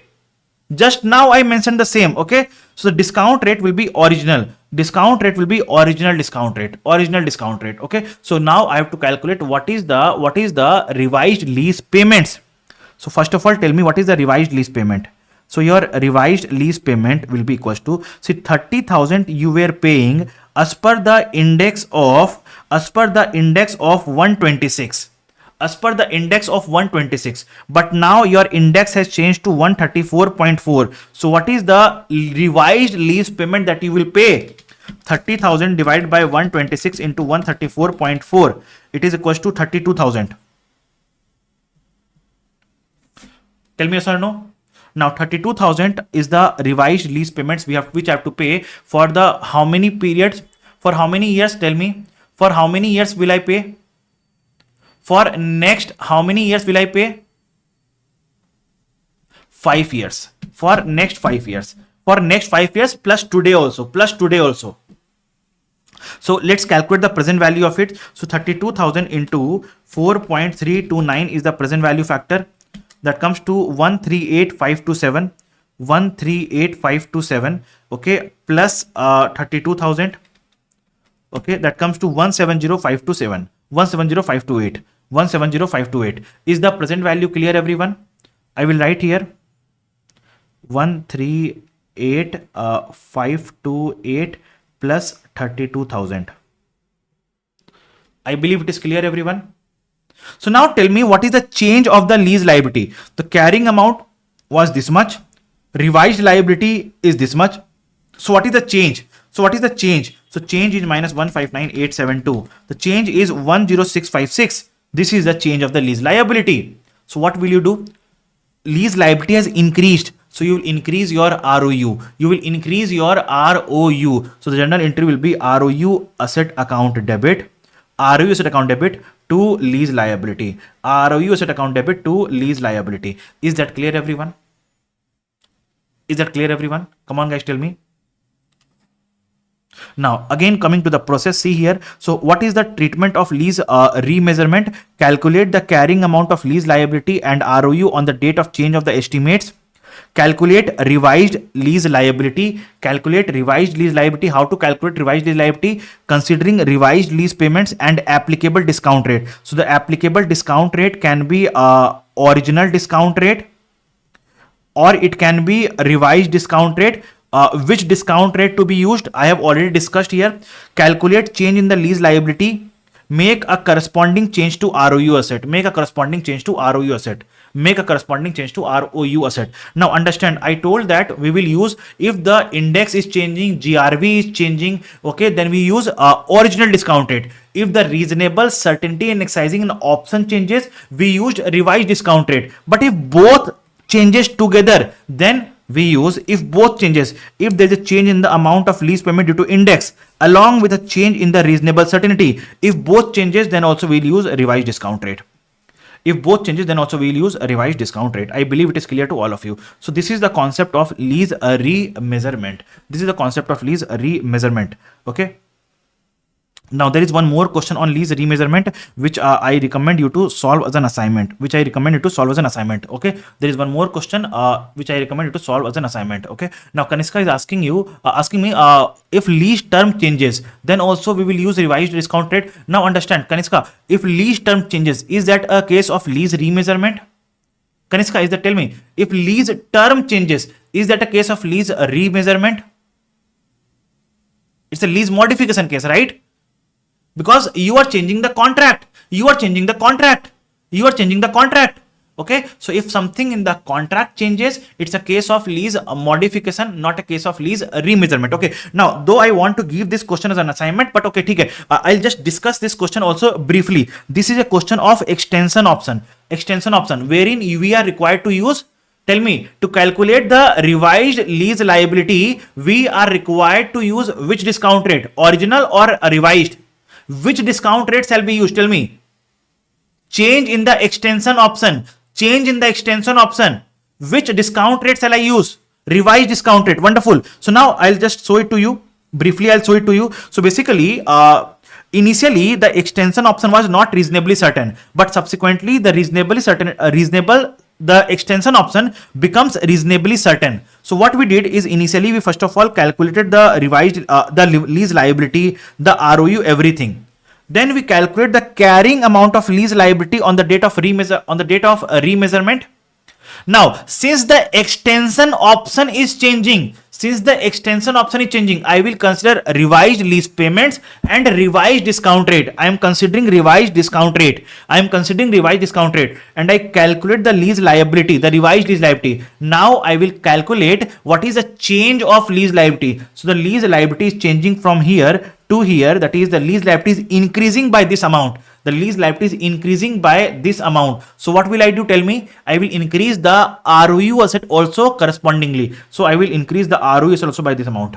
So this is the accounting of lease remeasurement. Is that clear to everyone?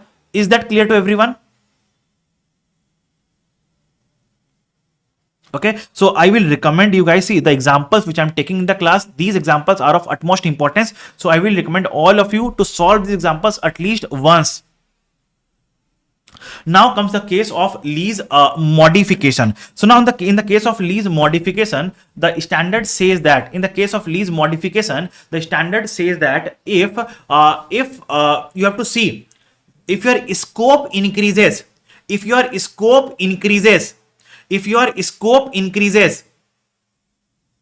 okay, if your scope increases, then definitely your lease payment also will increase. Now the standard says that if your scope increases, then and the lease payment also increases, evaluate if the lease payment that is increasing is in line with the market rate or not. Is it in line with the market rate or not? If it is in line with the market rate, then this change in the contract is a separate contract.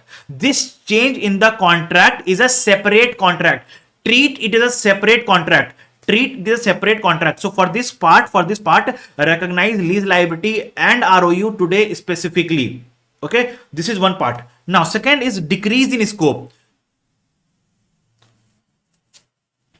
Case A is increase of scope. So if your scope increases and your lease payment also increases, and the lease payment increases in line with market rate, okay, then treat this part as a separate contract. That is, record lease liability and ROU separately for this increased scope. Okay. Now, example, earlier I was having 2 floors taken on lease. Okay. Now I have taken a third floor on lease. From the same lessor. I have taken a third floor on lease. Okay. And the rental which I am paying for the third floor is in line with the market rate. So standard says that for the third floor, recognize lease liability and ROU separately. Okay. Now case B is decrease of scope. So I took 3 floors on rental. Okay. 4 years back, I took 3 floors on rental for 10 years. but now I want to decrease the scope from 3 floors to only 1 floor. I need only 1 floor, so I'm decreasing the scope by 2 floors. I'm decreasing the scope by 2 floors. So how to do the accounting of this? How to do the accounting of this? So now the standard says that if your scope decreases, if your scope decreases, in that case you have to do your accounting in 2 stage. In that case you have to do your accounting in 2 stages. How exactly? So understand. So stage number 1 is decrease the carrying amount of lease liability and the carrying amount of ROU proportionately. Let's suppose earlier I was having 4 floors. Now I have given away 1 floor. Okay, now I have 3 floors. Gave away 1 floor. I have only 3 floors now. So tell me, what is the percentage decrease? 25%. What is the percentage decrease? 25%. 1 by 4 is 25%. So I will decrease my lease liability and ROU by 25%. I will decrease my lease liability and ROU by 25%. And whatever is the difference, we take that impact to P and L. We take that impact to P and L. Then this is stage 1. Under stage 2, the standard says that since it is a case of lease modification and something substantial is changing in the contract, hence you have to re-measure your lease at the discount rate on the date of modification. So what will you do? Whatever are the revised lease payments, calculate the present value of it at the rate of revised discount rate. Whatever is the increase or decrease of lease liability, make a corresponding impact to ROU. Make a corresponding impact to ROU. I will explain this with the help of numbers, and then again I will come to the concept and explain it off. Okay, so let me explain it with the help of numbers first of all. I think this is the same example which I discussed in the classes as well. So understand, it says on the lease commencement date, you have recognized a ROU and lease liability of this much. We have recognized ROU and lease liability of this much.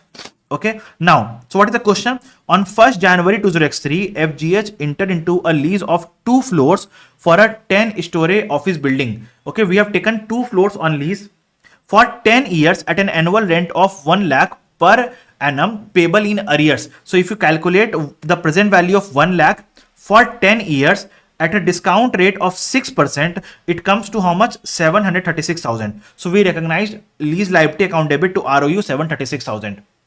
Is this part clear to everyone? Is this part clear to everyone? This part is clear? Very good. Now it states that on the initial recognition, oh, the question has already given you. Very good. On 1st January 2007, after how many years? 3, 4, 5, 6. After 4 years, beginning of year 5, the lease liability is 4,91722. So the question has given you the carrying amount of lease liability and ROU. The question has given you the carrying amount of lease liability and ROU. But even if the question doesn't specify the carrying amount, can we calculate? Tell me. Do we know how to calculate the carrying amount? Do we know how to calculate the carrying amount? Tell me. Yes, we know. But in this case, question is given. So will we calculate? No. Since if the question is already given, why to calculate? Okay. On this date, FGH arranged with the lessor to continue the lease for just one of the floors. How many floors we took initially? 2 floors. Now how many floors I am taking? 1 floor. So I am decreasing the scope by 1 floor. So what is the percentage decrease? Tell me. What is the percentage decrease? What is the percentage decrease? 50%. So what will I do? I will decrease my lease liability and ROU by 50%. So let us decrease that. ROU by 50%, lease liability by 50%. We decrease. Now what is the journal entry? What is journal entry? So lease liability I decrease by 50% of this, that is this amount. ROU I decrease by 50% of this, that is this amount. The difference, the impact goes to P and L. The impact goes to P and L. Is that clear, everyone? This is stage number 1. This is stage number 1. Is that clear, everyone? Tell me, guys. Is the stage number 1 clear to all of you? Very good. Now coming to stage number 2. Read the question further. The lease rental for the remaining 6 years will be 55,000. So the revised lease payments, you know. discount rate, you know, 7%. The annuity factor is given. So can you please calculate the revised lease liability? That is 55,000 multiplied by 4.767. That is 262,185. 262,185. So now what is the reduced lease liability? Can you please tell me what is the reduced carrying amount of lease liability? So it used to be 491,722, 491,722, 491,722. We decreased it by 245,861. So what is remaining is 245,861. Now what is the revised lease liability? The revised lease liability is 262,185. This is the reduced carrying amount of lease liability. So now what will I do? I will increase the lease liability from this amount to this amount. And what is the increase? What is the increase? Increase is how much? Increase is how much? 16324. 16324. 16324 is the increased lease liability. Now what will I do? I will increase the ROU asset also corresponding. Make a corresponding change to ROU. So I will increase ROU by 16324 and lease liability by 16324. Are you understanding this part? Tell me. Are you understanding this part? Okay. So now again come back to the accounting treatment. So what you have to do? Calculate the carrying amount of lease liability and ROU on the date of decrease of scope. Okay. Reduce lease liability and ROU proportionately. Take the impact to P&L, that is lease liability account debit to ROU to P&L. Tell me, is this what we did? Is this what we did in stage 1? So this is called as stage 1.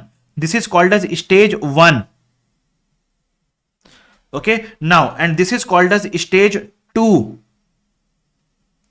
This is called as stage 2. Now in stage 2, what we do? Calculate revised lease liability using revised lease payments, revised discount rate. Calculate change in lease liability. Make a corresponding change to ROU asset.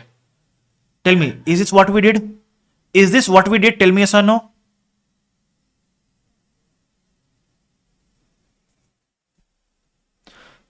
Tell me, is decrease of scope clear to all of you? Very good. Now comes the presentation. Now Harsh is a query. Sir, if there is a penalty decreasing the scope, it will be recorded in P&L accordingly. If there is any penalty that we have to pay for decrease of scope, then it has to be account for as a change of the lease payments. Okay.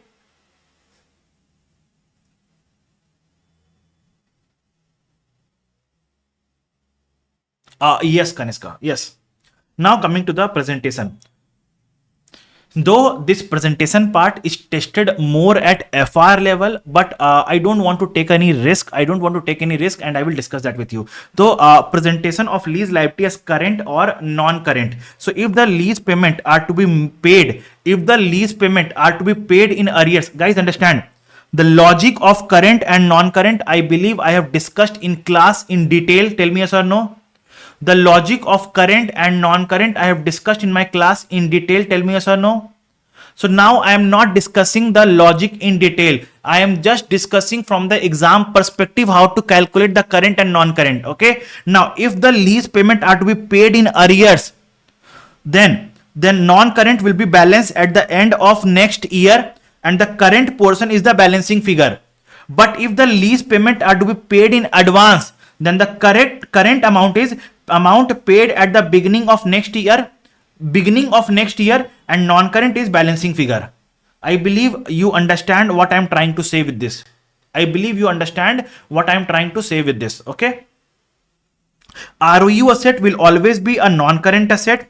In P&L, we will record finance cost. We will record depreciation of ROU, finance cost on unwinding of lease payments. But be careful while recording finance cost. If the lease payment are in arrears, you record finance cost on opening lease liability. But if the lease payment are in advance,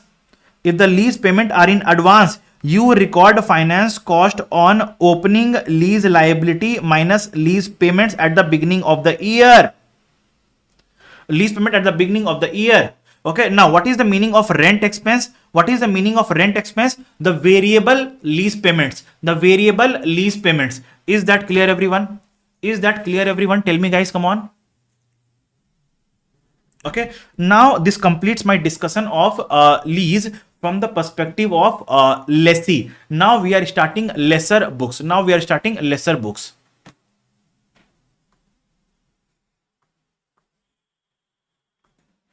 Okay, now moving on to lesser accounting. Now, so on lease inception date, lessor has to assess whether this contract is a operating lease contract or a finance lease contract. Now, how to assess? On the basis of these 5 indicators. What are the indicators? Just see that transfer of ownership at the end of the lease term. Purchase option is with the lessee at a nominal price. At inception date, present value of the future lease payments covers substantial portion of the fair value of the asset. Okay. Now, lease term covers major part of economic life of the asset. And asset is of a specialized nature that only lessee can use. So what is happening here? So in all these indicators, one thing is common. The control, the substantial risk and rewards of the asset is getting transferred to lessee. How? So basically understand, the life of the asset was 10 years. I gave it to lessee for 9 years. So lessee is using the asset for maximum life. The asset is of a specialized nature that no one else apart from lessee can use. So only lessee can use that asset, right? Now, further, it says that transfer of ownership will pass on to the lessee at the end of the lease term. So ultimately, lessee is the owner, right? Lessee has a purchase option at a nominal price, very nominal price. So again, lessee has the option, right? So all these indicators indicate that lessee, the control of the asset is getting transferred to lessee. And if on the basis of these indicators, we'll assess it is a finance lease or operating lease. If substantially all the risk and rewards are transferred to lessee, then it is a finance lease. Otherwise, it is an operating lease. Now we'll understand how exactly we will recognize in the case of finance lease and in the case of operating lease. So in the case of finance lease, what we will do here is we will de-recognize the asset. Lessor will de-recognize the asset. Lessor will recognize the lease receivables from the lessee. Lessor will recognize the present value of the future lease payments as lease receivable. But understand one point. Lessor is receiving 2 things. One is future lease payments and one more thing. Can you tell me what? Unguaranteed portion of the residual value, because future lease payments has only guaranteed portion of residual value. Lessor will receive the unguaranteed part also.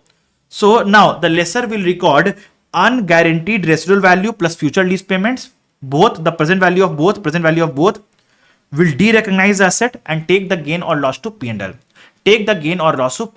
So this is the accounting of finance lease. Subsequently, what will happen? Will we depreciate the asset? No. Why? Because no asset is there. No depreciation, as the asset gets de-recognized on the lease commencement date. There is no asset only.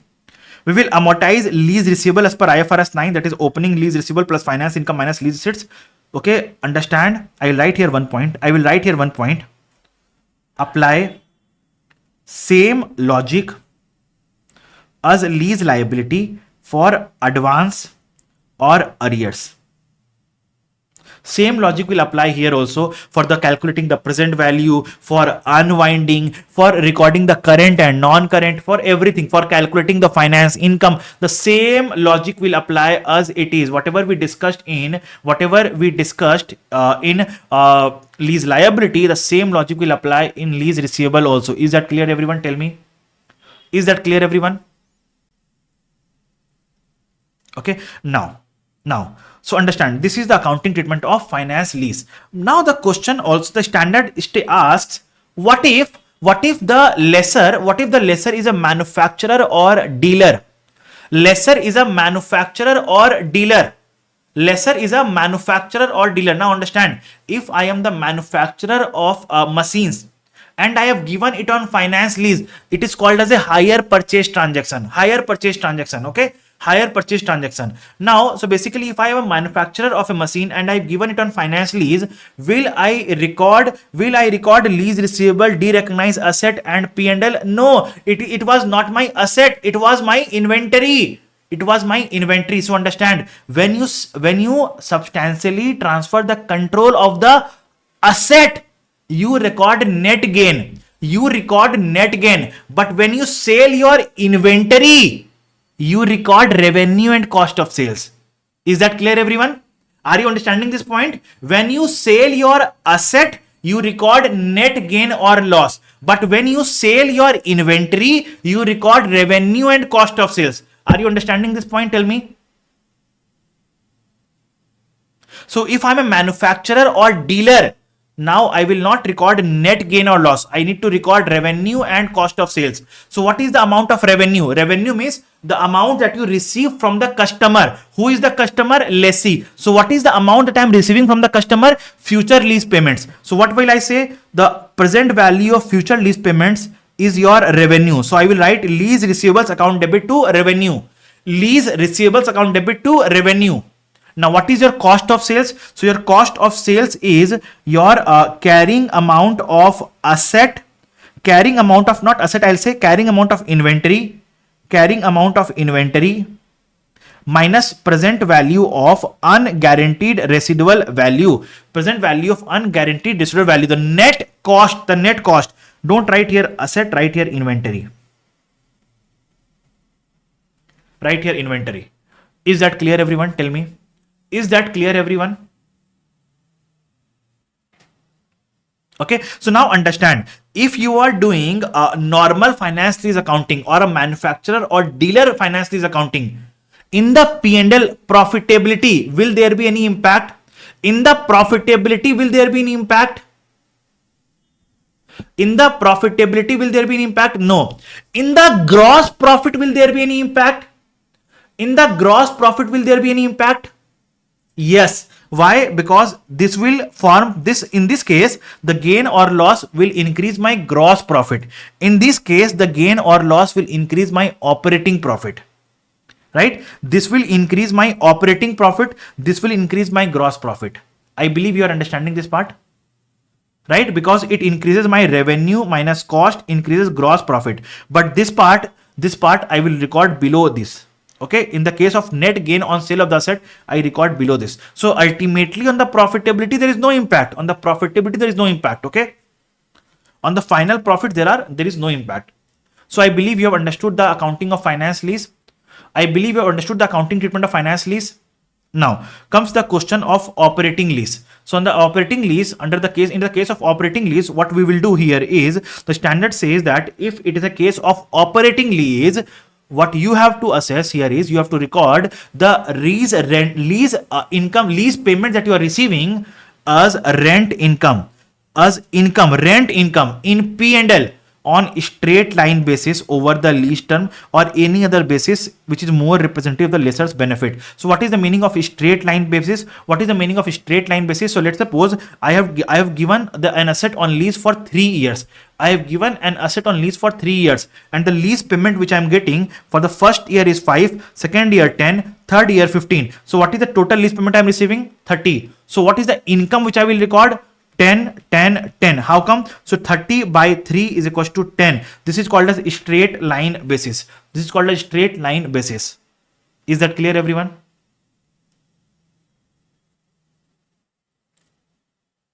Okay. Now, there is a recognition exemption. Given to lessee. But why lessee? Understand. So in the lease contract, as I discussed with you, in the lease contract, there are two parties. One is a lessee and one is lessor. Now lessor has to do the accounting as per two methods. He has to classify whether this contract is an operating lease or a finance lease. In the case of finance lease, he has to record lease receivable. He has to derecognize asset and take the impact to P&L. In the case of lessee, we have to record ROU to lease liability, right? But understand, in the case of operating lease, we have to record rent income in P&L. Rent income in P&L. Tell me, the standard has been strict on whom? Which party? Standard setter has been strict on which party? The lessee or the lessor? Lessee. Why? Because to lessor, it has been given an option. You can account for this or this as per the classification of the contract.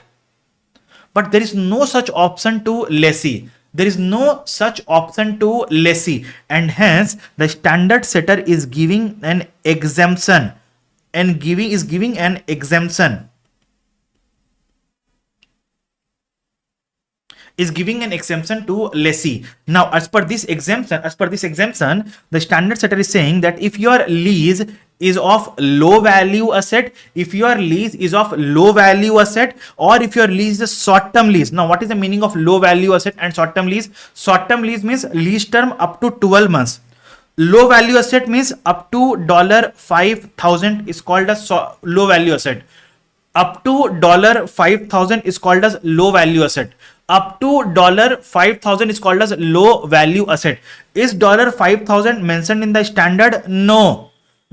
It is mentioned in our ACCA study hub. Okay, it's mentioned in our ACCA study hub, and ACCA study hub specifies that they have taken this data from the basis of conclusion, in the IFRS. Okay, now. So up to $5,000 is called as the low value asset. Now, if in these cases, either your lease is a short term lease or a lease of a low value asset, in both these cases, we can take the exemption. And if we are taking the exemption, are we required to record lease liability and ROU?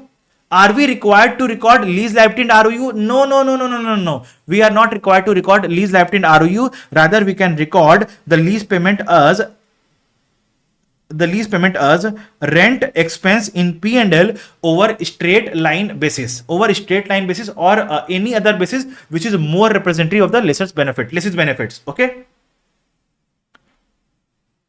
Now, so this is what is called as recognition exemption.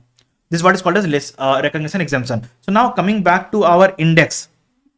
So tell me what all things we studied so far. Lessee, lessor meaning studied, basics we studied, lessee accounting we studied, lessor accounting we studied, right? In the case of lessee accounting meaning, lease dates, lease term, identification of lease is pending now, okay? Initial accounting, subsequent accounting, remeasurement, modification, everything studied. Lease payment, fixed, variable, pure fixed, semi-fixed, pure variable, variable linked to index or rate, everything we studied. Lesser accounting classification we studied. Finance lease, normal or manufacturer dealer, everything studied. Operating lease studied. Now recognition exemption studied. Now we have to study three more things: sale and lease back, sublease, and components of lease. So now let us come to sale and lease back. Now coming to sale and lease back. So in sale and lease back, what happens is, as we know that seller lessee, first of all sells the asset and then takes it back on lease. First sells the asset and then takes it back on lease. So since it sells the asset, it is called as seller. Then it takes the asset back on lease, it is called as lessee. Hence this party is called as seller lessee. And the other party called as buyer lessor. Okay, buyer lessor. Now understand, in the case of sale and leaseback, one of the most important point which you need to understand is, if this contract, when you sell the asset, is it an actual sale or not? When you sell the asset, is it an actual sale or not? Okay, so first of all you have to assess if the sale contract qualifies the control criterion of IFRS 15. If it qualifies the sale criterion of IFRS 15, then yes, We will apply sale and leaseback accounting in this case. We will apply sale and leaseback accounting in this case. If it qualifies the sale criterion of IFRS 15, then we will apply the sale and leaseback accounting. But if it doesn't qualify the sale, then tell me, if we have not sold the asset, means the control of the asset is with me only. The control of the asset is with me only, right? If the control of the asset is with me only, so understand what is the arrangement. Understand the arrangement. So what I have done is Indigo sold the asset to State Bank of India and collected sale proceeds, and then took the asset back on lease, and it pays lease payments. It gives lease payments.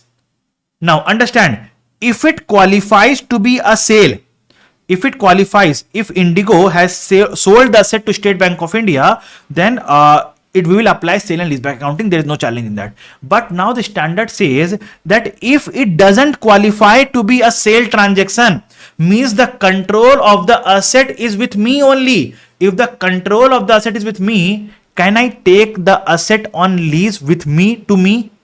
Can I take the asset back on lease with me to me? No, right?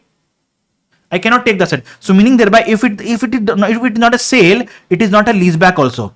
But understand the point that I have received the amount and I have to pay the lease payment as per the contract. I have received the amount and I have to pay the lease payment. So it becomes what? It becomes a financing arrangement. It is like I have received a loan and I am repaying the loan in installments.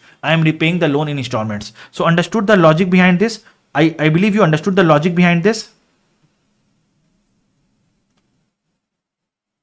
Okay. Now, so this is what? Now, so financing arrangement means as per IFRS 9, it will be a financial liability. Now, we will discuss sale and leaseback accounting now.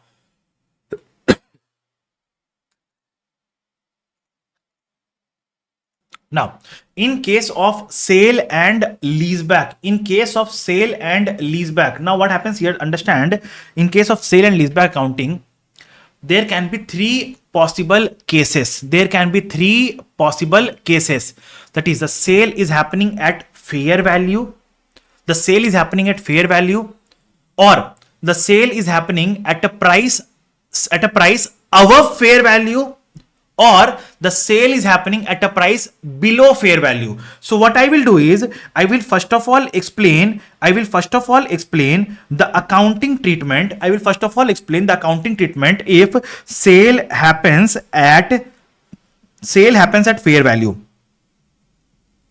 If sale happens at fair value, I will first of all explain the accounting treatment of the same, and then I will discuss the accounting treatment for the rest of the two.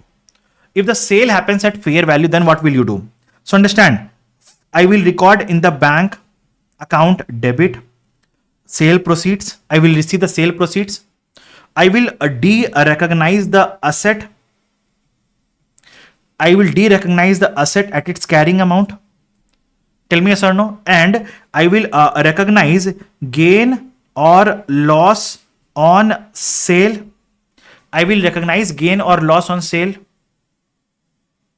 Right? When I sell the asset, this is what will happen. But when I take the asset back on lease, I will record what? To lease liability at present value of future lease payments. I will record lease liability at present value of the future lease payments, and I will record ROU asset account debit. Now comes the question, at what amount will I record ROU asset? Will I record ROU asset at present value of future lease payments? Will I record ROU asset at present value of future lease payments? Answer is no. Then at what amount? Then comes the question, at what amount? At what amount? So the standard says that I will record at the proportionate of carrying amount, okay, that represents the control that I have reacquired on when I take the asset back on lease. So carrying amount multiplied by lease liability by fair value of the asset. So at this amount, I will record my ROU asset. Is that clear, everyone? Is that clear, everyone? So now what happens when I take the asset back on lease? When I take the asset back on lease, I reacquire certain percentage of control.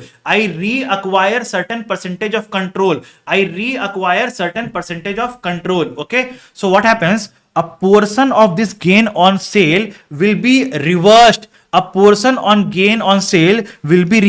And this will be called a gain or loss on sale and lease back. Okay, so this is called as the balancing figure. This will be your balancing figure. But okay, again I will explain one more thing. If the question asks you specifically to calculate gain or sale on lease back, do you know how to calculate? I believe in my classes I have discussed this part. Right? So let us understand the breakup. So when you sold the asset,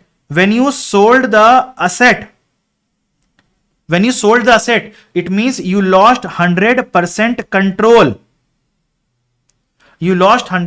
control. Okay. When you took the asset back on lease,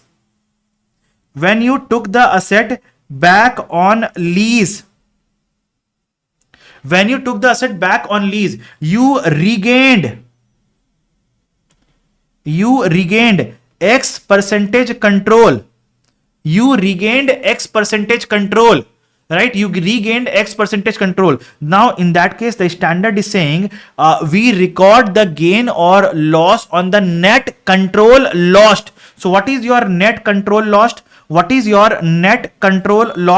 the standard is saying 100% is a lost, but we have regained X percentage. So this is your net control lost. So gain or say loss on sale and leaseback is equals to selling price of the asset minus the carrying. Okay, I write it this way: gain or loss on sale, not sale and leaseback. I'm saying gain or loss on sale multiplied by 100 minus X is your net control lost. Now, what is the meaning of X? X means lease liability by fair value.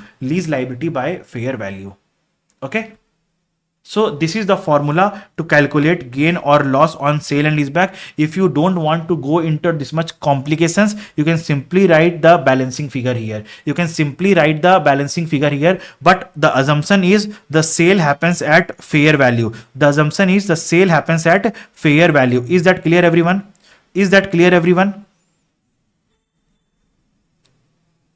But the question, now the next point is what if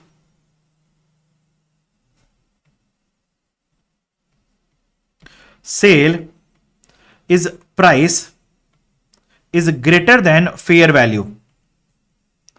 What if sale price is greater than fair value? Then how will the journal entry change?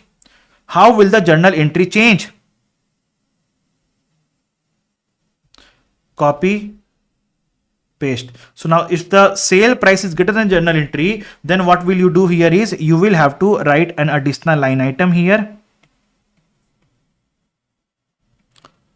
That is to financial liability, which is equals to how much? Sale price minus fair value, the excess of sale price over and above the fair value. Okay. Now, then what will be your lease liability? It will be equals to present value of future lease payments minus financial liability. Okay, minus financial liability, and rest all will remain the same. Now, again, the other question is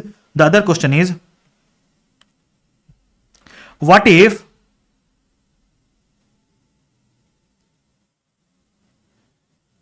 the sale price is less than fair value? Then what will happen? what is sale price less than fair value, then what will happen? Then there is no question of this financial liability and all, no question of this one. There is no such point, okay.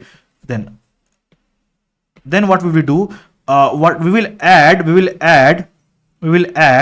the excess of fair value minus sale price, add to ROU asset. That's what we'll do. That's all. That's what we'll do here. Tell me, is that clear, everyone? Is that clear, everyone? Okay, so this is what is the treatment for sale and lease back. Now comes the question of sublease.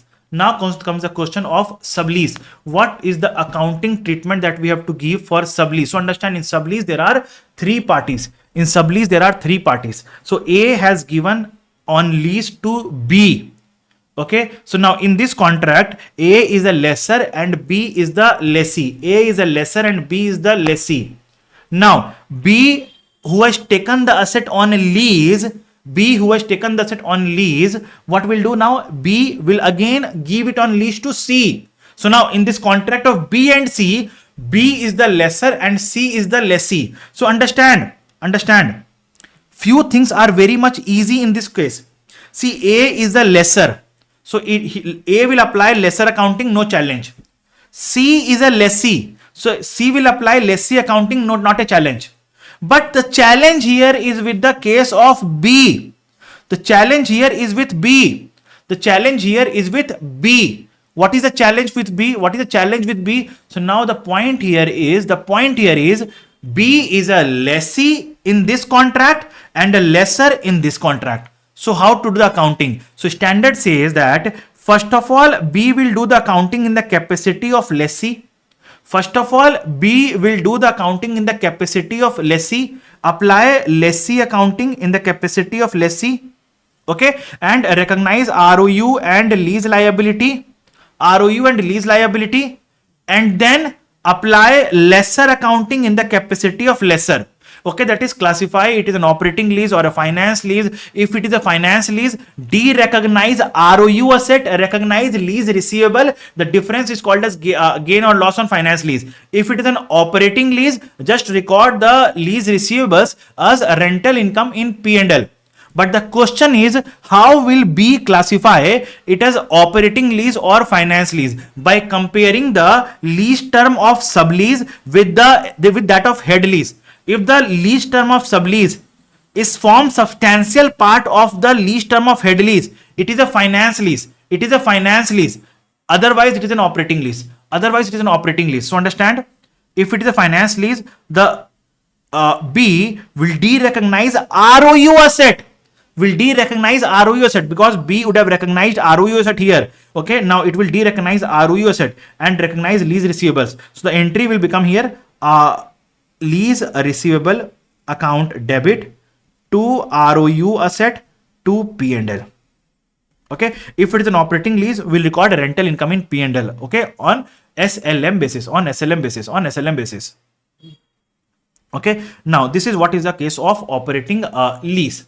Now comes the last part of this chapter, is identification of lease. So identification of lease, you know that we need to assess for three things. For identification of a lease, we need to assess for three things: whether there is an identified asset that exists or not, first part. Then whether we have the right to direct the use of the asset or not. And the third part, whether we have the right to receive substantially all the economic benefits from use or not. Now let me discuss each one of them in detail. So identified asset, how to assess if there is an identified asset? So it should be either explicitly or implicitly specified. See, I have made up a summary chart for that. So if you see this summary chart, it will become quite easy for you. So now, how to assess if there is an identified asset? The asset should be either explicitly or implicitly specified in the contract. There should be no substantive substitution rights with the lessor. Okay, and the asset should be physically distinct. If all these three are there, then we can say that this asset is an identified asset. Now comes right to direct the use of the asset. How to assess if the lessee has the right to direct the use of the asset? Then if the lessee has the right to direct, how and for what purpose the asset will be used, then the lessee has the right to direct the use of the asset. Now, right to receive economic benefits from use of the asset. If the lessee has the right to receive substantially all the economic benefits from use of the asset, not ownership, only use, then the lessee has the right to direct the right to receive all the economic benefits from the use of the asset. And if all the three conditions get satisfied, we say that this contract is a lease contract. We say that this contract is a lease contract. I believe it is clear to you. Now comes two small points: separating multiple lease components and separating lease and non-lease components. Understand? Let's suppose in a contract there are two components, lease component and non-lease component. Example: I have taken a property on rental and I have to pay so I have taken a property on rental, so I have to pay the rental for the property. It is called as a lease component. But also I am required to pay common area maintenance. I am required to pay common area maintenance. So this common area maintenance is a non-lease component. So standard says that we have to segregate these two. We have to segregate these two, lease component and non-lease component. Okay. Now the lease component, we will apply IFRS 16, that is we record ROU asset and lease liability and account for it. The common area maintenance or the non-lease component, I have to account as per the respective standard. And if there is no respective standard for the non-lease component, like for example common area maintenance, there is no respective standard for this one, so what we will do, we will recognize this as an expense in P&L on an actual basis. We will recognize this as an expense, not rent expense, expense in P&L on an actual basis. We will recognize the common area maintenance as an expense in P&L on an actual basis.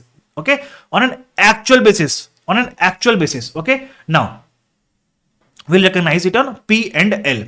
Now, for the actual means accrual only. Yes, okay, accrual only. Actual means accrual. Okay, actual means what? As and when it gets incurred. Okay, as it when it gets incurred or accrued. Now, so now, but the standard has also given you an option. Standard has also given you an option, a practical expedient. Standard has given you an practical expedient that if you don't want to segregate, don't segregate. If you don't want to segregate, don't segregate. No issue. No issue. In that case, the payment that you are making for the lease component and the non-lease component cumulative, you can account for under IFRS 16. That is all of it. You will account for as ROU and lease liability. You have an option not to separate lease and non-lease component. Okay. Ideally, you should separate, but you have an option not to separate. So you have to answer according to the requirement of the question. If the question is silent, we will say that yes, we will separate. If the question says that the lessee wants to adopt practical expedient, they say then it has an option not to separate it off. But if in the contract there are two lease component, meaning thereby I have taken lease of the property plus I have taken lease of the furniture, then in that case we are definitely required to separate and account for it. Definitely we are required to separate and account for it. Okay, in this case we do not have any option of not separating it. We are mandatorily required to separate multiple lease components. So understand, multiple lease component means what? Lease component 1 plus lease component 2. Separating lease and non-lease is lease component plus non-lease component. Okay, is that clear everyone? Is that clear everyone? So this completes my leases chapter. But if you have any queries, discuss that with me now. So let's start inventory. Let's start inventory now. So a very small chapter, within a fraction of minutes we'll complete it off. So first of all, understand what exactly is the meaning of inventory. What exactly is the meaning of inventory? So understand, I will explain using the graph chart. So inventory includes raw material. Inventory includes raw material. Inventory includes work in progress. Work in progress. Inventory includes finished products, finished goods. Inventory includes consumables. consumables, spare parts basically. Now, inventory also includes packaging material. Inventory also include packaging material.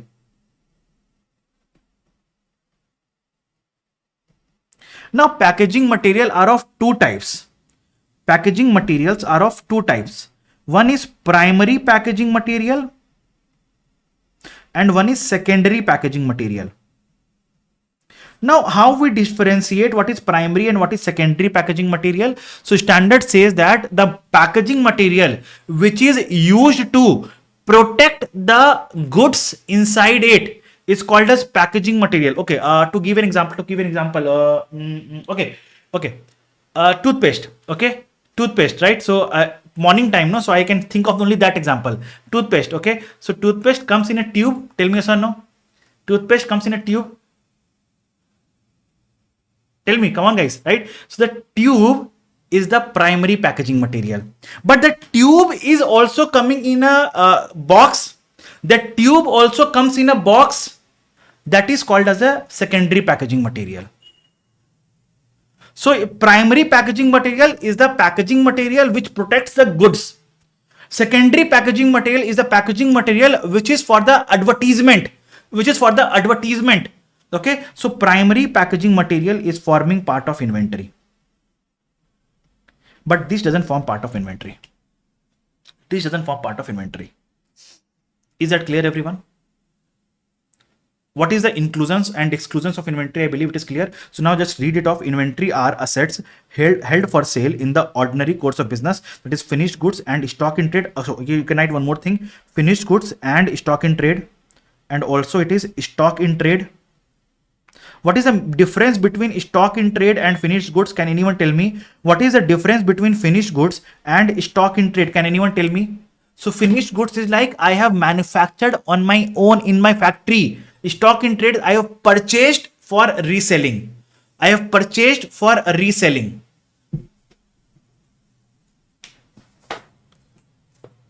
This book of mine, tell me, is it it is held for sale in the ordinary course of business. This book of mine is held for sale in the ordinary course of business. Okay. Now tell me, this book, is it a finished goods or stock in trade? Tell me. This book is a finished goods or stock in trade? Tell me. This is a finished good. Okay. Now, this book is a finished goods or stock in trade? This book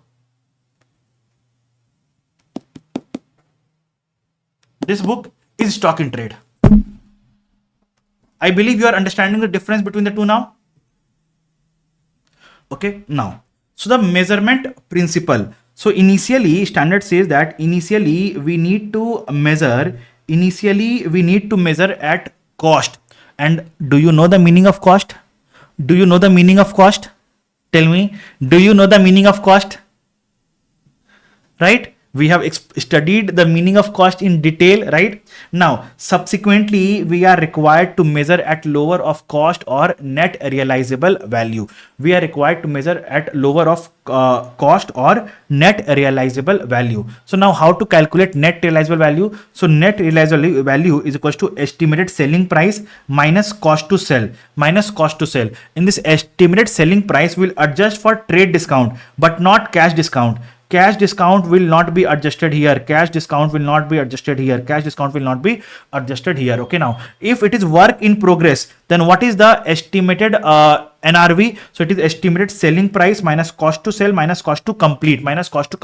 Why? Because see, understand, if there is a work in progress, now understand, this book is half printed.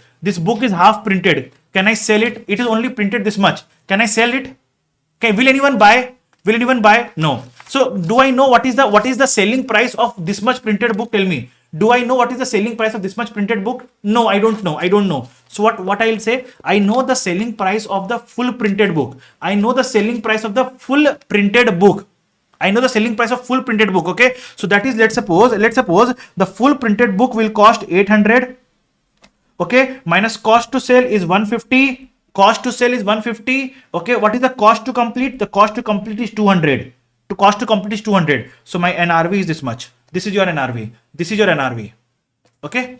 I believe you are able to understand how to calculate NRV. Okay. Now, if your NRV is less than cost, if your NRV is less than cost, tell me you will record at cost or NRV. If your NRV is less than cost, meaning thereby you have a cost of 10, but you have an NRV of 8. Tell me what you will record at 8. So, but ideally your inventory would have been recognized at 10. You have to bring it down to 8. You have to bring it down to 8. So it is called as write down. It is called as write down. It is called as impairment of inventory. It is called as impairment of inventory. So how to record the impairment of inventory? P&L account debit to provision for decline in inventory. P&L account debit to provision for decline in inventory, or you can write P&L account debit to inventory, because this provision is adjusted from inventory. Don't write provision, just write inventory. P&L account debit to inventory. It will reduce your inventory, and you will take this loss. You will take this impairment loss to P&L in cost of sales. In cost of sales. Okay. In cost of sales.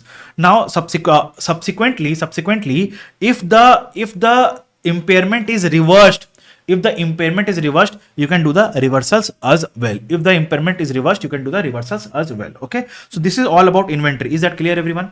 So the main part of this inventory chapter is what is the meaning of inventory and how is it measured, and how the impairment loss is accounted for. These 3 points are the main points of inventory. Is that clear to everyone? Tell me, guys, come on. Very good. Now again a very simple and an easy chapter. Again a very simple and an easy chapter, that is agriculture. A very simple, very easy chapter, agriculture.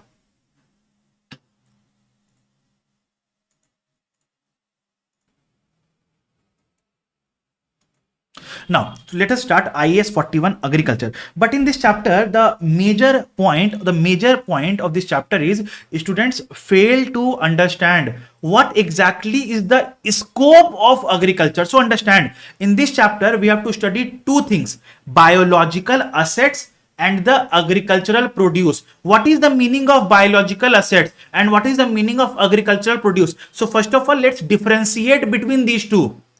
So if mango tree is a biological asset, the mango is agricultural produce.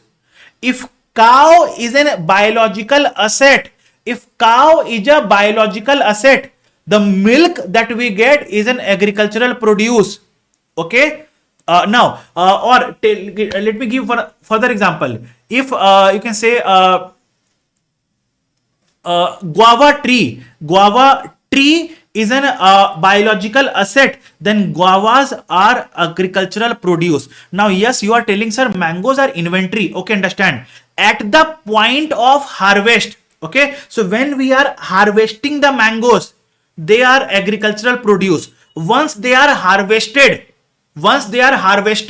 okay, now there can be multiple uses. Either we will sell the mangoes in the market as it is, then they becomes finished goods. And they become part of inventory. Or we will send the mangoes to our factory for further processing and converting it to maza or slice. Okay, then in that case, what will happen? They will be called as raw material to be converted to finished goods, that is maza.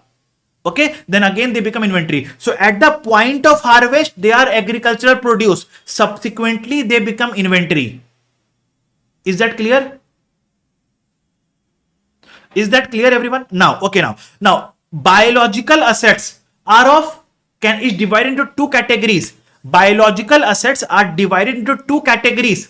Category number 1, if the biological assets are in the nature of PPE, that is, they will give us economic benefits over its useful life. Rather than being sold as agricultural produce. Okay, if biological asset is a tree or a plant, if biological asset is the nature of tree or a plant having characteristics of PPE, rather than being sold as agricultural produce, then it is called as bearer plant covered in the scope of IAS 16. IAS 16. Let me give you some examples to help you understand the same. Now understand, biological assets. If it is an animal, it is always in the scope of IAS 41 only. Biological assets, if it is an animal, it is always in the scope of IAS 41 only. If biological asset is a tree or a plant, having features like PPE, for example, mango tree. See, mango tree gives us mangoes every year, having benefit. Then in that case, we can say it is having benefit of features of PPE, which gives us benefits every year. Now tell me, do we cut the entire mango tree and sell it off? No. We don't cut the mango tree. We take the mangoes from the mango tree, right? So it is called as bearer plant. But understand, there are plant called as bamboo tree. Tell me, do you think bamboo tree gives us benefit every year? No. Bamboo tree is cut and sold, right? So this bamboo tree is not a bearer plant. Wheat plant, rice plant, we cut the plant itself. And sell it. So these are not bearer plants. They are biological assets.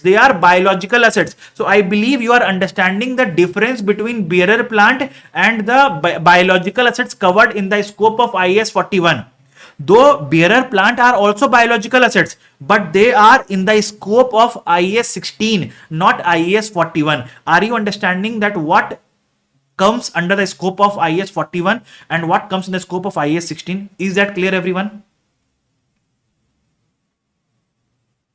Come on guys, tell me, is that clear, everyone? So I have made up a chart to help you understand the same.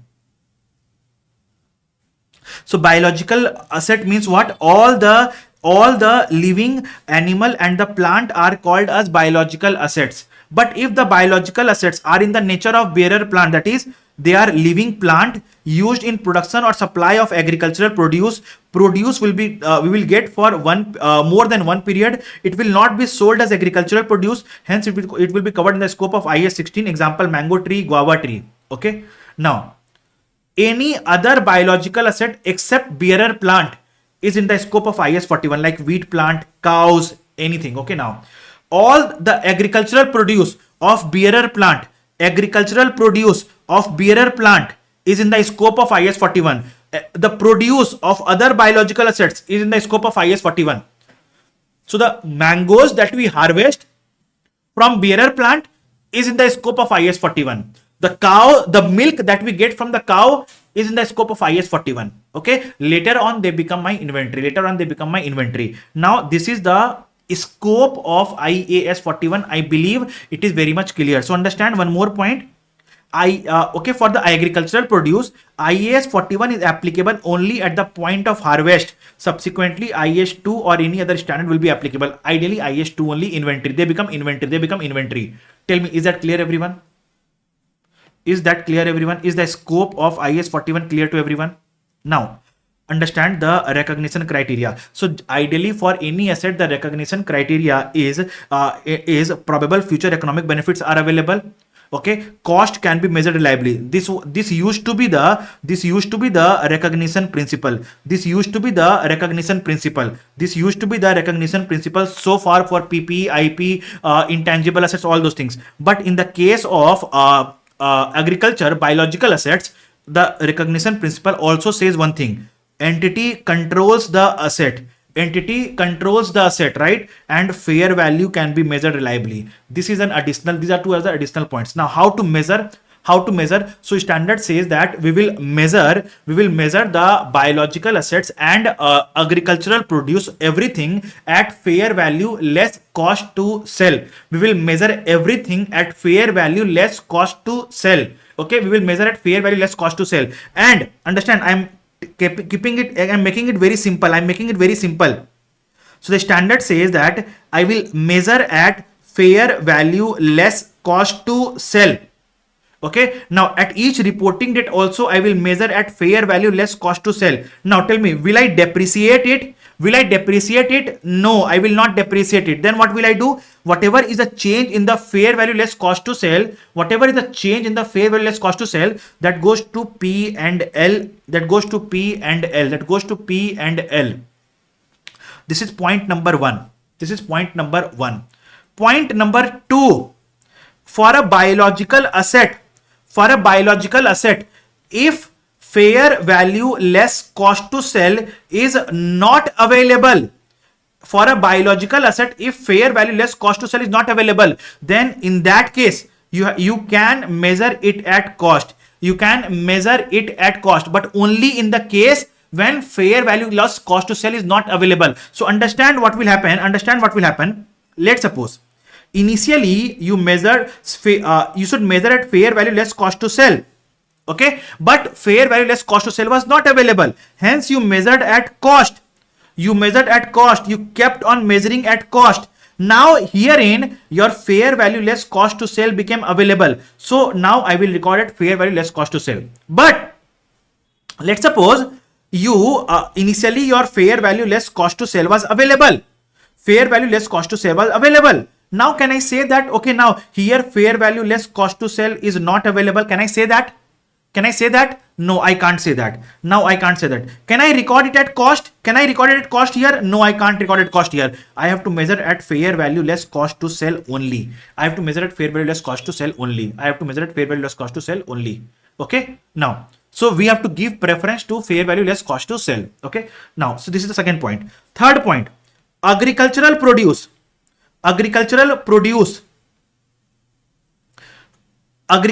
like mangoes, when we pluck from the tree, is there any cost for that? No.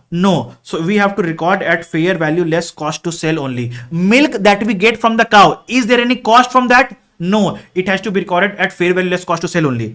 Fourth point. Okay, now one more thing. We have to record at fair value less cost to sell only. Okay, now this fair value less cost to sell only becomes the cost of inventory. This itself becomes the cost of inventory for the agricultural produce. Fourth point. Let's suppose I have a cow and the cow gives birth to a calf. At what value will I record the calf? So I will record the calf at fair value less cost to sell. Calf at fair value less cost to sell. Is that clear? Now, fifth point, the fair value less cost to sell, okay, gain or loss, fair value less cost to sell gain or loss will go to P and L. Now, the change from for biological assets, the change for fair value less cost to sell from 1 year to another year goes to P and L. Now, when I was writing this point, one of the student in the last batch asked me one point. Sir, you explained that for change of fair value less cost to sell within 1 year goes to P and L, but why are you not explaining for agricultural produce? Why did you say that the change in the fair value less cost to sell, within 1 year of agricultural produce will also go to P and L? I should say this also, but I didn't say. Why? Here agricultural produce is what? Milk, mango, guava. Do you think they have a life of 1 year? They have life of just few days, right? Just few days. So not writing specifically that point. Okay, Now, standard wants that though you are saying that fair value less cost to sell gain or loss will go to P and L. Okay, it's completely okay, but the standard says that in the disclosure you must disclose that how much of this gain or loss is coming from price change and how much is coming from physical change.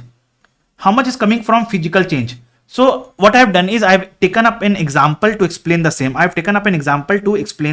Understand. fair value less cost to sell of a biological asset can change due to price change and physical change. How to disclose that how much of it is from physical change and how much is from price change? Understand?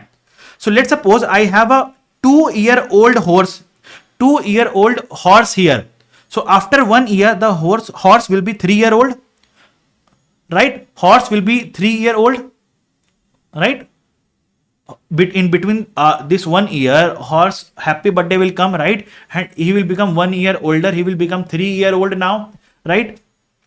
So let's suppose the fair value of 2-year-old horse is 100 and the fair value of 3-year-old horse is 150. So in P&L, you will record a gain of 50. That is completely fine. In P&L, you will record a gain of 50. That is completely fine. But in disclosures, you have to write how much of this gain out of 50 is attributable to price change and how much is attributable to physical change. Physical change, that is 2 years to 3 years. Okay. Now, so how will we do that? So standard says that to calculate the price change, keeping the age constant, that is 2-year-old horse has a cost of 100. 2-year-old horse has a fair value less cost to sell of 100. And here also 2-year-old horse has a fair value less cost to sell of 120. So this is called as price change. Keeping the age constant. Keeping the age constant, what is the change in price? Keeping the age constant, what is the change in price? 20. Now, keeping the date constant, what is the change of physical? So 2-year versus 3-year-old, 120 to 150, 30. So 30 is physical change. 30 is due to physical change. Change of the age. Keeping the dates constant, what is the change of price due to change of age? Okay. So P&L 50, in disclosure you will write price is attributable to 20 and physical is 30. Is that clear, everyone? Is that clear, everyone? Now, one more point, government grants. So let's suppose if you know in IAS 20, I discussed with you that if I receive any government grant, we record it as deferred grant income and we record this deferred grant income as grant income in P&L over the grant period in the ratio of compliance costs. Tell me yes or no. That's what we discussed yesterday. Now, so here as per IAS 41, if I am getting government grant for biological assets, then what should be the treatment? So the standard is saying if your biological asset is at cost model, if your biological asset is at cost model,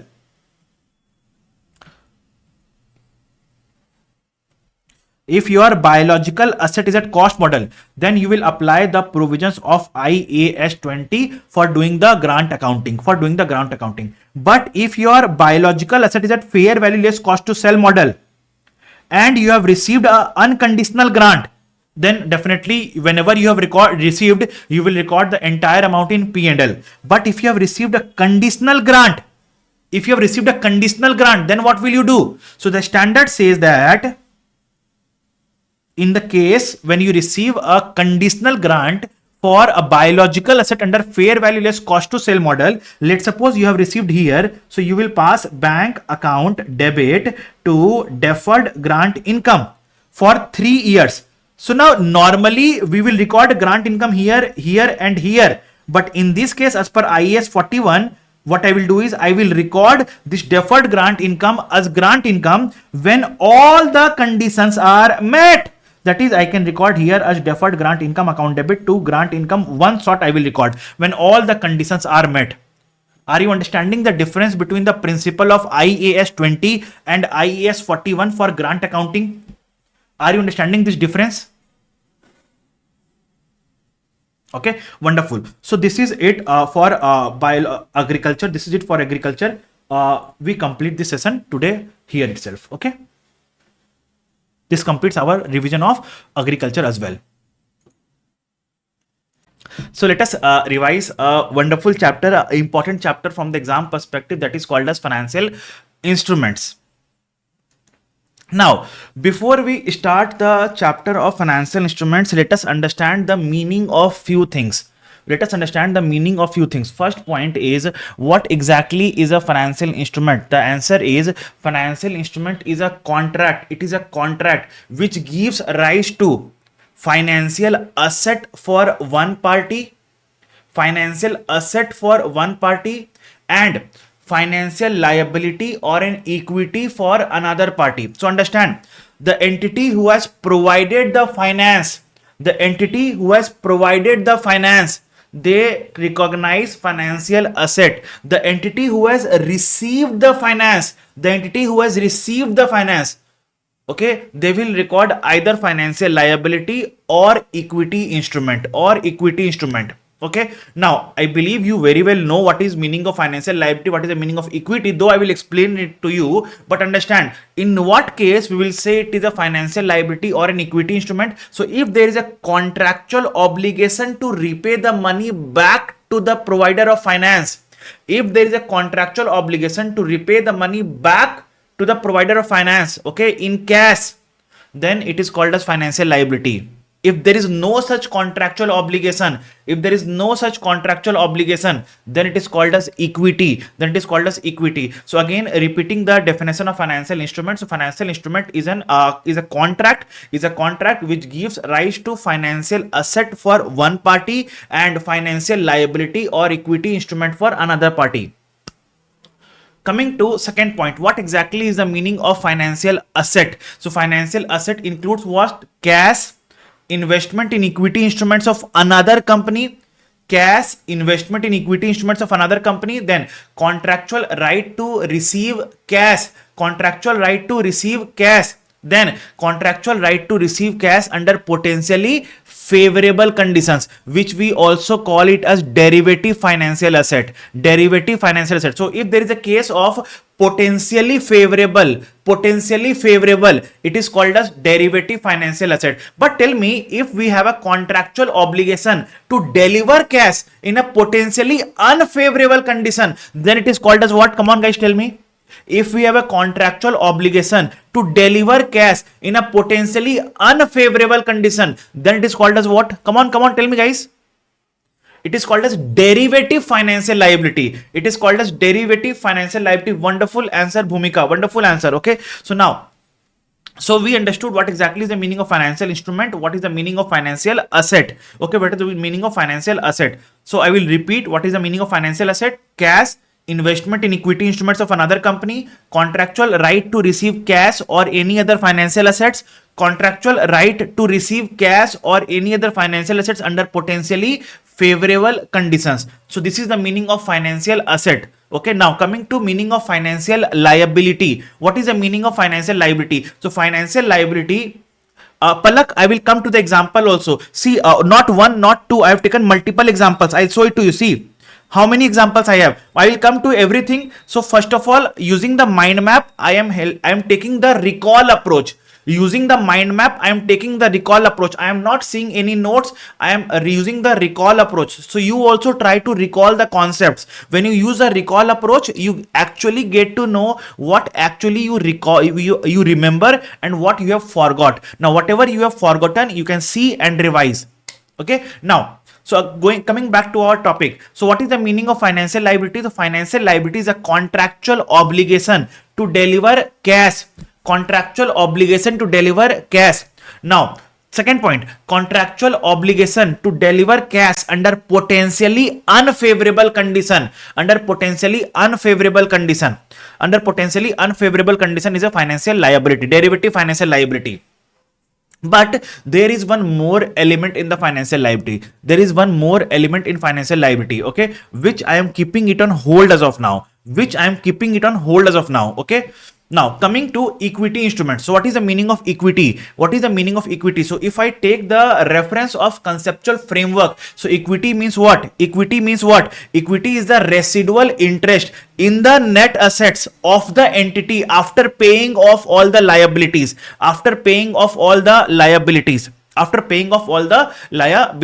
So this is the meaning of equity. But there is one more definition of equity, which I am keeping it on hold as of now. But tell me, so far is the meaning of financial instrument, financial asset, financial liability, equity clear to all of you? Is the meaning clear to all of you? Wonderful. Now comes the question. Shreya is asking, can you explain equity? So understand, Shreya, equity means it's a residual interest. A residual interest, meaning thereby there is no obligation to pay. The simplest meaning of equity is there is no obligation to refund the money back to the investor. Okay, let's suppose, Shreya, to explain you in a simplest manner, let's suppose you have invested in the equity shares of Reliance. Can you bound Reliance to repay the money back to you? Tell me. Can you bound Reliance to repay the money back to you? No, you cannot. No, you cannot. But then you will say, sir, what if I sell my shares? If I sell my shares, then Reliance has to pay the money back to me? No. You cannot sell the shares back to Reliance. You will sell the shares to another investor. You will sell the shares to another investor. You will not sell the shares to Reliance. Okay, so Reliance does not have any obligation. Reliance does not have any obligation to refund the money back to you. Okay, this is called as equity. This is called as equity. Okay.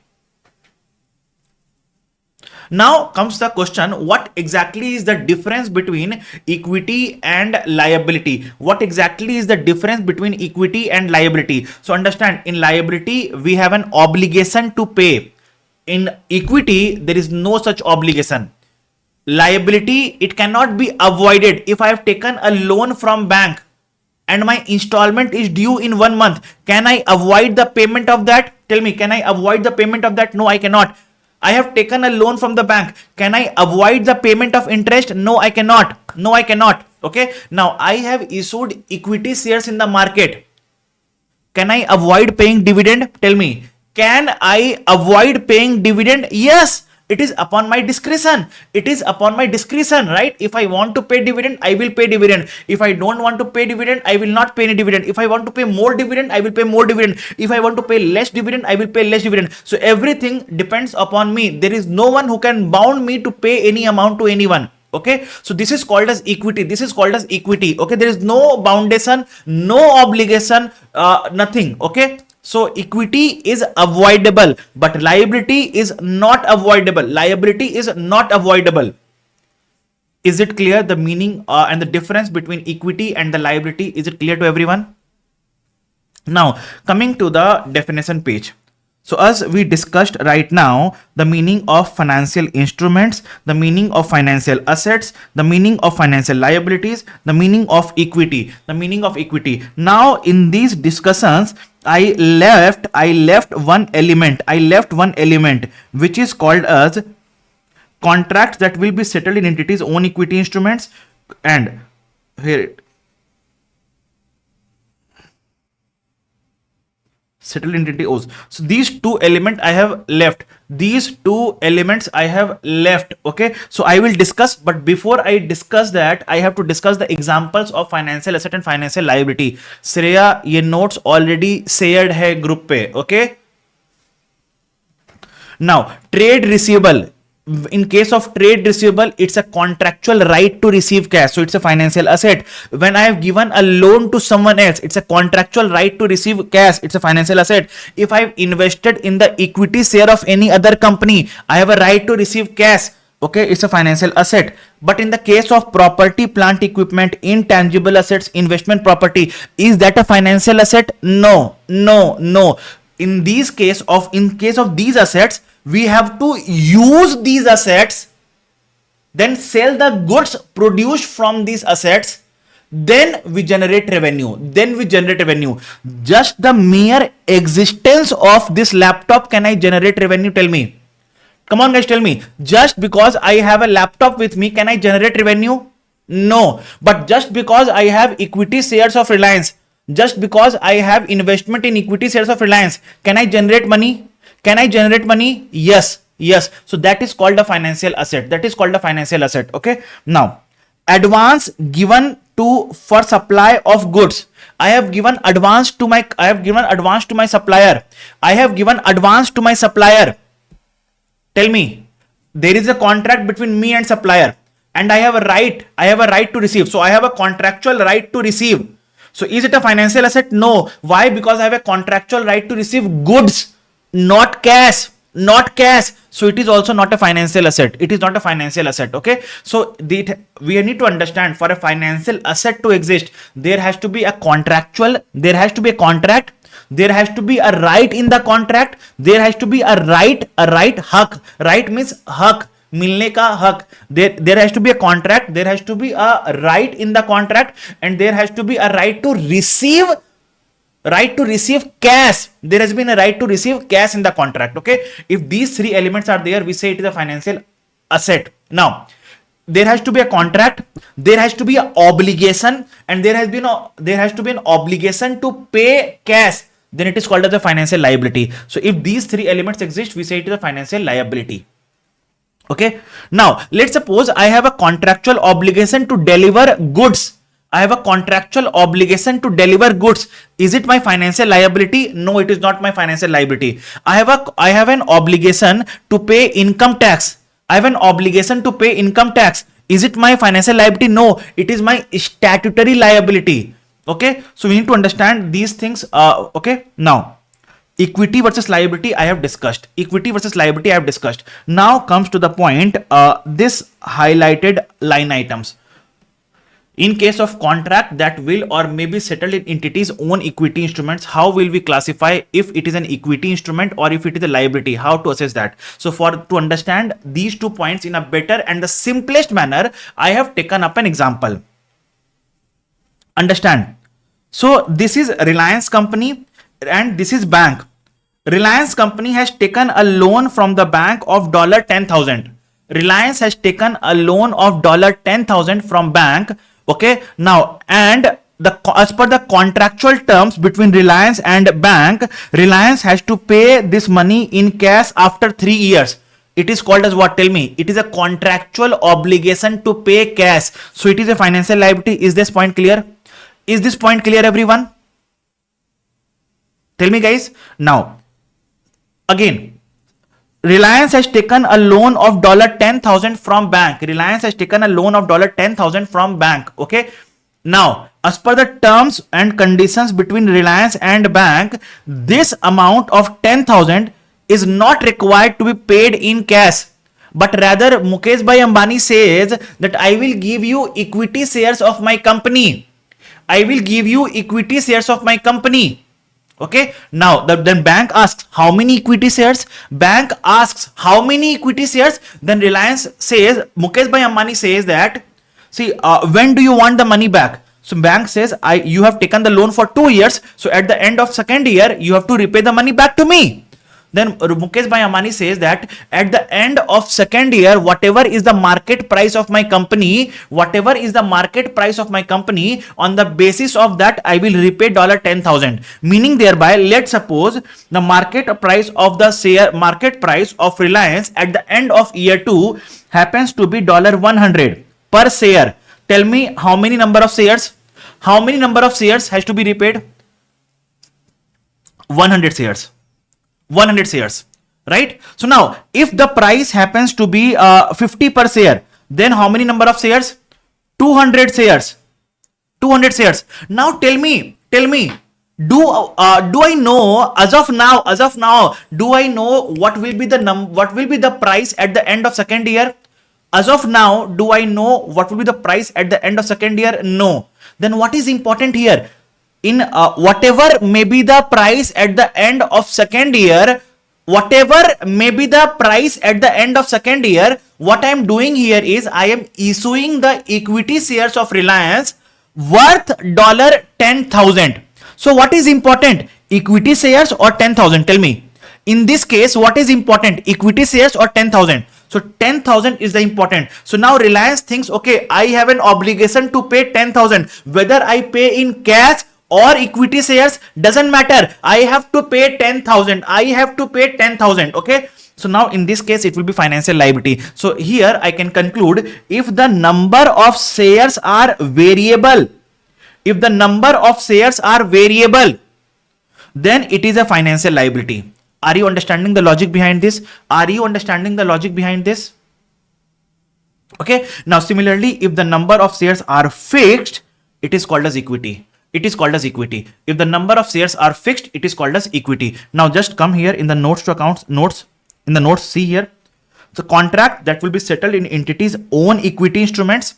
Reliance took a loan and Reliance is settling the contract in its own equity shares of Reliance, entity's own equity instruments. If it is variable in number, it is a financial liability. If it is fixed in number, it is an equity. Is the meaning clear, everyone? Is the meaning clear, everyone? Okay, wonderful.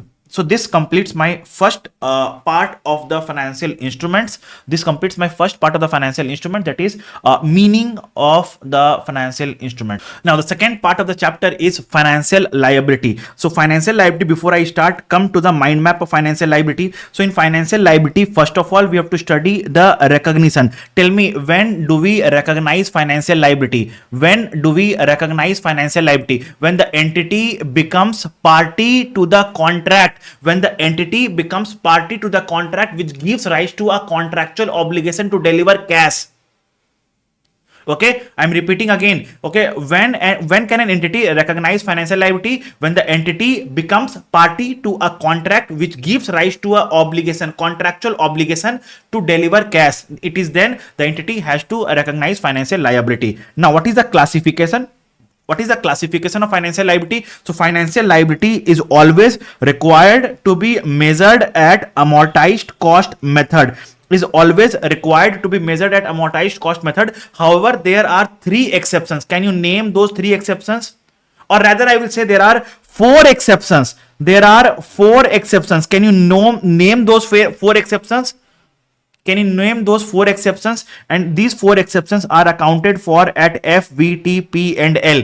Can you name those 4 exceptions? Contingent consideration, very good. Financial guarantee, derivative financial liability, and accounting mismatch. Okay. See, these are the 4 exceptions. So in case of these 4 financial liabilities, we measure at FVT, P&L. Rest all financial liabilities has to be measured at amortized cost method only. Amortized cost method only. Okay. Now comes the question, how to measure the lease. Now comes the question, not lease. I'm sorry. Now comes the question, how to measure the financial liability. How to measure the financial liability. So understand why I have written FA. Sorry.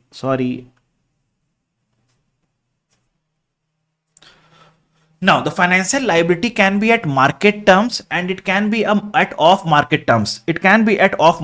Okay. Though FL at off market terms is not in our syllabus. Okay. But you never know when it can be asked in the exam. Okay, so I have covered a little bit about it. Okay, so that even if a question comes in the exam, you are able to answer to some extent in the exam. Okay, so first of all, financial liability at market terms. What is the meaning of financial liability at market terms? Let's understand, if 2 parties who are independent of each other, okay, the terms at which they will do the transaction is called as market terms. Okay, so if I take a loan from the bank, tell me, will bank give me any favor? No. So that transaction is called as at market terms. But if I take a loan from my papa, will I get at market rate? Will I get any favor? Tell me, will I get any favor? Yes, I will get a favor. I might get discounted rate. I might get a loan at discounted rates, right? So that is called as off market terms. Okay. Now, so if the financial liability is at market terms, then initially you have to measure the financial liability at its fair value. What is the meaning of fair value? That is the net amount that you receive. Let's suppose you have taken a loan of $100,000. So what is the inflow? 100,000. But to take this loan, you have paid a transaction cost, or you have paid a processing fees, let's suppose of 5,000. So initially you record the loan at 95,000. Is that clear? Is that clear? So this 95,000 is called as the fair value of the loan. This 95,000 is called as the fair value of the loan. So initially you have to record the financial liability at its fair value, meaning thereby the net amount received, meaning thereby at net amount that you receive, net amount that you receive, net amount that you receive. Okay. Subsequently, you have to measure at amortized cost method. Subsequently, you have to measure at amortized cost method. Now, what is the meaning of amortized cost method? We will charge finance cost, we will charge finance cost, we will charge finance cost, and we will pay contractual payments, and we will calculate closing financial liability. We will calculate closing financial liability. The same way, it's the same way we calculate lease liability. It's the same way we calculate lease liability, right? We charge finance cost, we pay off the contractual payments, we calculate closing financial liability,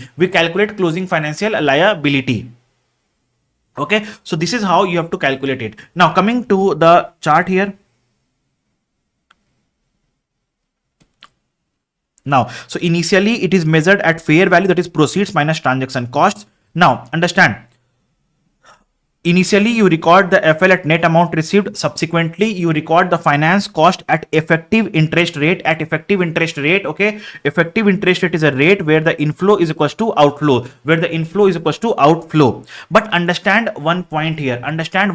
Generally I have seen students making this mistake. Let's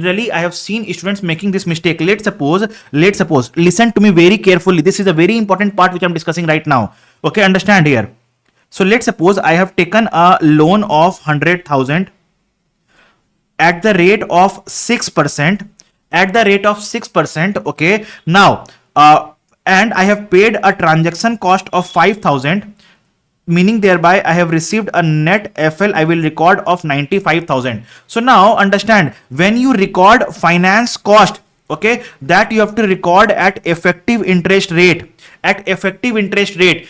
Let's suppose I'm not calculating it. See, this effective interest rate which I'm writing now will be wrong, but just for explanation, please understand the logic, okay. So let's suppose the effective interest rate happens to be 8%. Then what will you record? You will record finance cost as 95,000 ka 8%, and this is your finance cost which will go to P and L. Then what is your contractual payments? What is the amount that you will pay? Okay, so contractual payment is 100,000 ka 6%, and this is your closing liability. So what is the amount? So it is 95,000 ka 0.08 is 7,600.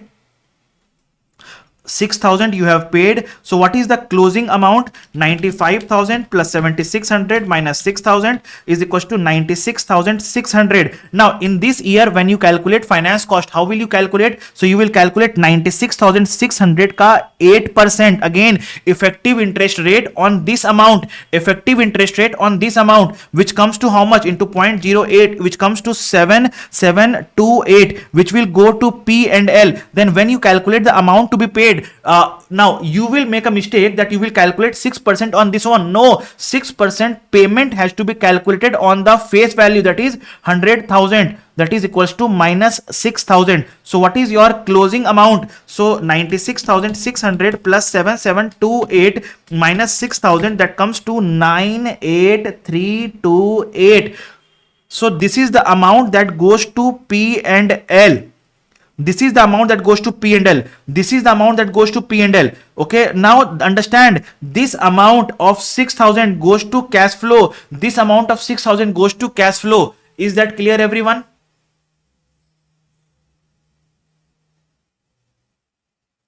Now, one more point. Let's suppose this finance cost doesn't exist. If this transaction cost would not have existed,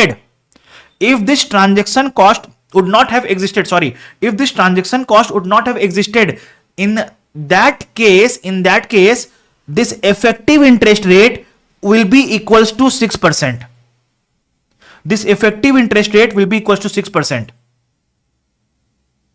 Is that clear, everyone?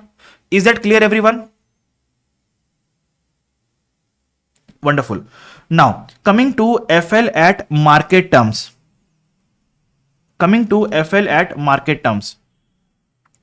Off market terms. So if your financial liability is at off market term, I am explaining an example. I am taking an example. Okay. So understand, if your financial liability is at off market terms, the example is government has given you a loan, interest free loan. Government has given you a interest free loan. Tell me, interest free, is it market term?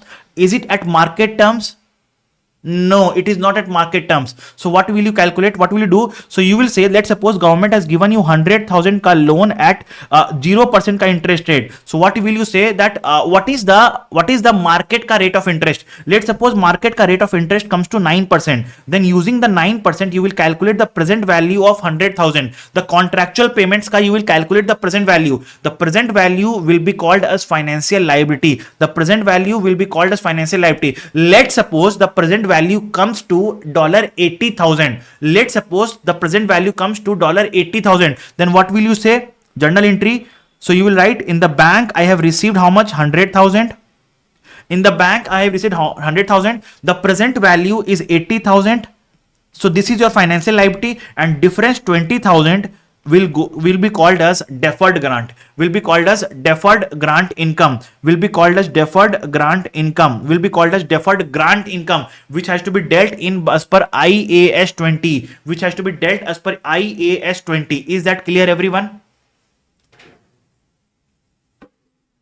Okay, now, so this completes my second part as well. But just before I complete second part, I will tell you one more thing. What is the journal entries? What are the journal entries to record finance cost? How to record finance cost? So finance cost account debit to financial liability. Now what is the journal entry to record the payment? It is financial liability account debit to bank.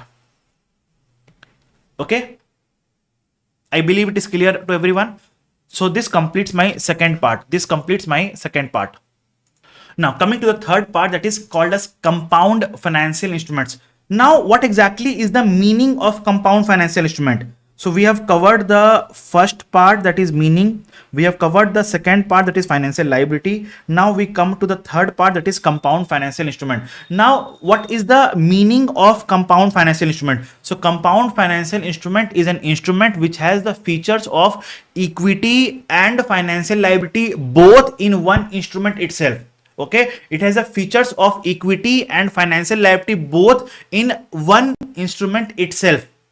Now in this case, what exactly are we going to do? Tell me, in this case, what exactly are we going to do? We are going to apply split accounting. On what date are we going to apply split accounting? On the date right here, on the date of issue of instrument. On the date of issue of instrument, we are going to apply split accounting. Now what is the meaning of split accounting? That we will bifurcate the instrument into two parts. We will bifurcate the instrument into two parts: financial liability and equity. Since this instrument has the features of both equity and financial liability, then this instrument should be accounted for as per which accounting? Equity accounting or FL accounting? So there was a confusion. So what the standard setter did is they bifurcated the instrument, okay, into financial liability and equity. Now to the financial liability component, we will apply financial. To the financial liability component, we will apply financial liability accounting. To the financial liability component, we will apply financial liability accounting. To the equity component, we will apply equity accounting. To the equity component, we will apply equity accounting. Is that clear, everyone? Now comes the question, how exactly we can do the split accounting? How exactly can we do the split accounting? So to do the split accounting, we need to evaluate the instrument in depth. We need to evaluate the instrument in depth and assess that which part of the instrument has features like financial liability and which part of the instrument has features like equity. So we need to evaluate this and then come to a conclusion that, okay, these are my financial liability parts, these are my equity component parts. So now for the financial liability parts, we will calculate the present value of all the contractual cash flows of the financial liability part, and this will give me the value of financial liability. Now the residual is your equity. The residual is your equity. So whatever remains is your equity. Is that clear, everyone? Now comes the question, how exactly we will identify that which part of the instrument is financial liability and which part of the instrument is equity. So for that, I have made a chart for you guys.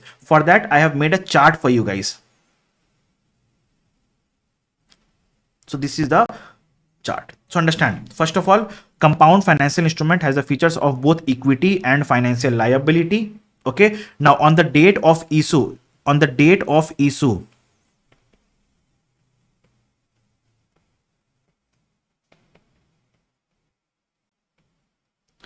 of instrument, we'll have to apply split accounting. How to do split accounting? So we need to identify what is the FL and the equity parts. So so how to identify what is the FL and the equity parts? To understand, so we divide the instrument into three parts: principal, interest or dividend, and conversion rights. Okay. Now principal, understand, if the principal amount is redeemable,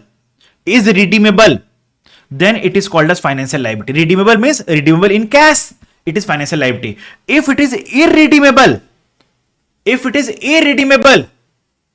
is never to be redeemed in cash, then it is equity, because there is no obligation. If it is irredeemable, there is no obligation to pay cash. Can we bound the company to pay cash? No, we cannot. Okay. Now if it is convertible to equity, then in that case, so we have to evaluate whether it is compulsorily convertible, optionally convertible, or the question is silent. So understand, if it is compulsorily convertible to fixed number of equity shares, it is equity. If it is compulsorily convertible to variable number of equity shares, it is financial liability, because as I have told already, if the number of shares are variable, it is a financial liability. It is a financial liability. Now if it is optionally convertible, again it is a financial liability. If it is optionally convertible, it is a financial liability. Why? Understand, let's suppose I am Reliance.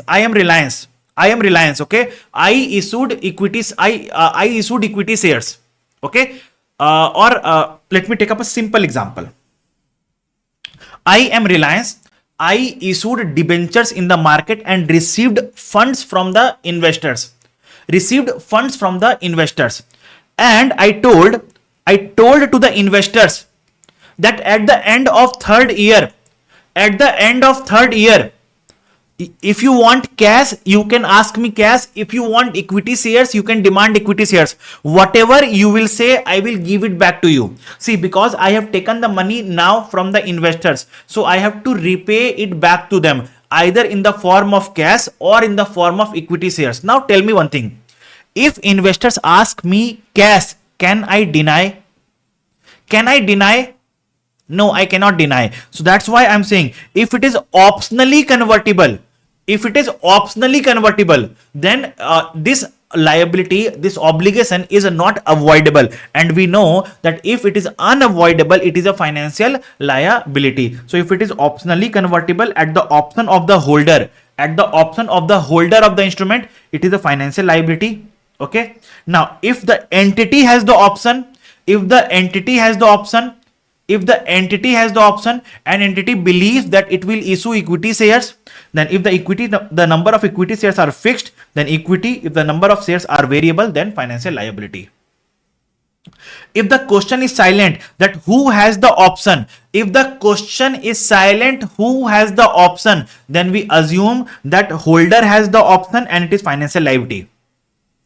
If the question is silent, whether it is compulsorily convertible or optionally convertible, in that case, we assume that it is optionally convertible. At the option of holder, and hence it is financial liability. Okay. Now, when it comes to interest or dividend, just a minute. when it comes to interest or dividend. Just don't go by the name interest or dividend. Please evaluate the characteristics properly. Now the standard says that it can be the case that interest can be equity, it can be the case that dividend can be financial liability. Don't go by the name, go by the substance. Substance over form is important. Let's suppose I have taken a loan from the bank of $10,000, payable interest at the rate of 10%. But the bank says, Vishal, if you have money, you pay interest. If you don't have money, don't pay interest. Bank was very considerate towards my business. So bank said, if you have money, you pay interest. If you don't have money, don't pay interest. Tell me, can I avoid payment of interest in this case? Can I avoid payment of interest? Yes, I can avoid. So is it still a financial liability? Is it still a financial liability? No, it's an equity now. Okay. So now it can be the case that dividend has to be paid at the rate of 10% every year. It can be possible. It can be possible. So don't go just by the name, go by the substance of the instrument. Go by the substance of the instrument. Okay. Now, if it is mandatory to be paid, that is unavoidable, then financial liability. If it is discretionary or optional or avoidable, then it is equity. Then it is equity. Okay. Now, conversion rights. Conversion rights. Just a minute. What I'll do is this much is not required. In my opinion, this is not required. So conversion rights is always equity. Conversion rights is always equity. So what is the meaning of conversion rights? Conversion rights enable the instrument to be converted to equity. Hence it is always equity. Hence it is always equity. So I believe now you can understand and identify that which component is equity and which component is financial liability. Tell me guys, is that clear everyone? Right? So now, having identified the equity and the financial liability component, so now what you are required to do is for the financial liability component, calculate the present value of the contractual cash flows of the financial liability component at the market rate of similar instrument, at the market rate of similar instrument without conversion option, at the market rate of interest for similar instrument without conversion option. Hers has a query, sir, if it is given optional conversion and option given to the issuer, what would we assume? Then in that case, if the question is silent, it is better to assume equity by giving an assumption, okay? Because understand, will you want to pay cash? Tell me, will you want to pay cash? We will never want to pay cash, right? We never want to pay cash. But understand the challenge again here. Is the number of shares mentioned? Tell me, is the number of shares mentioned? No. Then what? Can we assume on our own that the number of shares will be fixed? Can we assume this on our own? No, we can't assume this. So if the question is not giving you any sufficient data, in that case, you have to assume it to be financial liability. Okay. So if you would have noticed it properly, only in one situation it is equity and rest all is financial liability. See, if it is compulsorily convertible to fixed number of equity shares, it is equity, rest all is financial liability. Are you getting my point, Hers? Okay, if it is compulsorily convertible to fixed number of equity shares, then it is equity, otherwise it is a financial liability generally. Okay, so now if I have to summarize this chart, I can summarize in a very simple manner. For principal part, if it is compulsorily convertible to fixed number of equity shares, equity, otherwise financial liability. For interest and dividend, if it is avoidable, equity, unavoidable, financial liability. Conversion right, always equity. Is that clear now? I have simplified this chart also.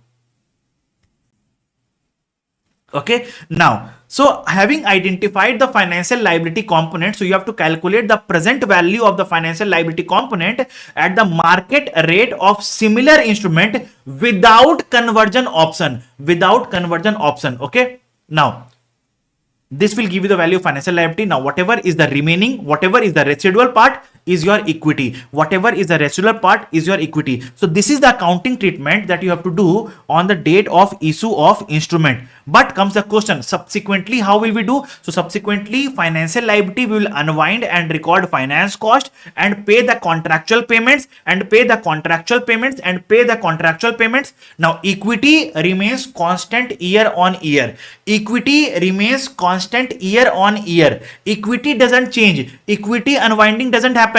Equity remains constant. Equity remains constant. Okay. Now, on the settlement date, if it is compulsorily convertible, then what will we do? If it is compulsory convertible to fixed number of equity shares, then what will we do?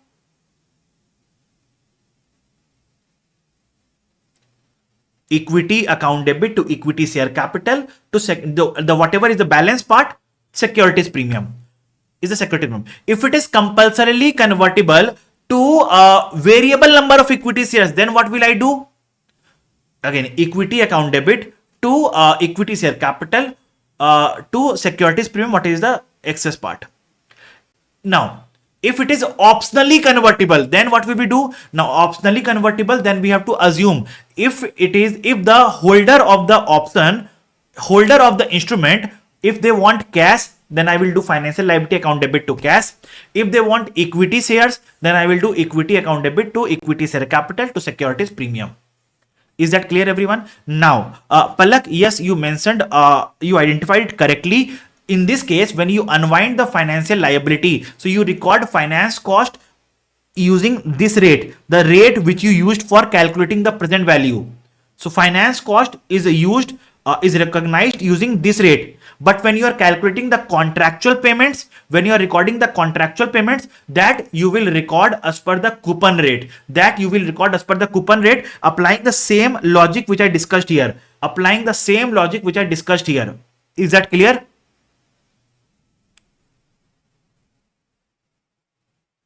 Is that clear? So now I do have an example for all of you.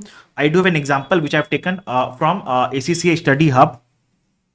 So it says this company issued $10 million 5% convertible loan notes on 1st January 20x1. On 1st January 20x1, they have issued the convertible loan note. On 1st January 20x1, they have issued how much? $10 million convertible loan note at the rate of 5%. At the rate of 5%. On 31st December 20x3, these will either be repaid. These will either be repaid at par or converted into shares. Tell me, what does it imply? What does it imply? Either repaid at par or converted. Either this or this, means optional.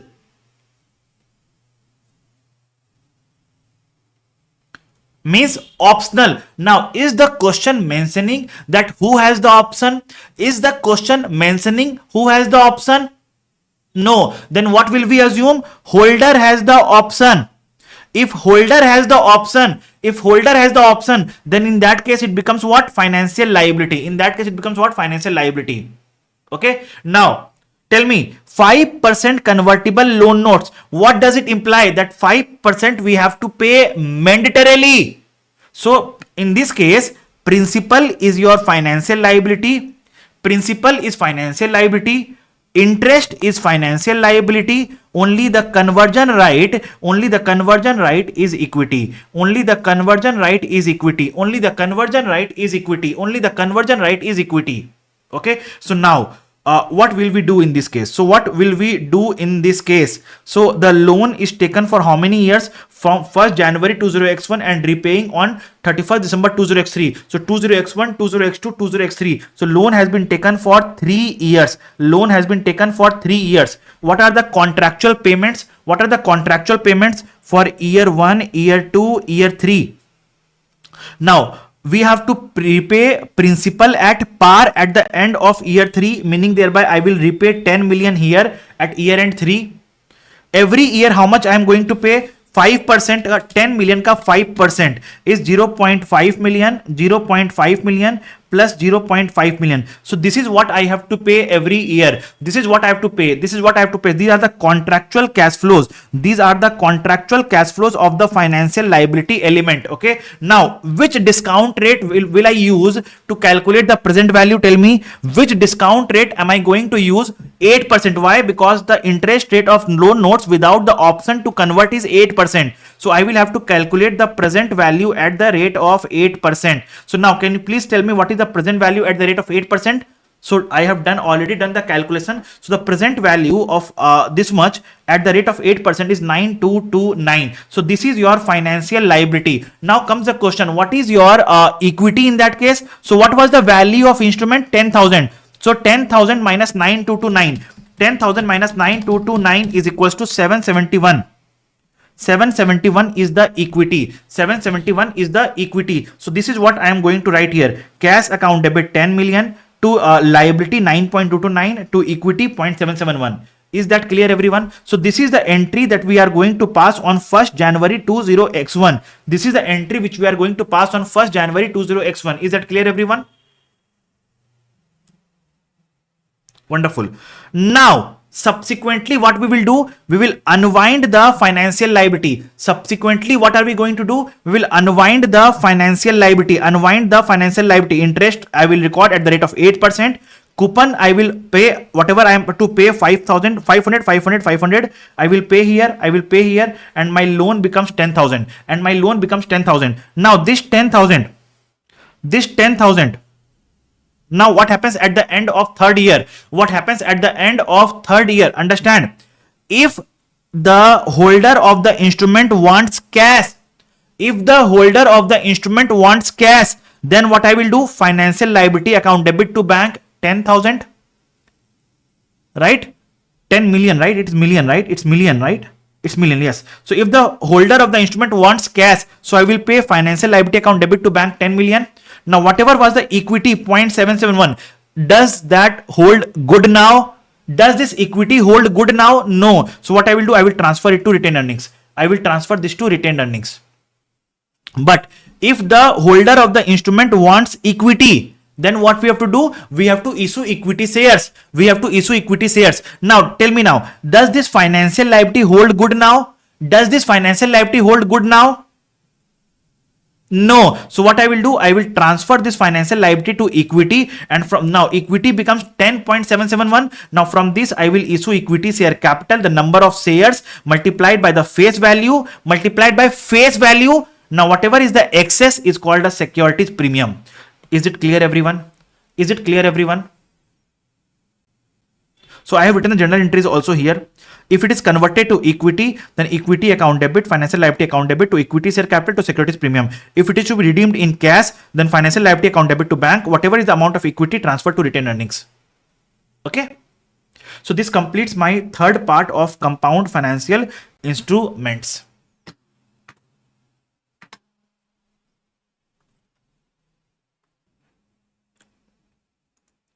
So now let us discuss the part 4, that is financial assets. Now comes the first part. When do we recognize financial asset? So when an entity becomes party to a contract that gives rise to a contractual right to receive cash. So in that case, we recognize financial assets. Now comes the question, what is the classification? So understand, in the case of financial asset, we can classify the financial asset at amortized cost method, fair value through other comprehensive income, or fair value through through P and L. But this was not the case with financial liability. Why? Because see, in case of financial liability, it is unavoidable. We do not have any option other than to settle it. Okay, so hence we have to measure it at amortized cost method only. But in case of financial asset, we have a right to receive. We have a right to receive. Now, if I have a right to receive, then we can use this right according to our benefit. We can use this right according to our benefit. Okay. So now I have an intention to hold this instrument to maturity. I might sell this instrument in between its useful life, or I might have any other objective. I might have an intention to hold it for trading purpose. So I might have varied reasons. I might have varied intention. I might have varied objective behind holding a financial asset, but that was not the case with financial liability. Hence, in the case of financial liability, we can classify it only as per amortized cost method, though there are certain exceptions. But in case of financial asset, since we have varied objectives behind holding a financial asset, in that case we can classify a financial asset under amortized cost method, FVT OCI or FVT P&L. Now comes the question, how exactly are we going to classify this? So now for that, the standard says that on the basis of two tests. First one is the business model test, and second one is called as the contractual cash flow test. Now understand, business model test is from the point of view of objective of the entity behind holding this instrument, and the contractual cash flow test is from the point of view of nature of the instrument. Getting my point? Now, so standard says that what is the meaning of business model test? So what is the objective behind holding the instrument? Now my objective can be held till maturity. My objective can be held for trading purposes. My objective can be hold till maturity, but I can sell if I get some better returns. If I get some exceptional returns or better returns, I can sell in that case. So here I have three objectives. Objective number 1, hold till maturity. Objective number 2, hold for trading. Objective number 3, what is the objective number 3? That is dual objective. Objective number 3 is dual objective. What is the meaning of dual objective? I will hold till maturity, but if I get better returns, I will sell it off. Okay. Now, what is the meaning of contractual cash flow test? Now, the standard says that contractual cash flow test means from this instrument, I will get only principal and interest on specified dates, solely payments of principal and interest on specified dates, and no other rights. So, contractual cash flow test, standard also says it as SPPI test. Why SPPI test? Solely payments of principal and interest. Test. Okay. Solely payments of principal and interest rates, and no other rights. So let's suppose if I have invested in convertible debentures, will that satisfy contractual cash flow test? Tell me. If I have invested in convertible debentures, will that satisfy contractual cash flow test? Debentures do give principal and interest on specified dates.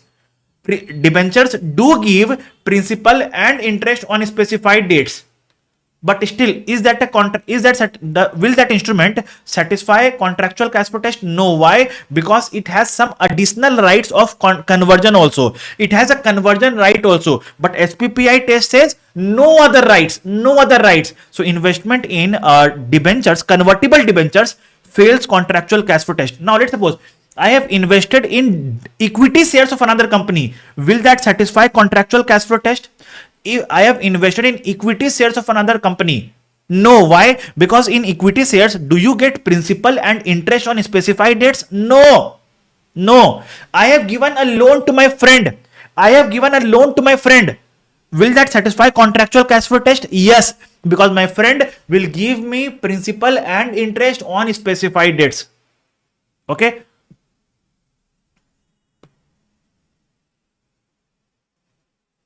Clear everyone? Now comes the question. We have understood what is the business model test, what is the contractual cash flow test. Now comes the question. So if your business model is to hold till maturity and CCFT passes, then your instrument is FA is amortized cost. If your business model test is hold till maturity but can be sold, means dual objective, and CCFT passes, then you have to record it FVT OCI. meaning thereby you will record the financial asset at fair value with gain or loss in fair value being recognized in other comprehensive income. Okay, now any other that is held for trading or if CCFT fails will be recognized at FVT P&L. Any other will be recognized at FVT P&L. Now my question is convertible instruments. Convertible instruments in the hands of issuer. In the hands of issuer, the company who issues the convertible debentures. So for that, it will be a compound financial instrument in the hands of holder who has invested in the convertible debentures. So in that case, it will be a financial asset at FVT P&L only. Is that clear, everyone? Is that clear, everyone? Now comes the question of measurement of financial assets. Measurement of financial assets. Now understand the simple, I will explain in a very simple language the measurement principle of financial assets.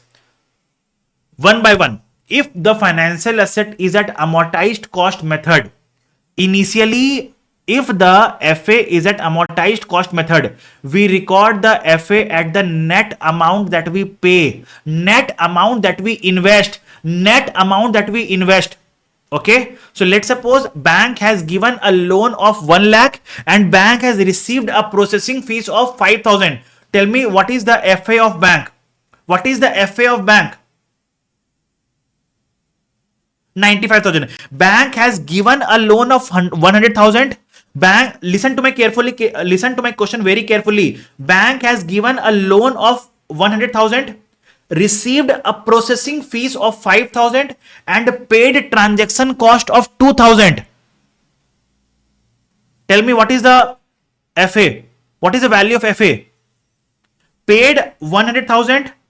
Again, you are not listening to my question carefully. Paid 100,000, received 5,000 processing fees, paid 2,000 transaction cost. 2,000 ka transaction cost.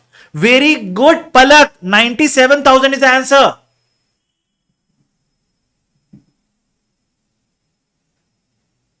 Why?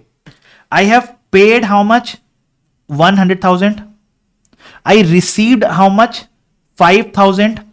Okay, then I paid transaction cost how much? 2,000. So what is the net amount that I have invested? Tell me. 100,000 plus 2,000 minus 5,000 is 97,000. Are you getting my point? Okay, so if your financial asset is at amortized cost method, you will record FA account debit to bank. You will capitalize the transaction cost or processing fees to the cost of FA. To the cost of FA, you will record finance income at effective interest rate. You will record finance income at effective interest rate as per the amortization schedule, similar to what we discussed in financial liability. If your financial asset is at FBT OCI, same treatment as amortized cost method, ditto same. Ditto same. Ditto same. But additionally, here we are required to do one more thing, that we will record fair value changes in other comprehensive income. That's the only additional thing that is happening here. That's the only additional thing that is happening here. So understand, I am writing something. Please tell me, is that clear or not? FA at FVT OCI is amortized cost method accounting plus fair value changes is recognized in other comprehensive income. Is that clear, everyone? Is that clear, everyone? Now, then, if your FA is at FVT P&L, then everything goes to P&L. If you incur any transaction cost, P&L. So in that case, if you incur any transaction cost, P&L. You received some finance income, P&L. So you record your finance income at the rate of coupon rate. You record finance income at coupon rate. You record finance income at coupon rate. So whatever you receive will go to P&L, or whatever you pay will go to P&L. So this FA at FVT P&L is very sorted in the life. FA at FVT P&L is very sorted. Any cost, any income, P&L. Any cost, any income, P&L. Is that clear? No. Now, I have written a note here. I have written a note here. Finance income of FA at FVT OCI will be the same as FA at ACM. It will be calculated as per the amortization schedule, not at fair value at the end of previous year. Tell me, do you understand this point? Do you understand this point? Do you understand what I am trying to say with this point? No, I know you're not understanding this point. But this is what I can say almost all the students make this mistake. And to explain this part itself, this part and this part, I can say 99% students make mistake here and here. I can guaranteedly say 99% students make mistake here and here. And to explain this part, I have taken up an example. And this is that example.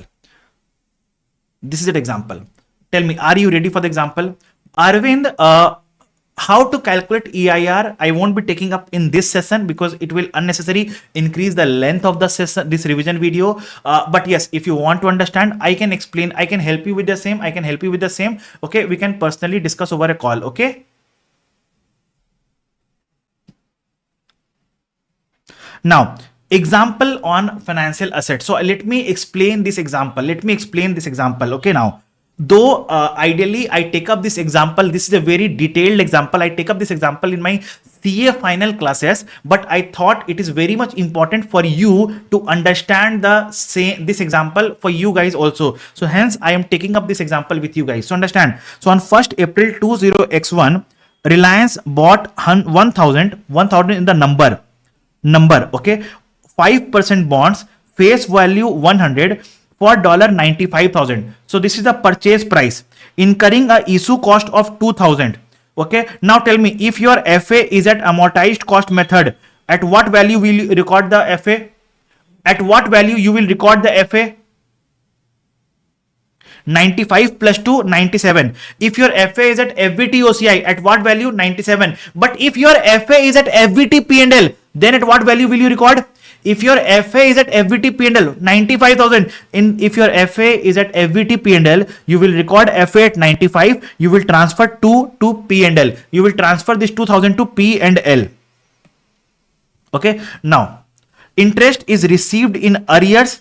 The bond will be redeemed at a premium of 5960 over nominal value. The effective rate of interest is 8%. Okay. Now the fair value of the bond is given at year end 1, at year end 2. The fair value of the bond is given. Suggest accounting treatment in the following cases. Case A, Reliance business model is to hold the bonds till redemption date. Tell me, first of all, does this instrument satisfy contractual cash flow test?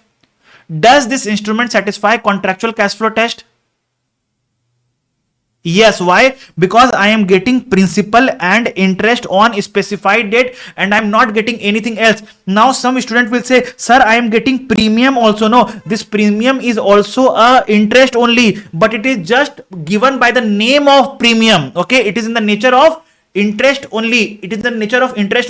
The market rate cannot be 5%.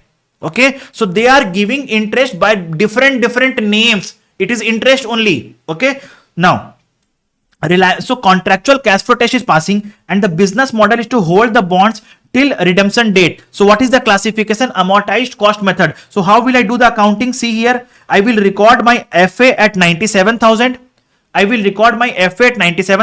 What was my effective interest rate? 8%. So I will record my finance income at 8%, 7760.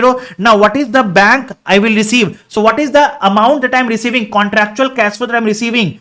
5% of the face value, that is 1000 multiplied by 100 is 1 lakh. 1 lakh of 5% is 5000. 1000 is the number of bonds. Per bond face value is 100. So 1000 into 100 is 1 lakh. 1 lakh of 5% is 5000 ka interest you are receiving. Okay, contractual cash flows you are receiving. Okay, so this is your, in the bank you receive 5000. So this amount of finance income will go to P&L. This payment which you receive will go to cash flow statement. Now this is your closing financial asset. So this becomes the opening. You record finance income at the rate of 8%, 7981 on 799760. Okay, then you receive 5,000. This is the closing balance. This becomes opening. On this you record finance income at the rate of 8% of 102,741 8219. You receive in the bank how much? You receive in the bank how much? Tell me. First of all, you will receive 1 lakh of the par value, plus you will record 5,000 of the contractual cash flows, plus you will receive 5960 ka premium. So if you add these three, it will become 110960. Is that clear, everyone? Is that clear, everyone? Wonderful, wonderful. Okay, now coming on to case B. Case B. What is case B saying? Reliance business model is to hold the bonds till redemption date, but also sell them if investment with higher returns become available. Now tell me, what is the classification? CCFT is passing, but the business objective is dual objective. So my classification becomes FVTOCI. Now see, this is the very important part. For this only I have taken up this example. Understand here. Ledger. See the ledger. See the ledger. Okay. Now you record FA at 97,000. You record finance income at 7760. That is 8% of 97,000. 7760. You receive cash flow of 5,000. Okay. Now, so what is your closing balance? Whatever is closing balance, what should be your closing balance? Ideally, it should be 99760. But you have to record the FA at fair value of 1,10,000. Why? Because the fair value at year end 1, if you see, is 110,000. So you record at 110,000. And hence you get a fair value gain of 10240. You get a fair value gain of 10240. Tell me, is that clear? Is that clear, everyone? So now my closing balance becomes 110,000. So this becomes my opening balance. This becomes my opening balance. Now the mistake will happen. Now the mistake will happen. You will say, what is your effective interest rate? What is your effective interest rate? 8%. Now what will student do? He will multiply 8% on 110,000 and write finance income as 8,800, and your answer will become wrong. Your answer will be wrong. Why? Because here you are required to record finance income as per the amortization schedule of FA at ACM. So what was the finance income as per ACM? 7981. See, I have to record finance income of 7981. See, what is the finance income of third year? 8219. So I have to record finance income of 8219. Getting my point? Are you getting my point? Come on, guys, tell me. So now read this line again now. Read this line again, please. Can you please read this line again?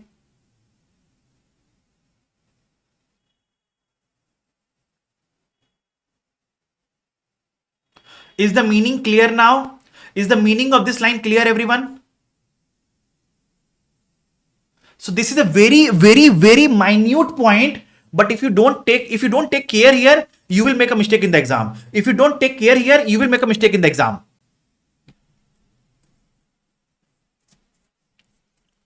Okay. Now, come further.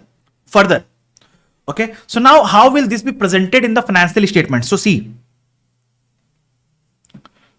you will record in case of FA at FBT OCI, you will record what? Finance income of 7760, 7981, 8219 in P&L, 7760, 7981 and 8219 in P&L. Tell me yes or no? Tell me yes or no? Guys, I need response from you. I need response from each one of you. Okay, now we also need to record fair value gain or loss in other comprehensive income. So in the first year we have a gain of 10240. In the first year we have a gain of 10240. In the second year we have a loss of 8981. In the second year we have a fair value loss of 8981. In the third year we have a loss of 1259. So right here, fair value loss of 8981, 1259. See, right? Can you please do the net? Can you please do the net? Can you please do the net? Is the net becoming 0? Is the net becoming 0? So what does it mean? What does it mean? So it means that even if you recorded the FA at FBT OCI, but you didn't sell the asset, so ultimately the accounting is same as per FA at ACM. In FA at ACM, see, this is what we recorded. In FA at FVT OCI, this is what we recorded. And if FA was at FVT OCI, but we didn't sell the asset, is the accounting ultimately becoming the same? Is the accounting ultimately becoming the same? Tell me yes or no. Because here FA at ACM, no impact in other comprehensive income. In FA at FVT OCI, because my objective was I can sell the asset, but did I sell? No, I haven't sold. I haven't sold. So ultimately it becomes FA at ACM only. So see, ultimately no impact in other comprehensive income as well. It becomes 0. Now comes the question. Now, sir, why don't you transfer the third year balance to P&L? Why to transfer the third year balance to P&L? It is at FVT OCI, na hers. It is at FVT OCI. So all the fair value gain or loss, you have to transfer to OCI. How can I transfer to P&L? How can I transfer to P&L? Right? I have to transfer to OCI. So everything gets transferred to OCI. Everything gets transferred to OCI. And net it becomes 0. But now my question comes, what if I sell the asset? The question that comes is, what if I sell the asset? That also I have taken FA at FVT OCI, but sold at 31st March 20x3. Then what happens? See here. So definitely my finance income will remain the same. My finance income will remain the same. My finance income will remain the same. Okay. But see, in first year, I recorded other comprehensive income of this much. And second year, I recorded this much. Now, if I prepare P&L, what happens? See, I record finance income of this much. I record finance income of this much. I record finance income this much. Now in OCI, I record a gain of this much and a loss of this much. So what is the net effect? What is the net effect? What is the net effect? 1259. 1259. Now the standard says, now tell me, is this fair value gain or loss? Is it still unrealized? Is it still unrealized? Is it still unrealized? No, because we have sold the asset. So we have realized it. So transfer the net OCI to P&L. So what is the net OCI? 10240. I have recorded a gain minus 8981 loss. So 1259. Transfer this gain to P&L. Transfer this net gain or to 1259 to P&L. Now read this line. Now read this paragraph. Treatment of OCI on settlement. So if the FA is at FVT OCI, you recycle from OCI to P&L. Is that clear, everyone? So when will you do on settlement? That is when you sell the asset. You recycle from OCI to P&L. Is that clear, everyone? Wonderful. But if your FA is at FVT P&L, this person is very much must mauler type of insan. Okay, this person is a very must mauler type of insan. So what it does, I will record my FA at 95,000, transaction cost of 2,000 incurred, P&L. Bye bye. Now, how much I received? 5,000. 5,000 is my finance income. Okay. Now, what is the carrying amount? Oh, my closing amount is this much. Whatever is the difference is P&L. Fair value gain or loss, P&L. P&L. Now, hers is asking me, is recycling a choice or a compulsory? So, recycling to P&L or recycling to RE is a mandatory thing given by ACCA, given by the IFRS framework. So they have specified that which items you have of OCI you have to recycle to P&L, which items of OCI you have to recycle to retained earnings. Okay, so understand that other comprehensive income is a temporary account. Whatever we recognize in other comprehensive income, first of all, gets accumulated as a reserve in the other equity. Whether it be revaluation gain of PPE, we record that and we accumulate as revaluation reserve in other equity. If it was a fair value gain or loss of FA at FVT OCI, we record the gain or loss we record the gain or loss in other comprehensive income, and it is accumulated in other equity. So whatever you recognize in other comprehensive income is first of all recognized in other comprehensive income. From there it gets accumulated in other equity. Now on settlement of the instrument, from that reserve, from other equity, it goes to either P&L, or it goes to retained earnings, I will show the life cycle. So whatever you recognize in other comprehensive income, that is statement of profit and loss and other comprehensive income, it gets accumulated in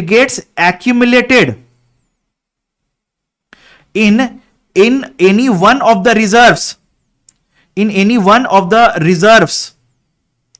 of other equity in SOFP. Now when this instrument is settled, on settlement of instrument, it gets transferred to either P&L or retained earnings. To give an example, revaluation gain, first of all we record in other comprehensive income, it gets accumulated in SOFP as revaluation reserve. Okay, now on derecognition of PPE, it is transferred to retained earnings. Now giving you one more example, if your financial asset is at FVT OCI, so first of all you will record the gain or loss in other comprehensive income, then it will get accumulated in other equity in any one of the reserves. Now when you sell the asset, okay, on settlement it will get transferred to P&L. Are you understanding this point, Hers? What I will do is I will make a detailed video on this tomorrow and I will upload it off in the YouTube, okay, for everyone to watch it. But I believe you have understood this concept, right? Prima facie you have understood this concept. Moving further. So there is one more financial asset. Okay, Palak has a query, sir, how to identify which will be transferred to RE and which will be transferred to P&L. Don't worry, I will make a complete list. I will make a video on all about OCI in detail. I will make a video tomorrow and I will provide it to you guys, okay? Everything about OCI, what are the components of OCI, which is recyclable, which is not recyclable, everything I'll make and upload it to you guys and upload it tomorrow itself. Now, investment in equity instruments of another entity. So understand here. Default classification is FVT P&L, but standard has given us an option that we can measure at FVT OCI. Sir, why FVT OCI? It doesn't qualify CCFT test.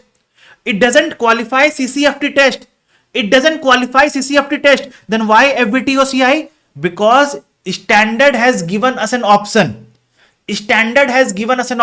Okay, now it is an irrevocable option given at the time of initial recognition. It is an irrevocable option. What is the meaning of irrevocable option? Once you select FVT OCI, you cannot go back to P&L.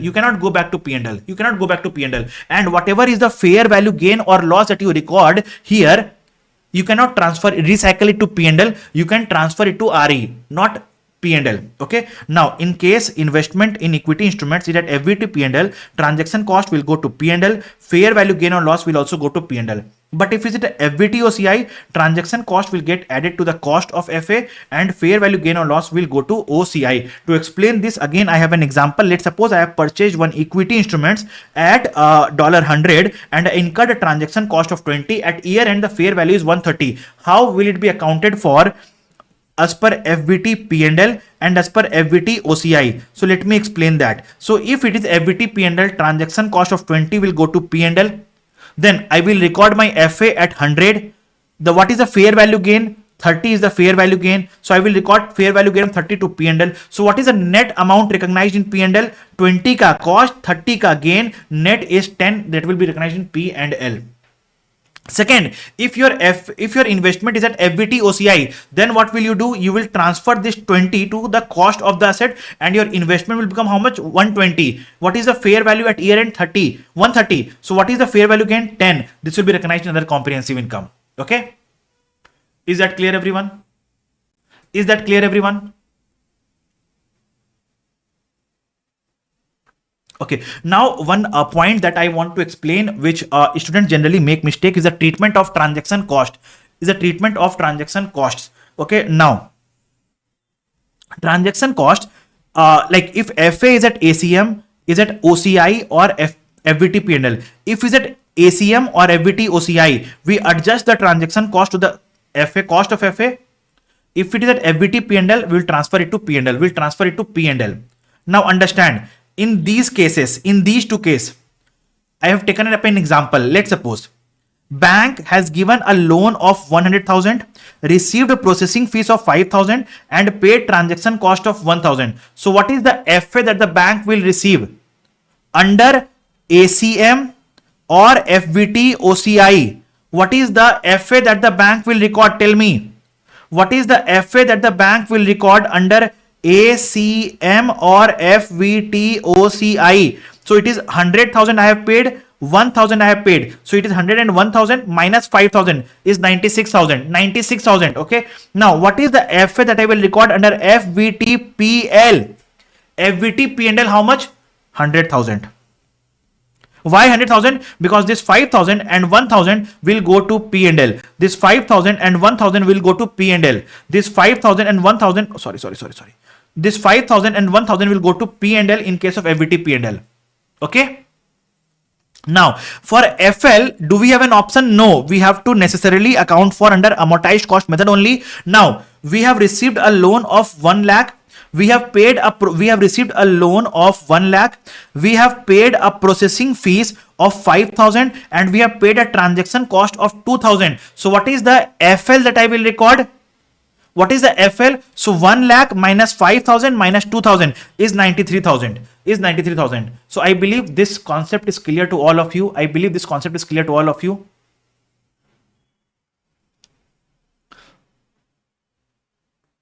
Now, so now we have to study the reclassification of FA, then we will study the impairment of FA, and then we will study the derecognition of FA. So these three things we are required to study for the FA, and the FA will get over, So we have to study three things: reclassification, impairment and derecognition. Very easy, understand? So reclassification of FA. Now when can we reclassify the FA? So understand, we did the classification of FA on the basis of two tests: business model test and contractual cash flow test.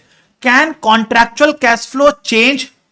Can contractual cash flow test change? No, because it was the nature of the instrument which doesn't change, but the objective of the entity behind holding the instrument might change, right? Earlier it was business model was held to maturity, now it is held for trading. So this might change. So if the business model test changes, we might need to reclassify the instrument. But there is one instrument which can never be reclassified. Can you tell me that the name? Can you tell me the name of one instrument which can never be reclassified? Investment in equity instruments. If it is at FVT P&L, can you take it to OCI? No. If it is at FVT OCI, can you take it to P&L? No. Why I'm saying it? See, because see here, if you see, it is an irrevocable option at initial recognition. So let's suppose initially you measured at FVT P&L. Can you measure at FVT OCI here? No, because you can measure at FVT OCI only at the time of initial recognition. So initially, if you measure at FVT P&L, the option for FVT OCI closes down. Now, if initially you measure at FVT OCI, can you go back to FVT P&L? No. Why? Because it is an irrevocable option. So investment in equity instruments can never be reclassified.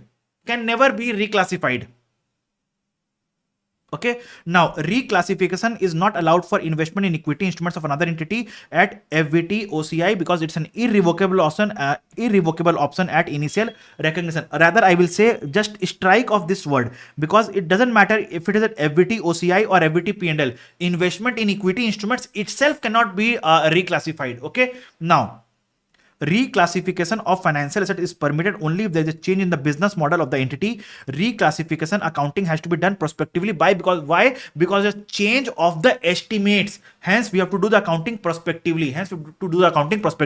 Now, what is the general rule of accounting? What is the general rule of reclassification? So, general rule of reclassification is, till date of reclassification, you will apply old accounting. Similar to what we did from transfer of investments to PPE or PPE to investments. Okay, till date of reclassification, we will apply old. Subsequently, we will apply new. Okay, now I have an example. Using this example, I will explain all the reclassification. So carrying amount on date of reclassification is 100,000 and the fair value is 90,000, and we are classifying from ACM to FBT P&L. Now tell me, when you are classifying from ACM to FBT P&L, so what will you do? So first of all, you transfer at a cost. Okay, then it is at FBT P&L. Okay, let me account it as per FBT P&L. Okay, so I have accounted as per FBT P&L. Now, ACM to FBT OCI. So first of all, let me transfer to FBT OCI, and then I will, now new classification is FBT OCI. So I will account as per FBT OCI. FBT P&L to ACM. Okay, now my classification is FBT P&L, but I have recognized my FA at cost. So I have to first of all rectify my accounting. So first of all, I will do the FBT P&L accounting. Then I will transfer from FBT P&L to ACM. Then I will do the transfer from FBT P&L to ACM. Okay. Now the fair value on the date of reclassification becomes the cost of the ACM. If it is FBT P&L to FBT OCI, so first of all, I will do the FBT P&L accounting. Then I will transfer from FBT P&L to FBT OCI at the fair value. Okay. Now, if it is FBT OCI to ACM, so first of all, I will do the FBT OCI accounting. Just a minute.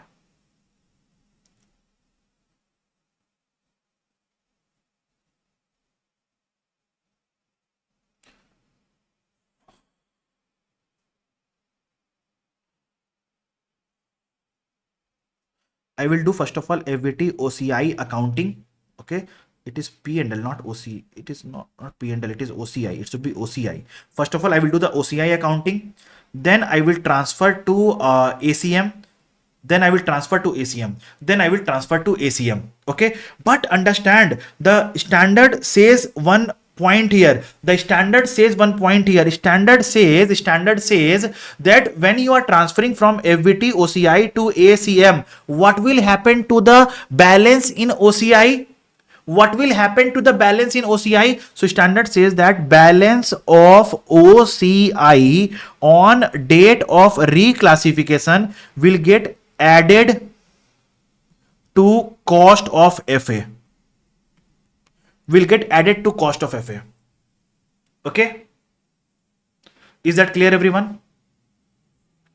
Okay, now if it is FBT OCI to FBT P&L, sorry, if it is FBT OCI to FBT P&L, then what will I do? First of all, I will do the FBT OCI accounting. Then I will transfer from FBT OCI to FBT P&L. Now comes the question.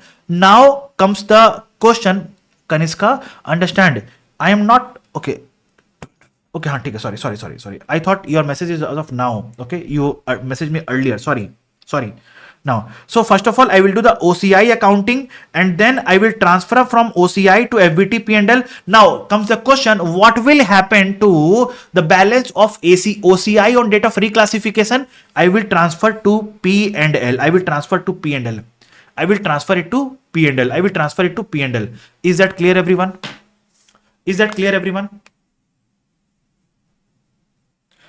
Okay, so understand, first of all, rectify as per the old classification, then do the transfer, then do the accounting as per new classification. Always remember 3 steps. First of all, rectify as per your old classification, then do the transfers and do the accounting as per new classification. But again, one more point, if you are transferring from FBT OCI to a different classification, If you are transferring from FVT OCI to different classification, then you have to transfer your balance of OCI on date of reclassification either to the cost of asset or to P&L or to P&L or to P&L. I believe that is very much clear to all of you. Okay. Now coming to impairment of financial assets. Coming to impairment of financial assets. Now understand.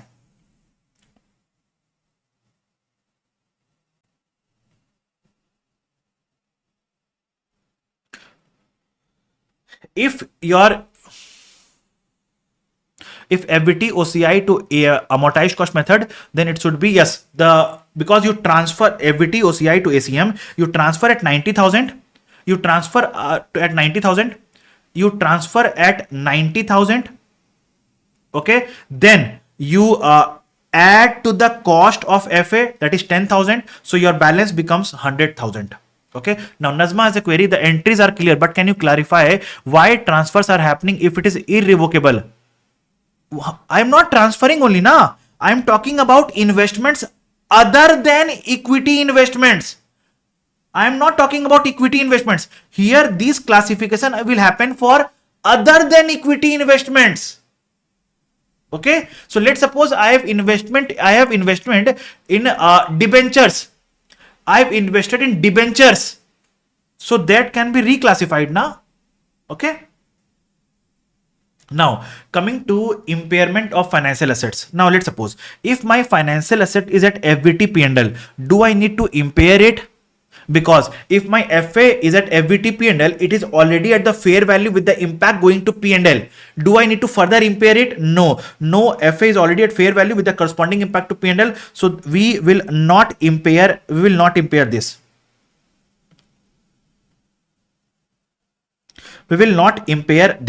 impair this. Now, if your FA is at FVT OCI, so your FA is at fair value only, but does the impact go to P&L? Tell me, does the impact go to P&L? No, impact is going to OCI. So what we have to do for the amount of impairment loss, you have to recycle from OCI to P&L. So you have to transfer from OCI to P&L. You have to recycle from OCI to P&L because your FA is at fair value. So am I required to touch the value of FA? No. I am not required to touch the value of FA. Just that I will recycle from OCI to P&L, from OCI to P&L. Okay, but the amount of impairment loss I will recycle from OCI to P&L. Now coming to investment in equity instruments at FVT OCI. At FVT OCI, can I recycle from OCI to P&L the impairment loss? Can I recycle from OCI to P&L? No, I cannot. So this will also not be impaired. This will also not be impaired.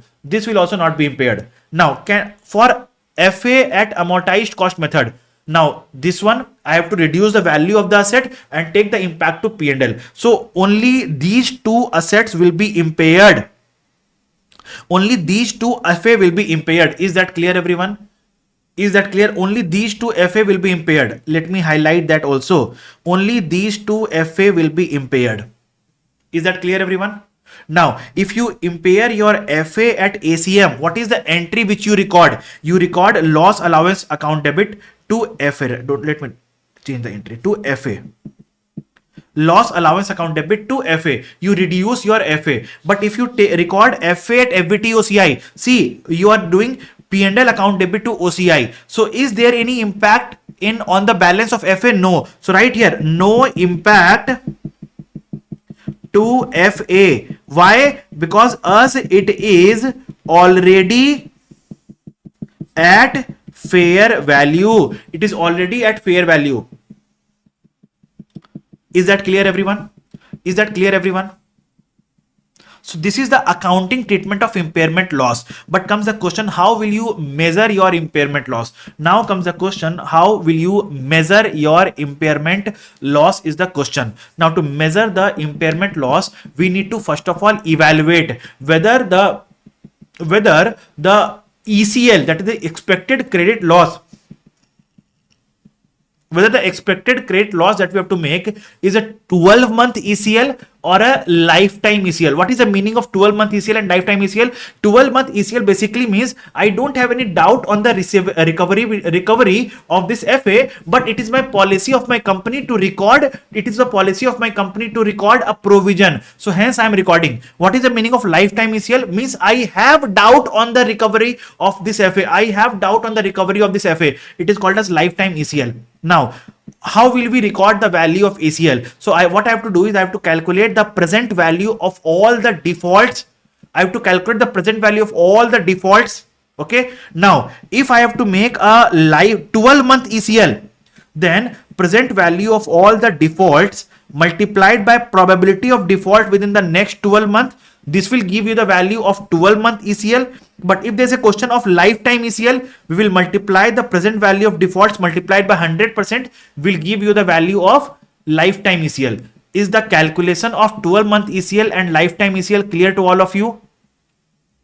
Okay, now one more point on finance income and ECL. One more point on finance income and ECL. So understand that point. So understand, let's suppose on this date I have recorded 12-month ECL. Okay, my FA was 100, ECL at 10, my carrying amount is 90. So finance income I will record on 100 or 90, tell me. So I will record my FA on 100.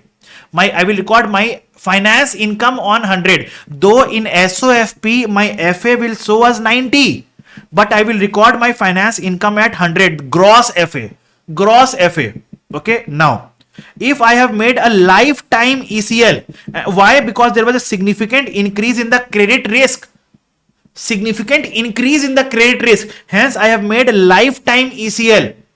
Now, again, my FA is 100, ECL is 10, and my carrying amount is 90. So, in SOFP, I will record FA at 90. But in P&L, I will record finance income on 100 or 90. So, standard says that still you will record finance income on 100.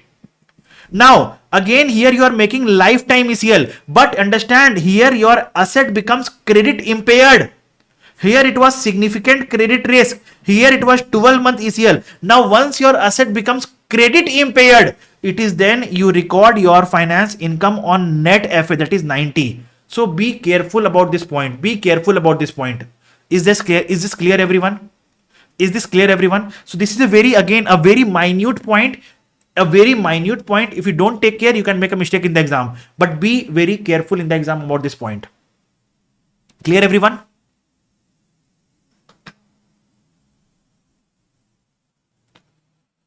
Now comes de-recognition of financial assets. There comes a question, when do we de-recognize FA? When do we de-recognize FA? Now for this, the standard says that if you transfer your financial asset with substantial risk or rewards, you de-recognize the FA. If you transfer the control of FA, you de-recognize the FA.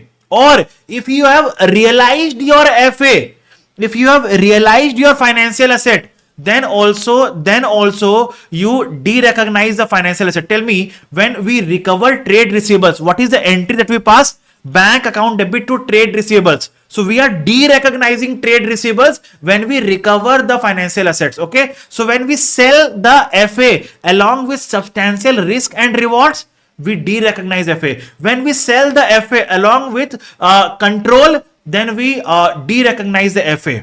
Okay. Now, understand the concept of factoring here. So let's suppose I have this is the entity.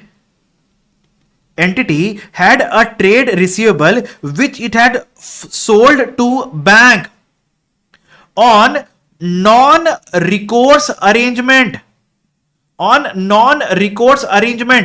is the meaning of non-recourse arrangement? That if this trade receivable defaults in the payment, it is a loss of the bank. I am not interested in it. So in that case, entity will de-recognize. But if it is a recourse arrangement, meaning thereby, if trade receivable defaults, it is the entity who will bear the risk. So in that case, entity will not derecognize. Entity will not derecognize. Entity will not derecognize. Entity will not derecognize. Is that clear, everyone? Okay.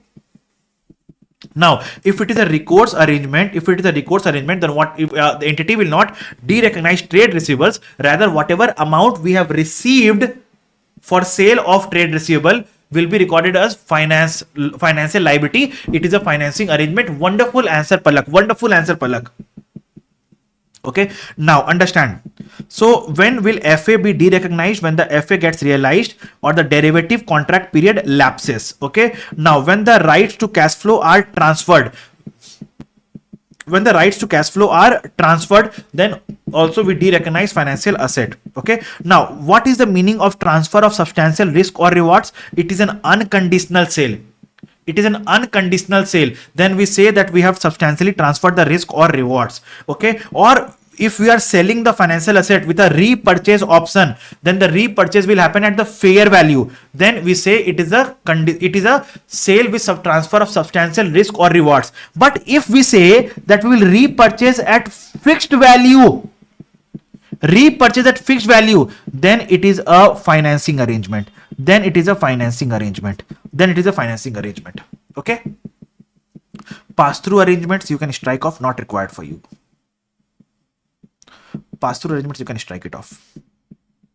Okay, transfer of control means purchaser should have the ability to sell or pledge the financial asset without any restriction from the entity.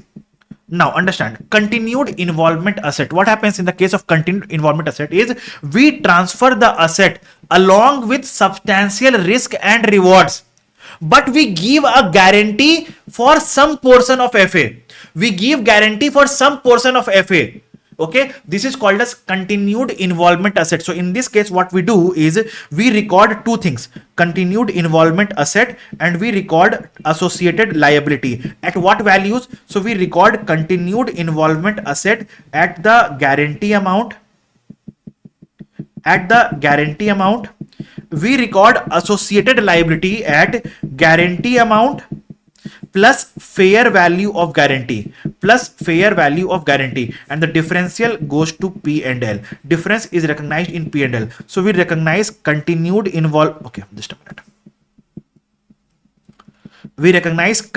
involvement asset at lower of amount of receivable or guarantee amount. Ideally, in ideal cases, guarantee amount is the lower amount. Okay, now recognize associated liability at guarantee amount plus fair value of such guarantee. Any difference is recognized in P&L.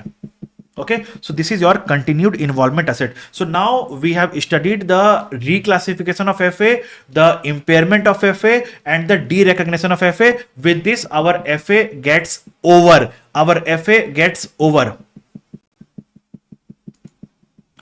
Now comes the concept of derivative. What is the meaning of derivative? So derivative is any instrument which has these three features. So requires low or nil initial investment. Okay, derives its value from the underlying. Okay, and it is settled at a future date. For example, call option. Now tell me, call option, does it has any value of its own? No. Forward contract, future contract, does they have any value of their own? No. They derive the value from the underlying asset or a liability. Okay, so now when you enter into forward contract, are you required to pay anything initially on the contract date? Are we required to pay anything? No. So low or nil initial investment derives its value from the underlying. Forward contract means it will be settled on a future date. Okay, so hence these forward contracts, futures contract, call options, put option, swaps, interest rate swaps, principal only swaps, all these are called as derivative contract. Now, what is the accounting treatment of derivative contract? Now, on the contract date, there will be no entry because we have nil initial investment. But if you have to pay something, let's suppose you are purchasing a call option, so you have to pay a premium for the same. So you will record derivative asset account debit to bank. Now, at each reporting date, you will evaluate whether there is a gain or a loss. If there is a gain, you will record derivative asset account debit to P&L. If there is a loss, you will record P&L account debit to derivative liability. Now, on settlement date, you will recover your derivative asset or you will settle your derivative liability. This is what I want you to know for derivative. This is only thing I want you to know for derivative. Now, I am moving on to hedge accounting.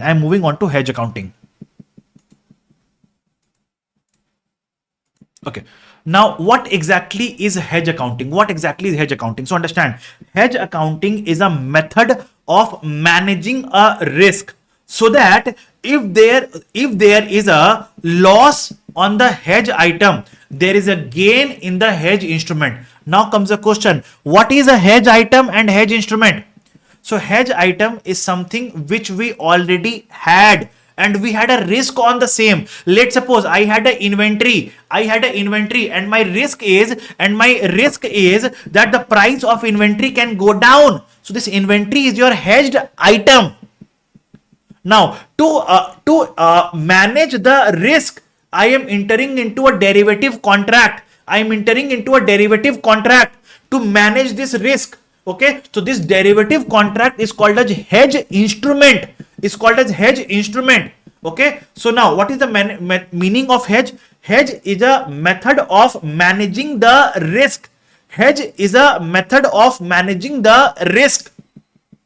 Okay, so that the loss on the hedge item, okay, is offset against the gain on the hedge instrument.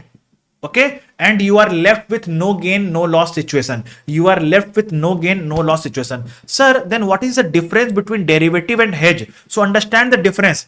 Now, in derivative, I can purchase call option of equity shares. Why? Because I want to gain from the upside or the downside of movement of the price. That is called as derivative. But in hedge, can I purchase just the call option and do the derivative accounting? No, I cannot do that. I need to have a risk first. Okay, I need to have equity shares of Reliance where I have a risk. Okay, now to manage that risk, I am purchasing the call option. Now to manage that risk, I am purchasing the call option or the put option. This is called as hedge accounting. Okay, so basically derivative can be done for speculation also, but hedge accounting will not be applied for speculation purposes. Is that clear, everyone? Okay, so now understand that in the case of hedge accounting, there will be hedge item, there will be a hedge instrument. Now, what is the meaning of hedge item? So hedge item can be a recognized asset or a liability. For example, a loan. For example, you can say trade receivable. For example, you can say inventory. Anything where you have a risk. Anything where you have a risk is your hedge item. It can be a firm commitment. What is a firm commitment? A contract that I have entered into for sale of some goods. What is highly probable forecast transaction? A contract that I will enter into for sale of goods or for purchase of goods. Okay, net investment in foreign operation. So these four are called as your hedged item. What is a hedge instrument? Hedge instrument can be a derivative contract, can be a non-derivative contract, which offsets the risk on the hedge item.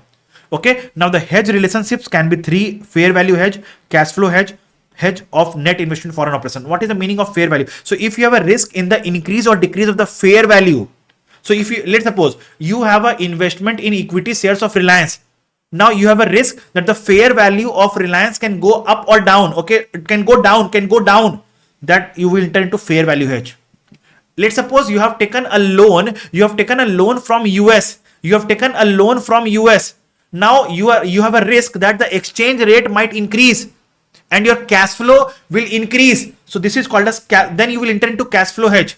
Now let's suppose you have a subsidiary in foreign country. Okay, so then you enter into hedge of net investment in foreign operations. Okay, now what are the criteria for hedge accounting? So in case you want to apply hedge accounting, you need to qualify certain criterions. It is then only you can apply hedge accounting. What are the criteria? This should be eligible hedge instrument and eligible hedge item. The formal hedge documentation must exist and it should meet all the conditions of hedge effectiveness. What is the meaning of hedge effectiveness? Hedge effectiveness means hedge item and hedge instrument should have close economic relationship. Let's suppose investment in equity instruments of Reliance and call option of Reliance, they have a close economic relationship. But investment in equity shares of Reliance and call option of Wipro, do they have close economic relationship? No. Okay, hedge ratio should be 1:1, means a gain in one should have a loss in one. Okay, or loss in one should have a gain in one. Okay, insignificant credit risk on hedge instrument. Now, what is the meaning of insignificant risk? So understand, I'm telling you one simple language. Understand, I had a risk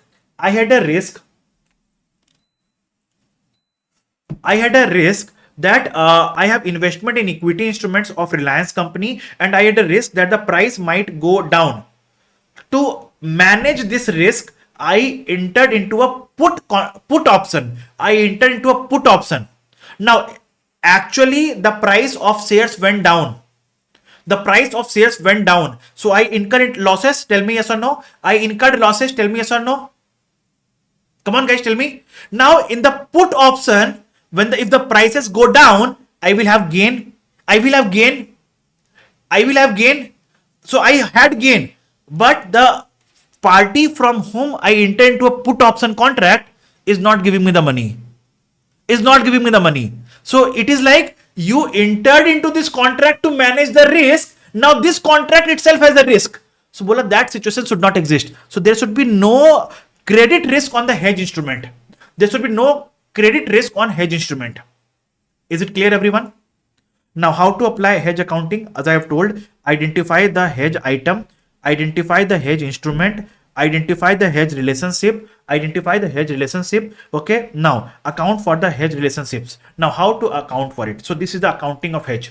If it is a fair value hedge, so you will transfer the gain or loss. Understand, you will transfer the gain or loss on both hedge item and hedge instrument to P&L. If it is a cash flow hedge, then you will transfer the gain or loss on hedge. Okay, I'm writing it here. Just a minute. I will insert a new page and write it off here. Add page. So if it is a fair value hedge, I'm writing in the simplest language. Then gain or loss on hedge item and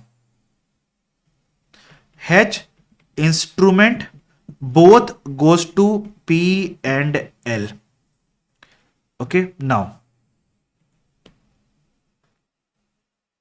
copy. If it is a cash flow hedge, then gain or loss on hedge item is accounted for as per respective standard.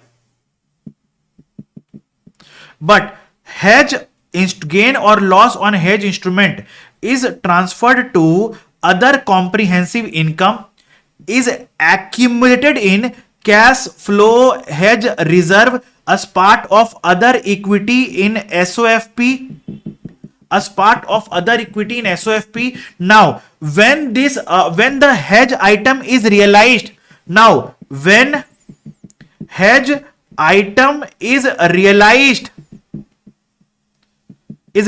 or settled,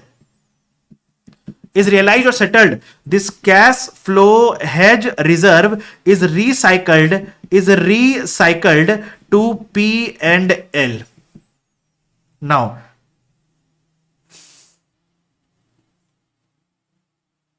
copy. If it is a case of net investment in foreign operations hedge, net investment hedge,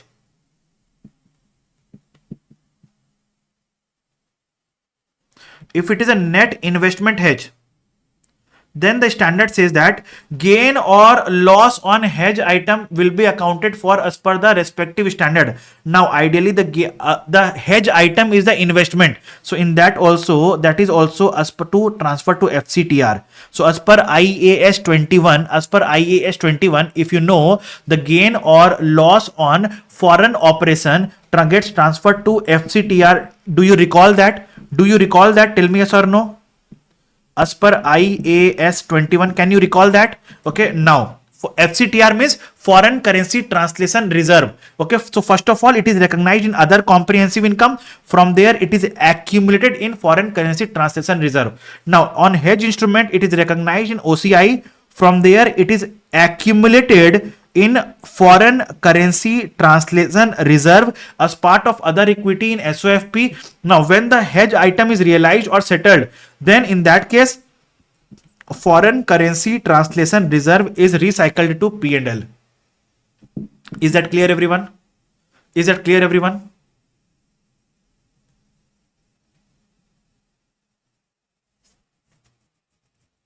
Okay, now the last part I will just take 5 minutes now. So now accounting mismatch. So entity may at initial recognition designate FA or FL at fair value through P&L if it eliminates the measurement inconsistency. Let's suppose I have taken a loan and invested the proceeds of the loan in a investment. So the loan is at amortized cost method, but the investment which I have done is at FVT OCI. So now there is a close economic relationship between this loan and the investment. And if we are accounting one as at ACM and one as at FVT OCI, there is a measurement inconsistency. So now the standard says that to remove this measurement inconsistency, I will record both the loan and the investment at FVT P&L. The loan and the investment both at FVT P&L. Okay. Own use exemption. So what is the meaning? So let's suppose I have entered into a contract to buy or sell a non-financial item. Let me explain this with the help of example. So let's suppose I have entered into a contract to buy 100 calculator after 3 months at a price of 500, at a price of rupees 500. I have entered into a contract to buy 100 calculators after 3 months at a price of rupees 500. Now, so if I actually want to take the delivery of this calculator, tell me, is this contract in scope of IFRS 9? No, it is a contract of purchase of calculator. It is a contract of purchase of calculator which will be accounted as per the respective standard, that is IAS 16 or IAS 2, PPE or inventory. Okay, now, but if I don't want to take the actual delivery of calculator, but rather I want to do the net settlement. What is the meaning of net settlement? That I have entered into a contract to buy at 500. After 3 months, let's suppose the price comes to 520. Then, but see, I can buy at 500 and the price is 520. So I will say to that vendor, give me $20 rupees per calculator. So 20 into 100 is how much? 2000. So I will take 2000 rupees. So this is called as a net settlement. Now this is a derivative contract. Why? Understand, when I enter into contract today, did I invest any money? Tell me. I invested in money? No. It's a nil investment. It will be settled in future date. And is this contract having its own value? No. It derives its value from the calculator. It derives its value from the price of calculator. So this contract is a derivative contract and has to be accounted as per IFRS 9 derivative accounting. Okay. Now comes the question, standing as on today, how will I know whether I am going to take the delivery of the calculator or I will do the net settlement? So the standard says I will assess past practice test. What you have done in the past. Just look at that, and that is the accounting that you have to follow. Is that clear, everyone? Come on, guys, tell me.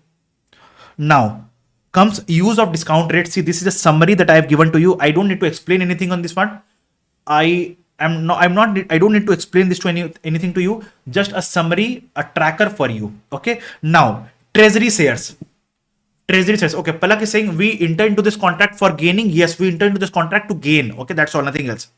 Treasury shares. What is the treasury shares? So understand, treasury shares means I have shares which are already bought back. So means buyback of shares are done, but I have not cancelled the shares. See, understand. In India, we have a law that when we do the buyback, we have to cancel those shares within a specified number of days. But that is not the law internationally. This is not the law internationally. So internationally, the company can keep the shares which they have bought back, okay, and they can reissue those shares, okay. So if you have already bought back the shares but not reissued or cancelled, till that time we call it as treasury shares. So shares which we have already bought back but not yet cancelled are called as treasury shares. So how will we present it? We present it as deduction from equity share capital, present as a deduction from equity. Is that clear, everyone? So I do have taken up an example here. So let's suppose this company issued this much shares at a price of 1.2 each.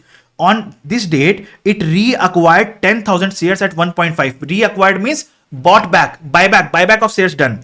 Okay, the board is undecided whether to cancel the shares or reissue them at a later date. So what they have done, see. So share capital is coming at this price, share premium is coming at this price. So how much I have received bought back? 10,000 into 1.5, 15,000. So 15,000 I have deduction from equity, right? Right? If we are subsequently cancelling these shares, then what will I do? I will debit share capital by face value. I will debit shares premium, securities premium by the differential 0.2. Okay, retained earnings by the excess of the issue price, excess of bought price versus issue price is called as this one. So 1 here, 0.2 here, 0.3 here. Okay, this is your treasury shares credit.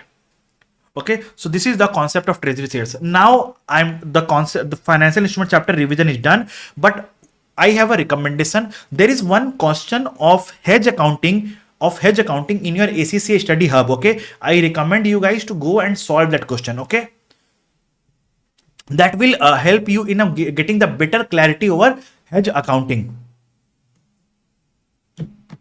That's all for the day.